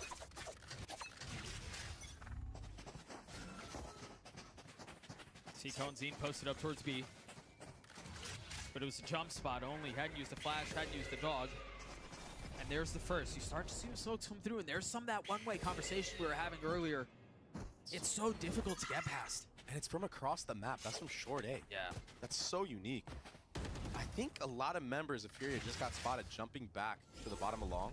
I think this follow-up flash will give the info. Ooh, might play against Kawanzine. I say that, and he does a jump spot to follow up. So really good play right now. Kawanzin anchoring this B site, cycling his utility, getting full info for his squad to keep 3B. Sorry, keep 3A. I apologize. The dog goes out. Havoc follows. Again, tucked behind the wall, pushing into the orb. But Havoc has gotten a lot of this space. Oh, Les, so wise to it. Just clears it out. I mean, the plan was to insert him and leave him there. Meanwhile, MW pops the ult. Satchel's out. I think he saw Pancata. And if there was question before, that Molly hitting him in the face will confirm it. Spike planted. Will be a thrash through the teleporter, yep. He's so stuck. I mean, he's dead. Sadak on the board. What's the rest of the plan, though? How else do they get into this retake? They still don't have any site control. They still don't have elbow control. They've got a wall that's closing off any access that way. I think they realize that. They're going to have to take these fights from a distance. Les gets the best of MW. Khalil waiting. Daring for the challenge. The Thrash didn't see him. It didn't spot him. They don't know that he's there. Khalil can make a feast out of this position. That's one found. Les trying to do his best to hit it again, but he's perched up. The defuse comes through as Loud get 3. That proactivity from Tui's, setting up Sadhak on that free kill outside of hookah. That timing was immaculate. That was very nice. It was perfect. And I like what Furia wanted to do in that post plant. They walled up to take control of elbow. They walled themselves out. The problem was they didn't let the player in hookah spot that wall, so no one from the side of Loud was aware that there was a wall blocking off elbow. And that's why you saw 2 players in CT there just dialed in on elbow the whole time. So, unique idea, cool thing to do. It was a gamble, doesn't work out for them this time around. I mean, anybody who's trying to fight for Shower's control at the beginning would have died there. Yeah. At the orb, the dog getting a little bit of info through Telly. Another cool one-way, huh? Man, these Omen one-ways on this map, they've been looking so clean. This is why you see strong. Yeah, that's why you see teams going away from the Viper. I get it now. That Omen flash can secure so much information. They're gonna try to crunch. They're gonna try to crunch in Showers again. Furia bullied away.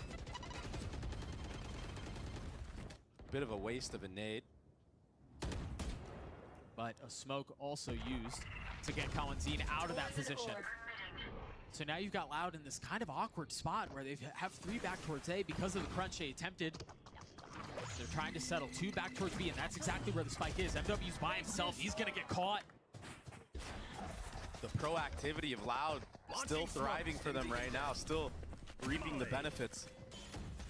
Les is playing backside. He's got a little bit of help. A really nice swing and a second snappy third kill. 30 seconds left. That's a clean round out from Loud. And again, Dre, you were just mentioning that the proactivity that they've leaned into has kept Furia on the back for the entire half. They have so much utility to use, and they're using it to their advantage right now.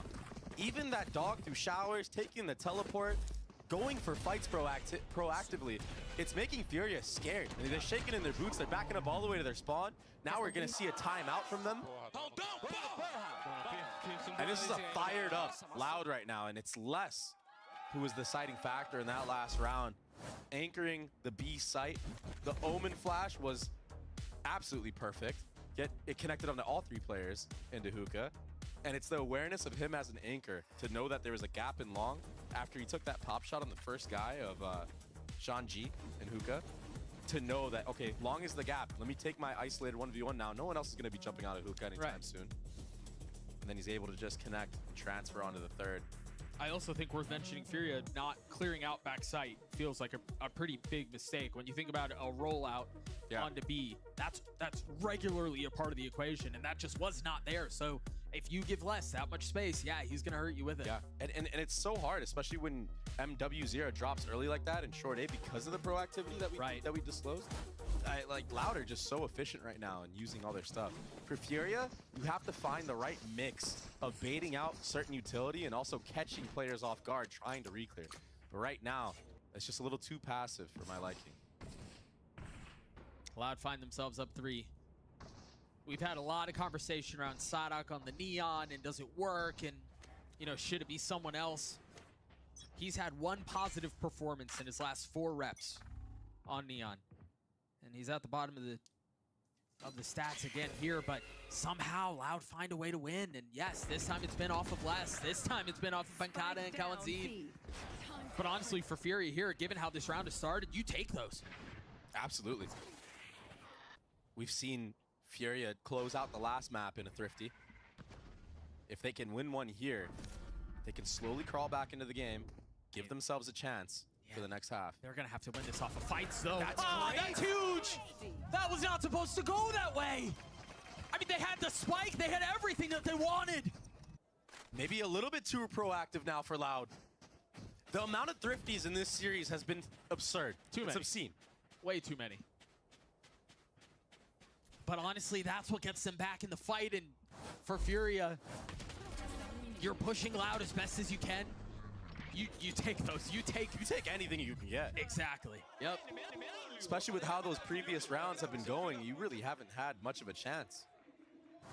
Other than that fast round they did, MW pushing all the way into spawn.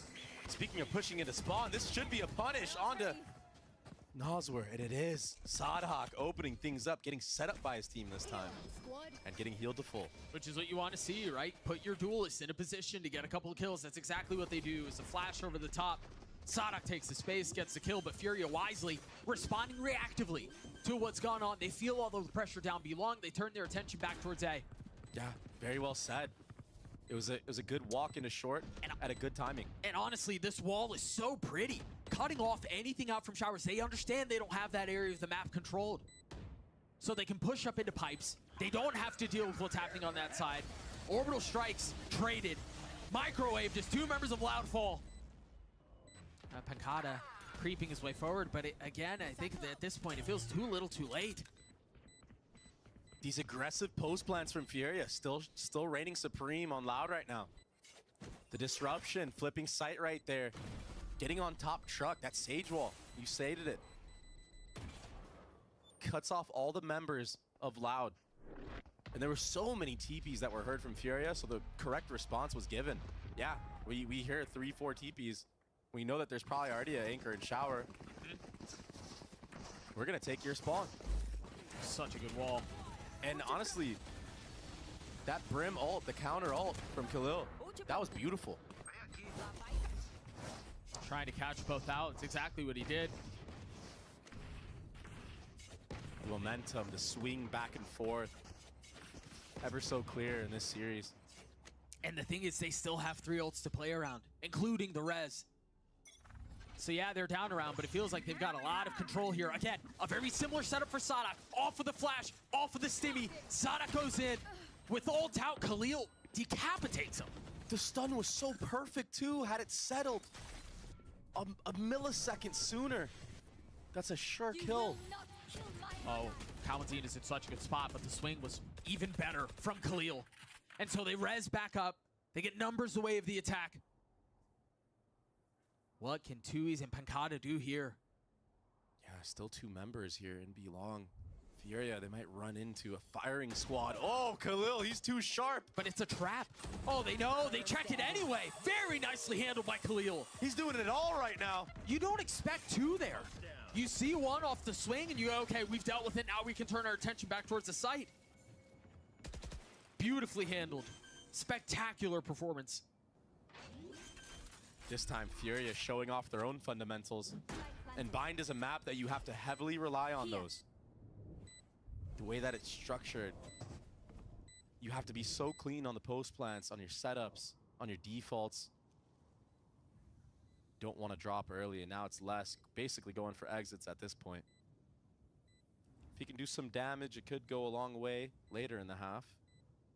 But this will be a Furia round win, and it will be a tie game.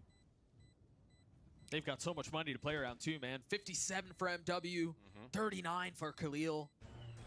Havoc's in a great spot too. Jeez.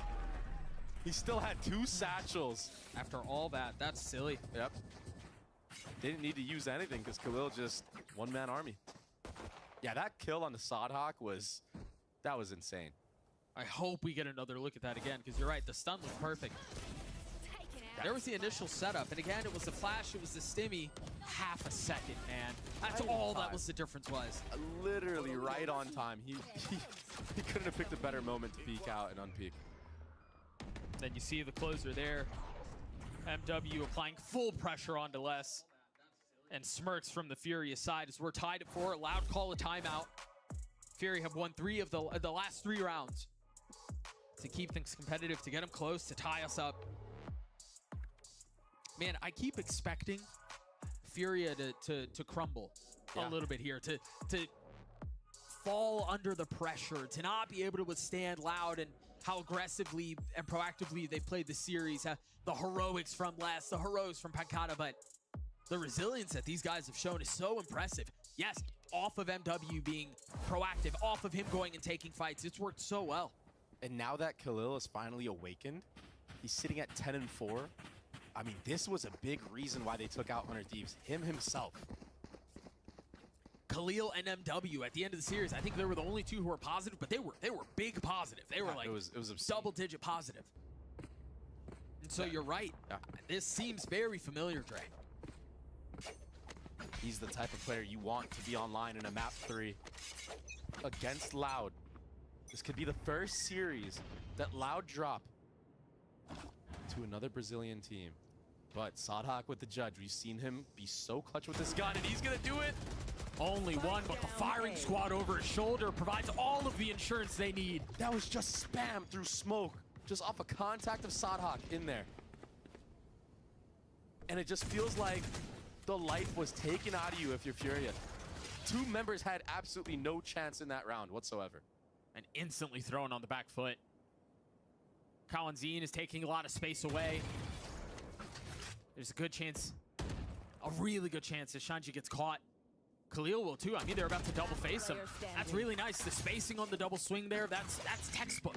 Exactly. One wide, one going close, stopping on a dime, and it will be the close to the round with Shanji dropping down with that late flank. So Loud take the lead back on the other side of the timeout. It was, again, this proactive play from Sadhak, setting him up. And yes, it wasn't necessarily off the utility. There wasn't a flash, there wasn't a go or anything like that, but plays his position perfectly.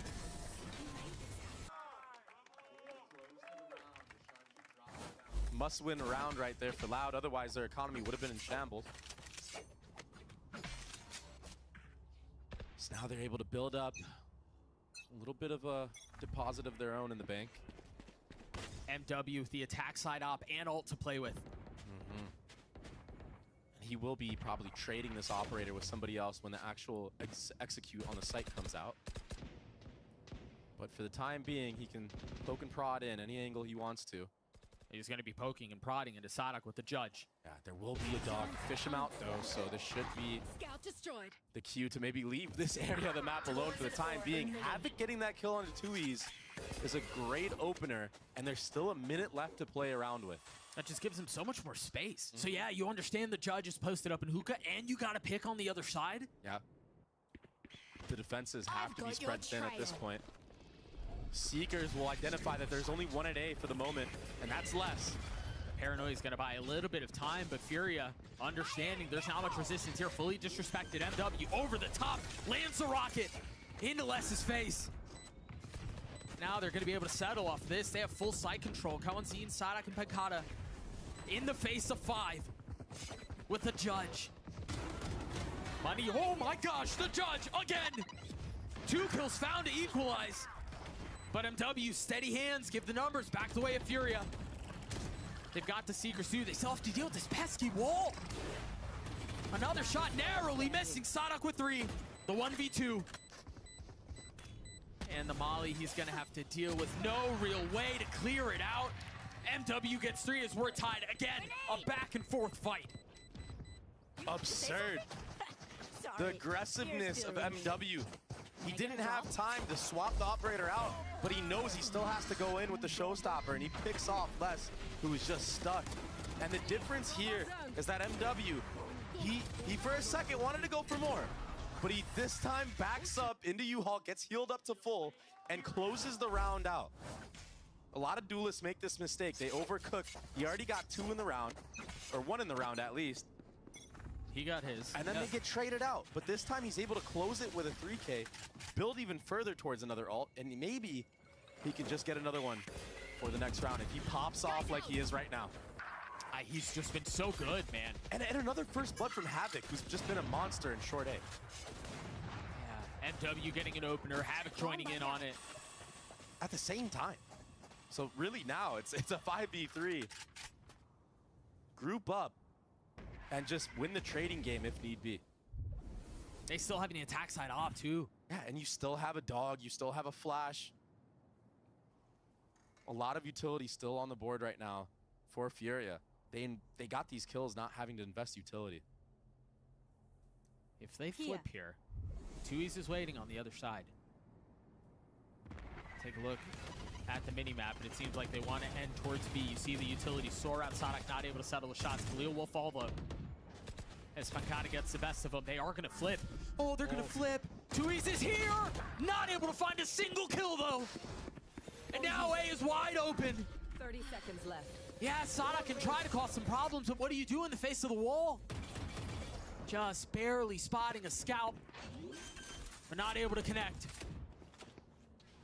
2E's had a chance to put together such a beautiful play, but the discipline out from Furia. Yeah, they're not going to fall for that twice.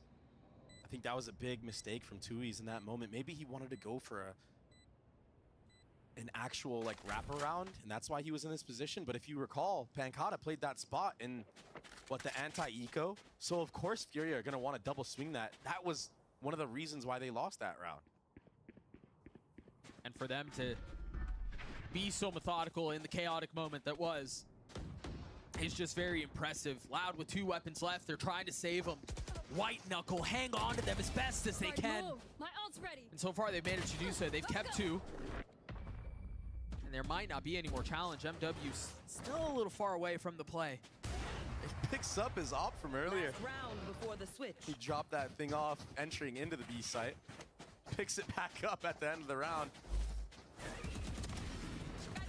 Yeah, so such a nice setup, man. MW just creeping forward, Havoc getting the second kill, as you mentioned, and that's what that was, that play right there. Spacing was great on that peak.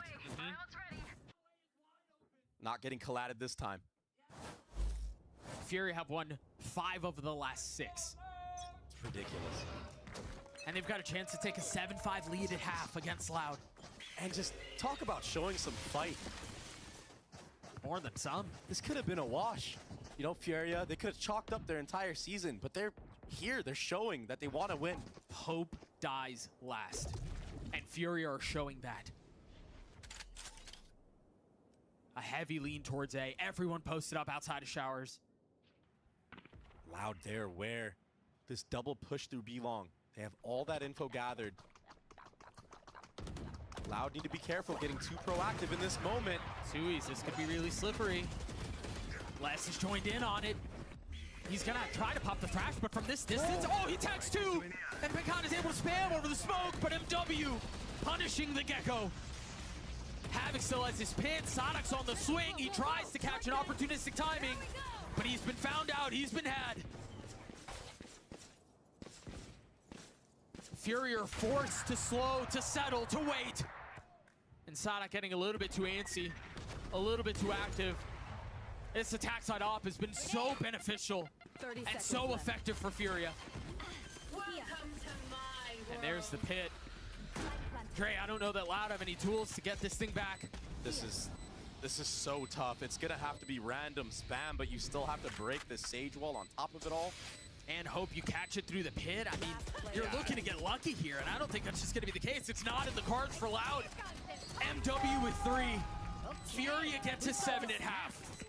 And I think this is the 3rd time Furia are sitting at a 7-5 lead in this series, if I'm not mistaken. I think the first map was 7-5, right. Second map was 7-5, third map 7-5. I believe you are right. 6 of the last 7 going the way of Furia. MW having such a star performance right now, and it doesn't even look like he's really overcooked or overheating in these moments. Yeah. He's letting the game come to him. 17-6 right now for MW. He's been so steady. And again, go back to the last time they won a series. It was against 100 Thieves. It was MW and it was Khalil. They're both at the top. We're throwing it down to the desk.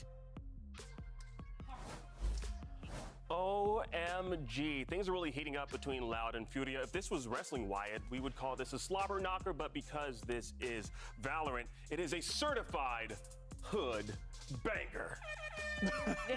Yes. Now, the thing is, like, Loud could possibly keep or lose their record here, Athena. I mean, yeah, this is so close. I mean, Loud is 25-0, and these are the closest matches that we've seen. 13-11, 13-10, and now this map, 7-4, 7-5. They're so close to just bringing it past the finish line to be that team that has the 25-0 record for Brazil. Yeah, it's crazy. I mean, these Loud players have beat different iterations of teams with the opposition on Furia so many times in the past. They've gone up against guys like MW0 so many times in the past. And right now, he is just taking over the game. Before Loud's creation as this dominant force in Brazil, the team that came before them that dominated the region was Gamelanders. That was led by MW0 back at the beginning of the game. He was the best player in Brazil for the longest time and might now, years later, be the player to actually take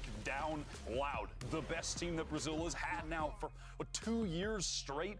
I mean, this guy has still got it. And when we check out the standings, the impact of this game is massively important. Look at Loud 3 and 4. Look at the teams they're surrounded by. They have to pass that they're close with. Yeah, they're stuck in the middle of the pack. They need this win in order to step up a little bit. We saw LEV highlighted because they have clinched that playoffs, and Loud just looking to get even closer to that playoff point.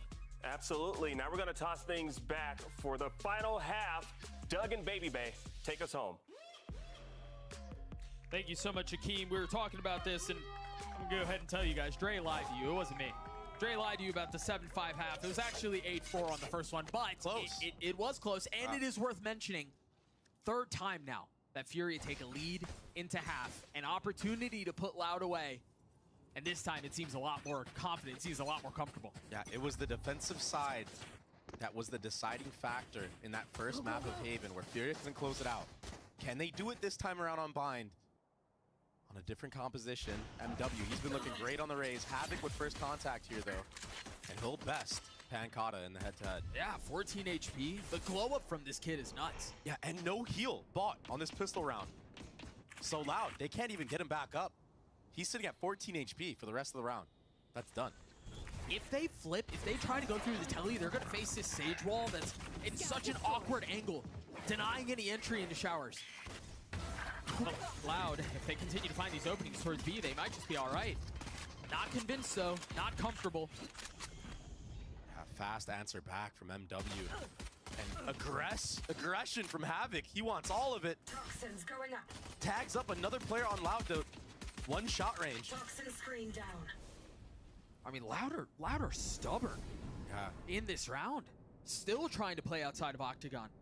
Relying on less right now, but the off angle from MW, he's too clean right now, Doug. They're so weak, man. There's no way in. 22 HP amongst the two remaining members. How do you do this? A funny look, a stiff wind, and they're both blown over. It's the triple swing to seal the deal. 2 players drop from the side of Furia, but it's Havoc.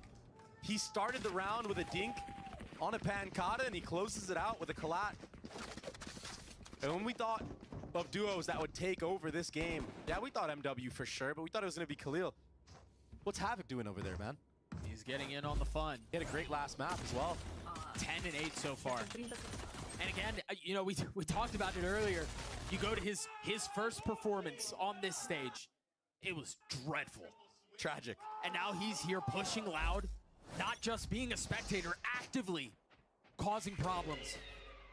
Yeah, there were so many questions about him. Is he actually meant to be here in this moment? He's making a damn good case for it. This Viper wall should go up. Doesn't go up in time for the actual delay, but no one dropping yet. Say that and they're just dropping like flies everywhere. It's because nobody could see anything. Just forced to sit back and watch now. Loud with a lot more control. Should be able to get the spike down. Furia just won their second pistol of the series. And they're now in a position where they may lose the Thrifty again. There are only so many times you can get away with things like that, man. Havoc's left alone. He will fall. That's another Thrifty the way of Loud. Great job from Loud. A lot of teams on their eco rounds, they tend to just death ball into B site. When you have a Neon to set such a pace like this, create chaos on the actual site, why not? A lot of teams just tend to leave 2 players there to anchor alone, and they back up on these rounds. So you have a lot of that free early on space in Hookah and Octagon. And Furia, they're definitely kicking themselves in the foot for that one. All of a sudden, momentum shifts and louder in the driver's wheel. In the driver's seat. 3 rifles, an Outlaw. Khanzine with the Spectre. Hold on, if Sadhak decides to slide in on you all, he might get... Yeah, he's gonna get ripped to shreds. He's gonna get destroyed. But that's very nicely done. Instead of forcing the matter in through short, they wrap around, clean things up. That was nice. There's still a shorty in the hands of Nasra. This guy's unreal right now. That's pretty. He can get that upgrade too if he pushes Sadhak off this angle. A little bit of help on the way though. Whew. Phantom diff. Yeah, exactly. Yeah, Nasra now with the shorty will just die to the spike. Yeah. That was expensive. They lost a couple more weapons than they should have. The benefit for them, though, is they're going to be able to carry over the Phantom, the Bulldog, and then the Outlaw, too. So not all is lost. Yeah, and the thing is when you eco a team like that, you basically set yourself up to buy for at least like 5 of the next rounds. It's something absurd, especially really if you can convert this round like they just did. Like if you look at the money right now, Les is sitting at 3.2. He's about to have way more. Tui's was sitting at 3.5. Now look. Yeah. Yeah, I mean, Tui's is at 6.2. Les is at 6.4. That was a beautiful crunch, by the way, into U-Haul. And that's Sadhak enabling his team. Pancata with the perfect molly to set everybody back a little bit into that stun range for the wraparound. Everybody converges at the same moment. Job well done for Loud. And so they bring the gap down to 1. Given they were down at halftime, given they lose the pistol, of course Loud always finds a way. There's a healthy buyout for Furia. Same Sage Wall that we saw towards B. Same instance where Loud is not testing it, not interested in it. Havoc gets spotted. What a snap from MW, man. Pops the ult, gets over the top, drops Khanzine. Spike down B. Furia refused to go down without a fight. But Tui's with 4! What was that? The back swing towards at least one of us. Absolutely ridiculous. How did he connect all those shots in succession? We gotta watch that one over, and we're going to for sure. That was all with a Sheriff to start the round. And yeah, he jumps in a molly at the end, but my God. What a pop-off, man. Absolute freaky moment, and now he goes for the Outlaw buy. He knows that the economy is bad for Furia. Oh, this is really cool. This setup play. It was a flash through showers that enabled the little walk-in from MW0, yeah. Yes, Cool. so they've left him in the telly. Sage Wall to follow up as well. Is he gonna open this up? He tries to get the timing, he gets it. What a cool setup to a round. And that was all off of hearing the wall tried to be cleared. This is the first time they see that wall outside of showers because they haven't tested that side of the map. That was so unique, and they have a stack on B at the same time. Havoc, he's pushed all the way down Hookah. He's wrapping Octagon as we speak. It's gonna happen again, isn't it? We're due for another Thrifty because clearly we haven't had enough. Oh yeah, we are. Havoc, he's behind them all. Khalil's able to get one. Keep a close eye on that. Khalil and Havoc drop him. Furia take the lead back. And I'll tell you what, Doug. There's been a lot of Thrifties in this series, but this one was well-deserved. The way that they set up MW0 in showers with all the different layers there. He gets the free kill off of left, spamming that Sage Wall. And everybody else, full gamble stacking B. They were here for this. Havoc finds the perfect timing to wrap around Hookah. That was the best Thrifty we've seen this series. A well-deserved one. And that gets Furia the lead back. Oh, and look at this. MW is getting set up. Oh, he's got to get out because of that Sky Flash. Right, exactly. There's no way to know if it was towards Octagon or towards Cubby. And I mean, there's no real way to understand what's waiting on the other side either. Go figure, there's another Thrash available for Tui's. Not too shocking after the round that he had, that 4K. Almost gets all the way up to tagging Khalil. Yeah. But he ropes it back in. Yeah, he's gonna have that for the post plant. Right, for a second round, although they've lost full control of it. Yeah, I don't know that he's gonna be able to get that back, actually. Heads up play, yeah. Tui's still with a little bit of utility. And they're blocking it. They won't allow it to be taken back. And so the Thrash is off the cards now. Nice Dizzy, nice swing, and nice hold from Khalil. The walls have been reinforced. What a hold. Nasty work. I think that was a wingman that was picked up, so the Spike should be able to go down, but this is a 5v3. Oh, Spike does go down. Yeah, Les, my 250 HP, somehow stays alive. 5v3s with a Bane of Furia in the past. Can Loud pull this thing off? Tui's is getting really active here. He's standing right next to him. They're standing side by side. Now they swung out and Tui's gets 3 again! But Khalil saves the day! 3 on the round for him, the last one probably the most important. 5v3 going with Furia. Yeah, that was a very important round win. Tui's did his damn best to bring that one back. He almost transferred on the site. What a fight, man. Khalil and MW. The proactivity from MW to take control of all U-Haul with that dog. And then the up-down right here. The stability, the poise. Shanji connecting that kill. That was close. That was still close. Dude, Tui's almost did that. He almost got it. And he would have done it. I mean, that would not have been the first heroic round for him. But again, Furia refusing to go down without a fight. A timeout called from Loud as they hang on to a 2-round lead on the defensive side. They're feeling an immense amount of pressure right now. Everyone can feel it. Everyone in here, everyone watching. There's so much riding on this win for Loud. They're 3-4 in standings overall. If they lose this game, if they lose this series, not only will it be the first time that they lose to a Brazilian team, but it'll be putting themselves in a spot where they're gonna have to win every single match after this. Yeah, I mean, their playoff hopes are so dire at that point.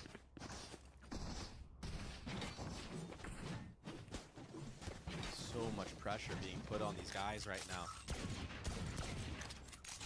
So much belief in Sadhak and his ideas going into this squad beginning of the year. Comes in with some crazy compositions. Now, he's the main duelist on these Neon maps. And he's still struggling, man. We gotta call it what it is. Yeah, 9 and 15. What was that stun right there? Was that a misplay? Did he think that there was footsteps running up close? He just blew that. Yeah, it's tough to say. And now he's not gonna have a stun. He does have ult. He has a wall. And you can tell they invested into this round a little bit to have enough fight. They've got 3 rifles, and then with Sadak's ult, you say 4. And just to take a step back, I love the call from Furia to keep 3B on this round. They understand that this was the site that they lost on their eco round, on their anti-eco round. So this time, they have 3 players geared and ready for this site hit. An early Viper's Pit. Is there a dog? There's no dog. There's nothing really to clear this out. Unless they just face check it. Yeah, this is a tough commitment. That's why Loud have to back up. They're dissuaded now. And that's why you already see on the mini-map, Shanji's already at A. He was the 3rd player at B. Oh, he's second-guessing himself. Nope. 30 seconds Triple left. pump fake as he stays A. MW's gonna get so much value on this spot, or at least he should. Patience now. Oh. Not able to settle the shots, not able to connect onto the first.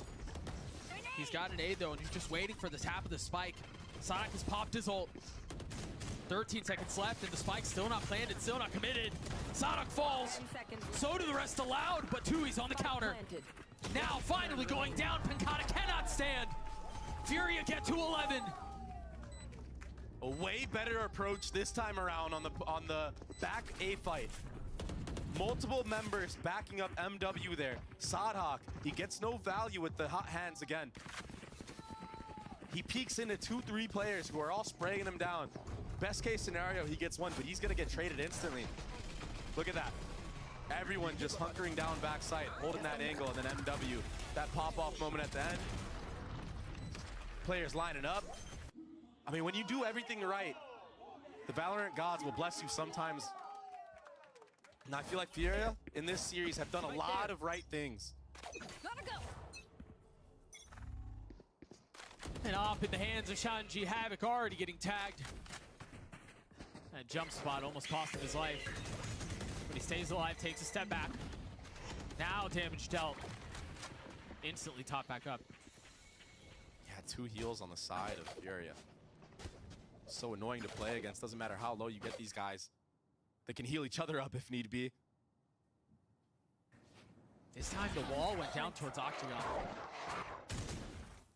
Great job of being proactive with that dog. Pushing Sadhak out of hookah.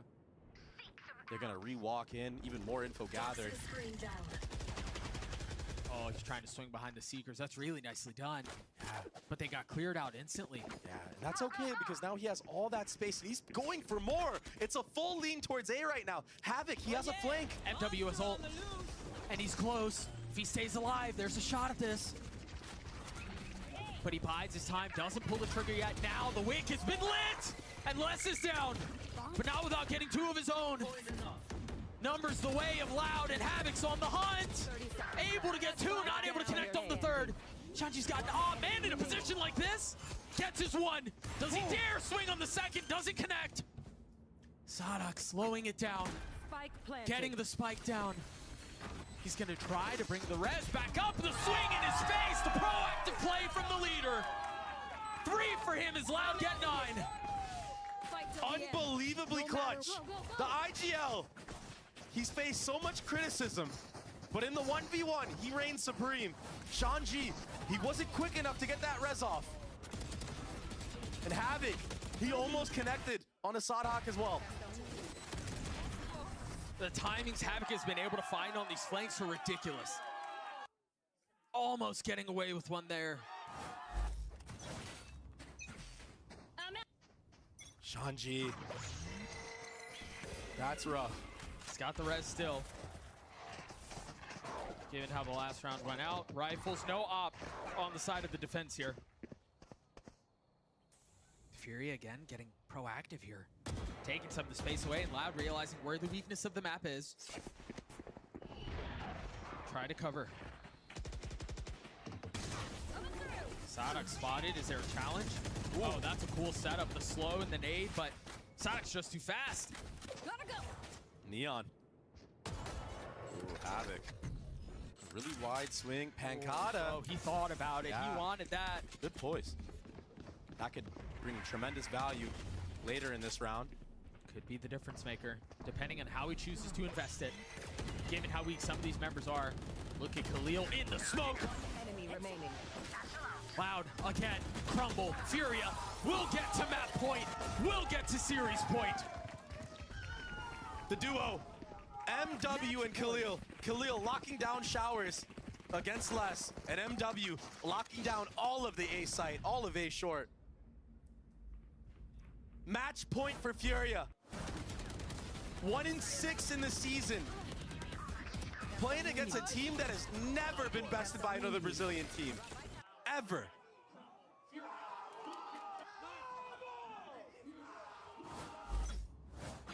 Keeping their dream alive, ruining the dream of Loud. It's not over yet, though.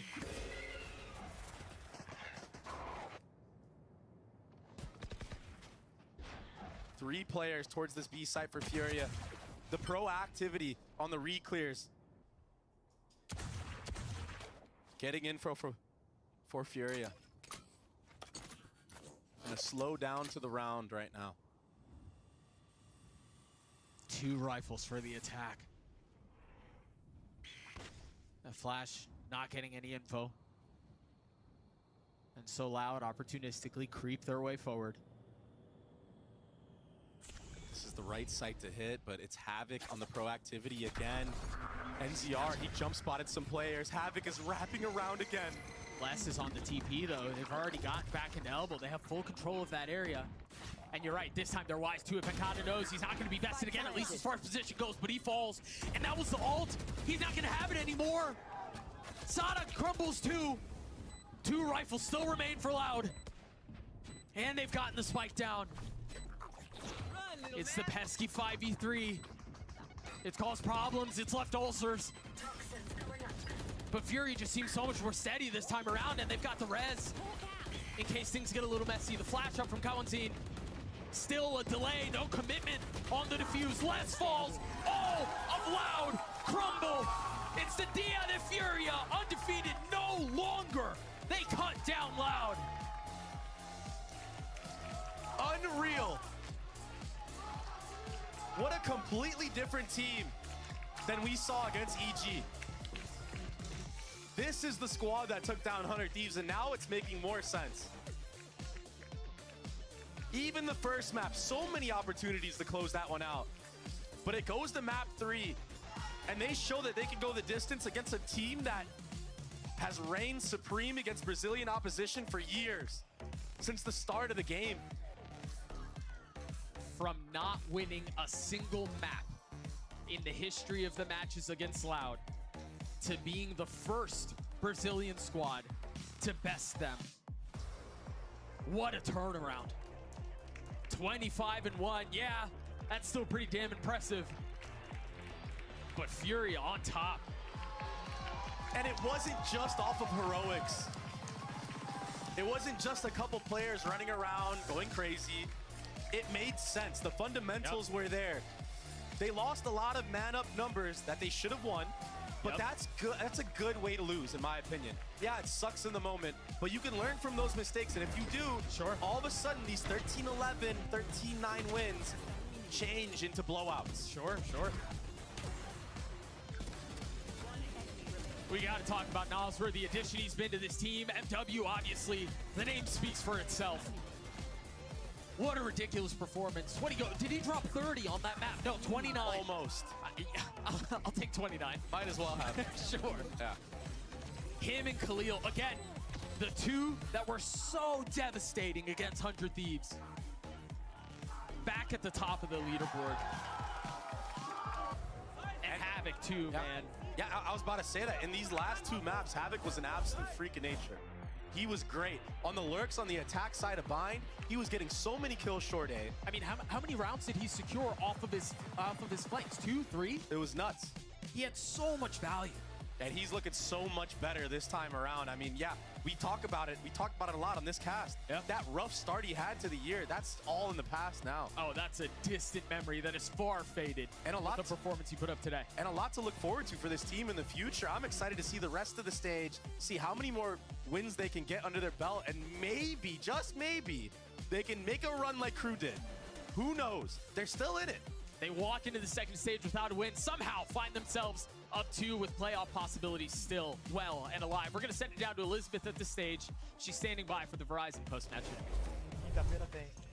Thank you very much, gentlemen. Well, history has been made. Shanji, you are a history maker. You are the only Brazilian team to defeat Loud. How does that feel? Fizeram história, né? Primeira vez que a Loud é derrotada por vocês, por qualquer time brasileiro. Como é que você tá se sentindo? Ah, cara, falar pra você que deveria ser algo normal, né? Mas não é, a gente é freguês há bastante tempo aí. É algo único, acho que o time, o que a gente tá construindo pro próximo split é algo inexplicável, assim, acho que tá bem sólido, tá melhorando bastante mapu. E é um sentimento único, assim, né? Eu joguei mal demais de novo, mas não tem problema. Primeira vez que alguém ganha deles, espero que vire frequência, né? Vire rotina. It should not be a surprise, but it is. We've been losing for them forever, and then we finally did it. Not because of, I mean, I didn't play very well, but I was still there doing it, and I'm really happy with it. Talk to me about, you were saying you were always losing to them. What were the lessons you learned from that? How did you apply them today? Você disse que vocês sempre perderam para eles, vocês são fregueses, né? Qual é a lição que vocês tiram de hoje? Acho que é uma coisa que a gente já tinha na cabeça antes, que é tipo assim, ninguém é imbatível, o jogo é jogado, snowball. E hoje só foi pra provar pra gente mesmo que a gente pode ser o melhor time do Brasil, e é isso que a gente vai em busca. Então foi mais pra tirar essa barreira, assim. Todos os jogadores já sabiam, mas na hora do vamos ver era sempre diferente, e hoje é pra botar que a gente pode sim ser o melhor time do Brasil. No team is unbeatable, but so we were just trying to show that we can be this team, we can be the best Brazilian team. So we've been working for this, and you can, like he said before, they're preparing very good. They will have a very good map pool now, and keep watching us. Do you think you are the best Brazilian team? Você acha que é o melhor time do Brasil? Olha, acho que é muito cedo pra falar, até porque o próximo jogo é contra outro time brasileiro. Acho que a gente precisa melhorar bastante coisa ainda, mas foi um primeiro passo importante. Acho que tudo que a Loud conquistou, tudo que a Loud é, os jogadores que são lá, acho que essa vitória não tira o melhor time do Brasil deles, o título deles. Pra mim, eles ainda são o melhor time do Brasil, mas hoje a gente mostrou que se vacilar a gente vai ganhar e pode tomar esse posto a qualquer momento. It's hard to say, it's too soon. We will play another Brazilian team next, but you know, we can work. We can get there. I know it was just one loss, so they're still the best team, but we have everything it takes to be the best. Your playoff hopes are still alive. I think a lot of people came into stage 2 just doubting Furia, not believing that Furia could do it. Open mic, what would you like to say to them? Um monte de gente achava que vocês não poderiam fazer, né, nesse split. O microfone é seu, fala qualquer coisa aí. Então, infelizmente, nem sei se ainda tem chance depois da derrota contra a EG, é algo bem triste, mas, como eu falei, acho que todo mundo tiver a mesma mentalidade, tudo isso, continue torcendo, a gente tá se esforçando muito, praticamente sem folga, jogando para dar o nosso melhor, mesmo com as chances mínimas, agora provavelmente nulas, a gente ainda continua trabalhando e dando o nosso melhor para representar o país, então é isso, apoie a gente, independente do que aconteça, tamo aí. Root for us. I'm not really sure if we still have a chance, especially after EG. But that's it. We're working. Please keep rooting for us, and let's see what happens. Well, I'm rooting for you. I think everyone watching is rooting for you. That was so impressive, and you are, I think, the people's favorite champion team. So thank you so much again. Everyone get up for Shandy one more time, because that was an insane performance, and you deserve all of the love. We're gonna be done here. We're gonna send it to the posto. So friends, please take it away.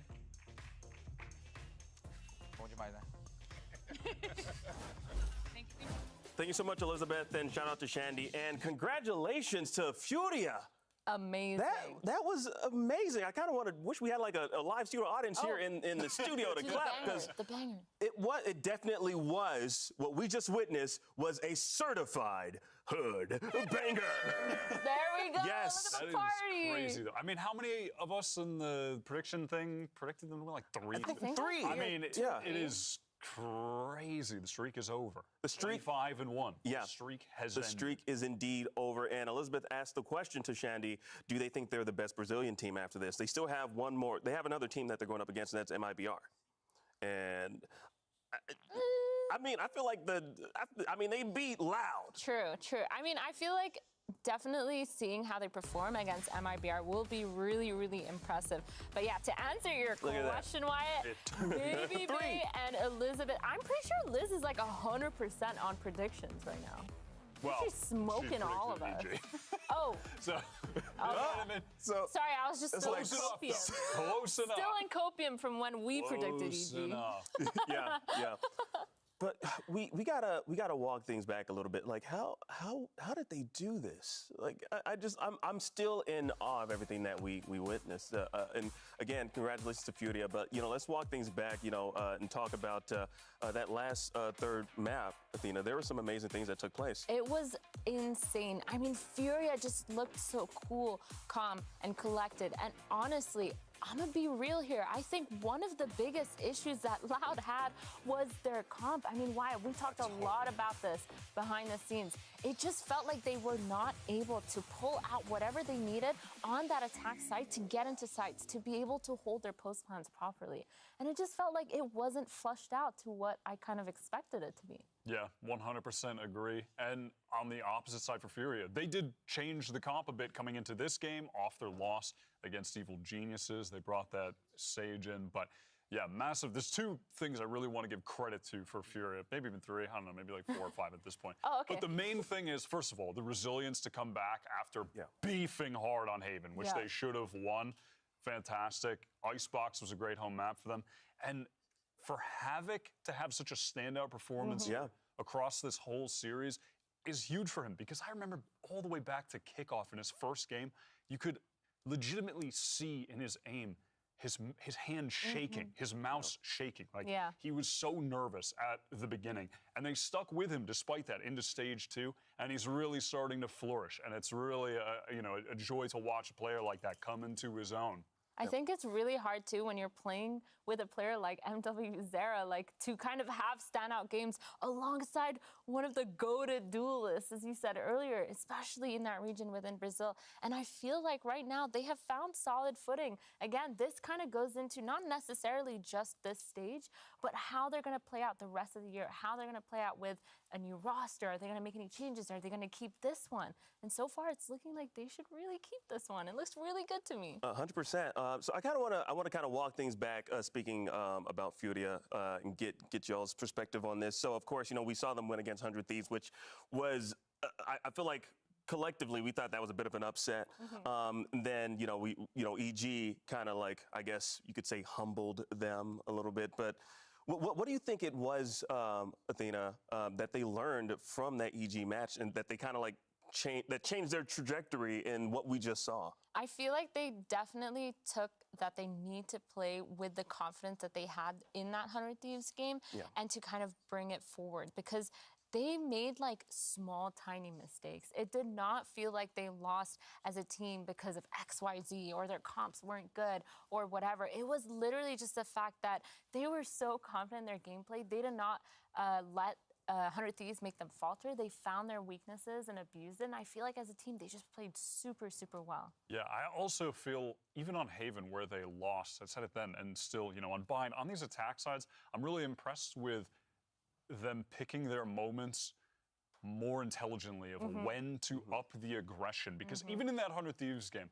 though they won, the biggest flaw they had was that they never hit the brakes, ever. It was just all go on attack. And a lot of times they'd be overextending, dropping players needlessly. And they really reeled that back in this series. That wasn't an issue for them. So if that continues to be fixed going forward, I think that's also, gives credence to believe that they can rack up a couple more wins. Absolutely, yeah. And they have MIBR coming up next, and then Leviathan, which, I'm curious to see how that last one pans out for Furia. I mean, yeah, I think even looking at the standings, like it's going to be super, super interesting, super tight game between what's going on. I mean, the only team that has any confirmed information is LEV, knowing that they've clinched playoffs. They are here 7-1.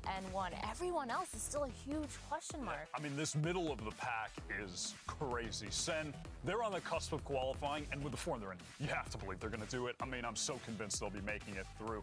But then past that, Crew, G2C9, all with 5 wins. EG are 4-4. They look great this stage. Any of those teams feel like they can make it. And then 100 Thieves are just outside of that, which is crazy. Like, do we think they're going to bounce back at some point? Or are they just going to slip down the standings further and not make it? I mean, there's a lot up in the air. It's pretty wild right now. There was actually, I remember Potter mentioned in one of the interviews that the kind of skill level right now within Americas is so close and so tight. And I feel like that's exactly what we're seeing. Like, these standings are insane. Like, every team is just so close together. Absolutely. Well, I got to say, I'm honestly happy that we got a certified hood banger. I'm so excited that we got it. Well, we'll be back tomorrow for the final day of Super Week. We're closing out the week with 2 matches, 100 Thieves versus MIBR, and then it's Crew Visa. We're going to be taking on NRG. That was kind of weird, Akeem. I thought you said Super Week. I did, actually. Wyatt, good call. I could have sworn I said Super Week. Yes, we'll be back tomorrow with more of Super Week. And we'll see you then. Take care, guys.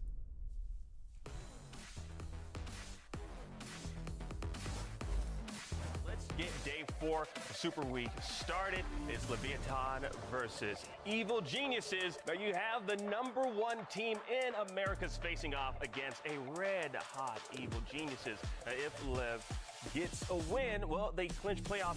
Actually give them some position to plant, but oh my word, Tex. Back in, now an ult committed. Gajimo up top, just dunking on his former teammate there, and he'll get another! First fight goes his way. Denjaw through the wall, gets the ace. The Leviathan know exactly what is up. It's a reposition for Mazzino, and it is perfection.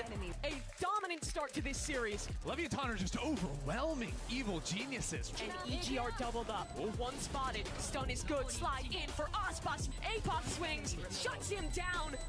And APOC has won this round. Neon's about to walk into each other, but there's a fault line ready to go from Nature. Popping on through his jaw. APOC there as well. Tex will be the man of the hour.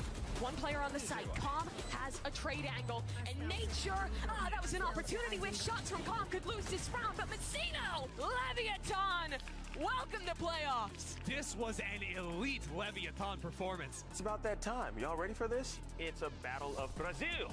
Furia versus Loud, 25-0 for Loud, and they're going to be going up against Brazilian Brethren once more. Waiting game to see who's the first to move. Furia fall in a massive way, but not. We're getting 2 back with ult online, tagging him right up, filling him behind the space, jumps out to more utility. Oh, they spotted it somehow. It's all on Sonic as he gets 3. Look at this crunch setup. The paranoia in from a short, the dash in from mid with Dizzy over the top. Absolutely obliterating the opposition.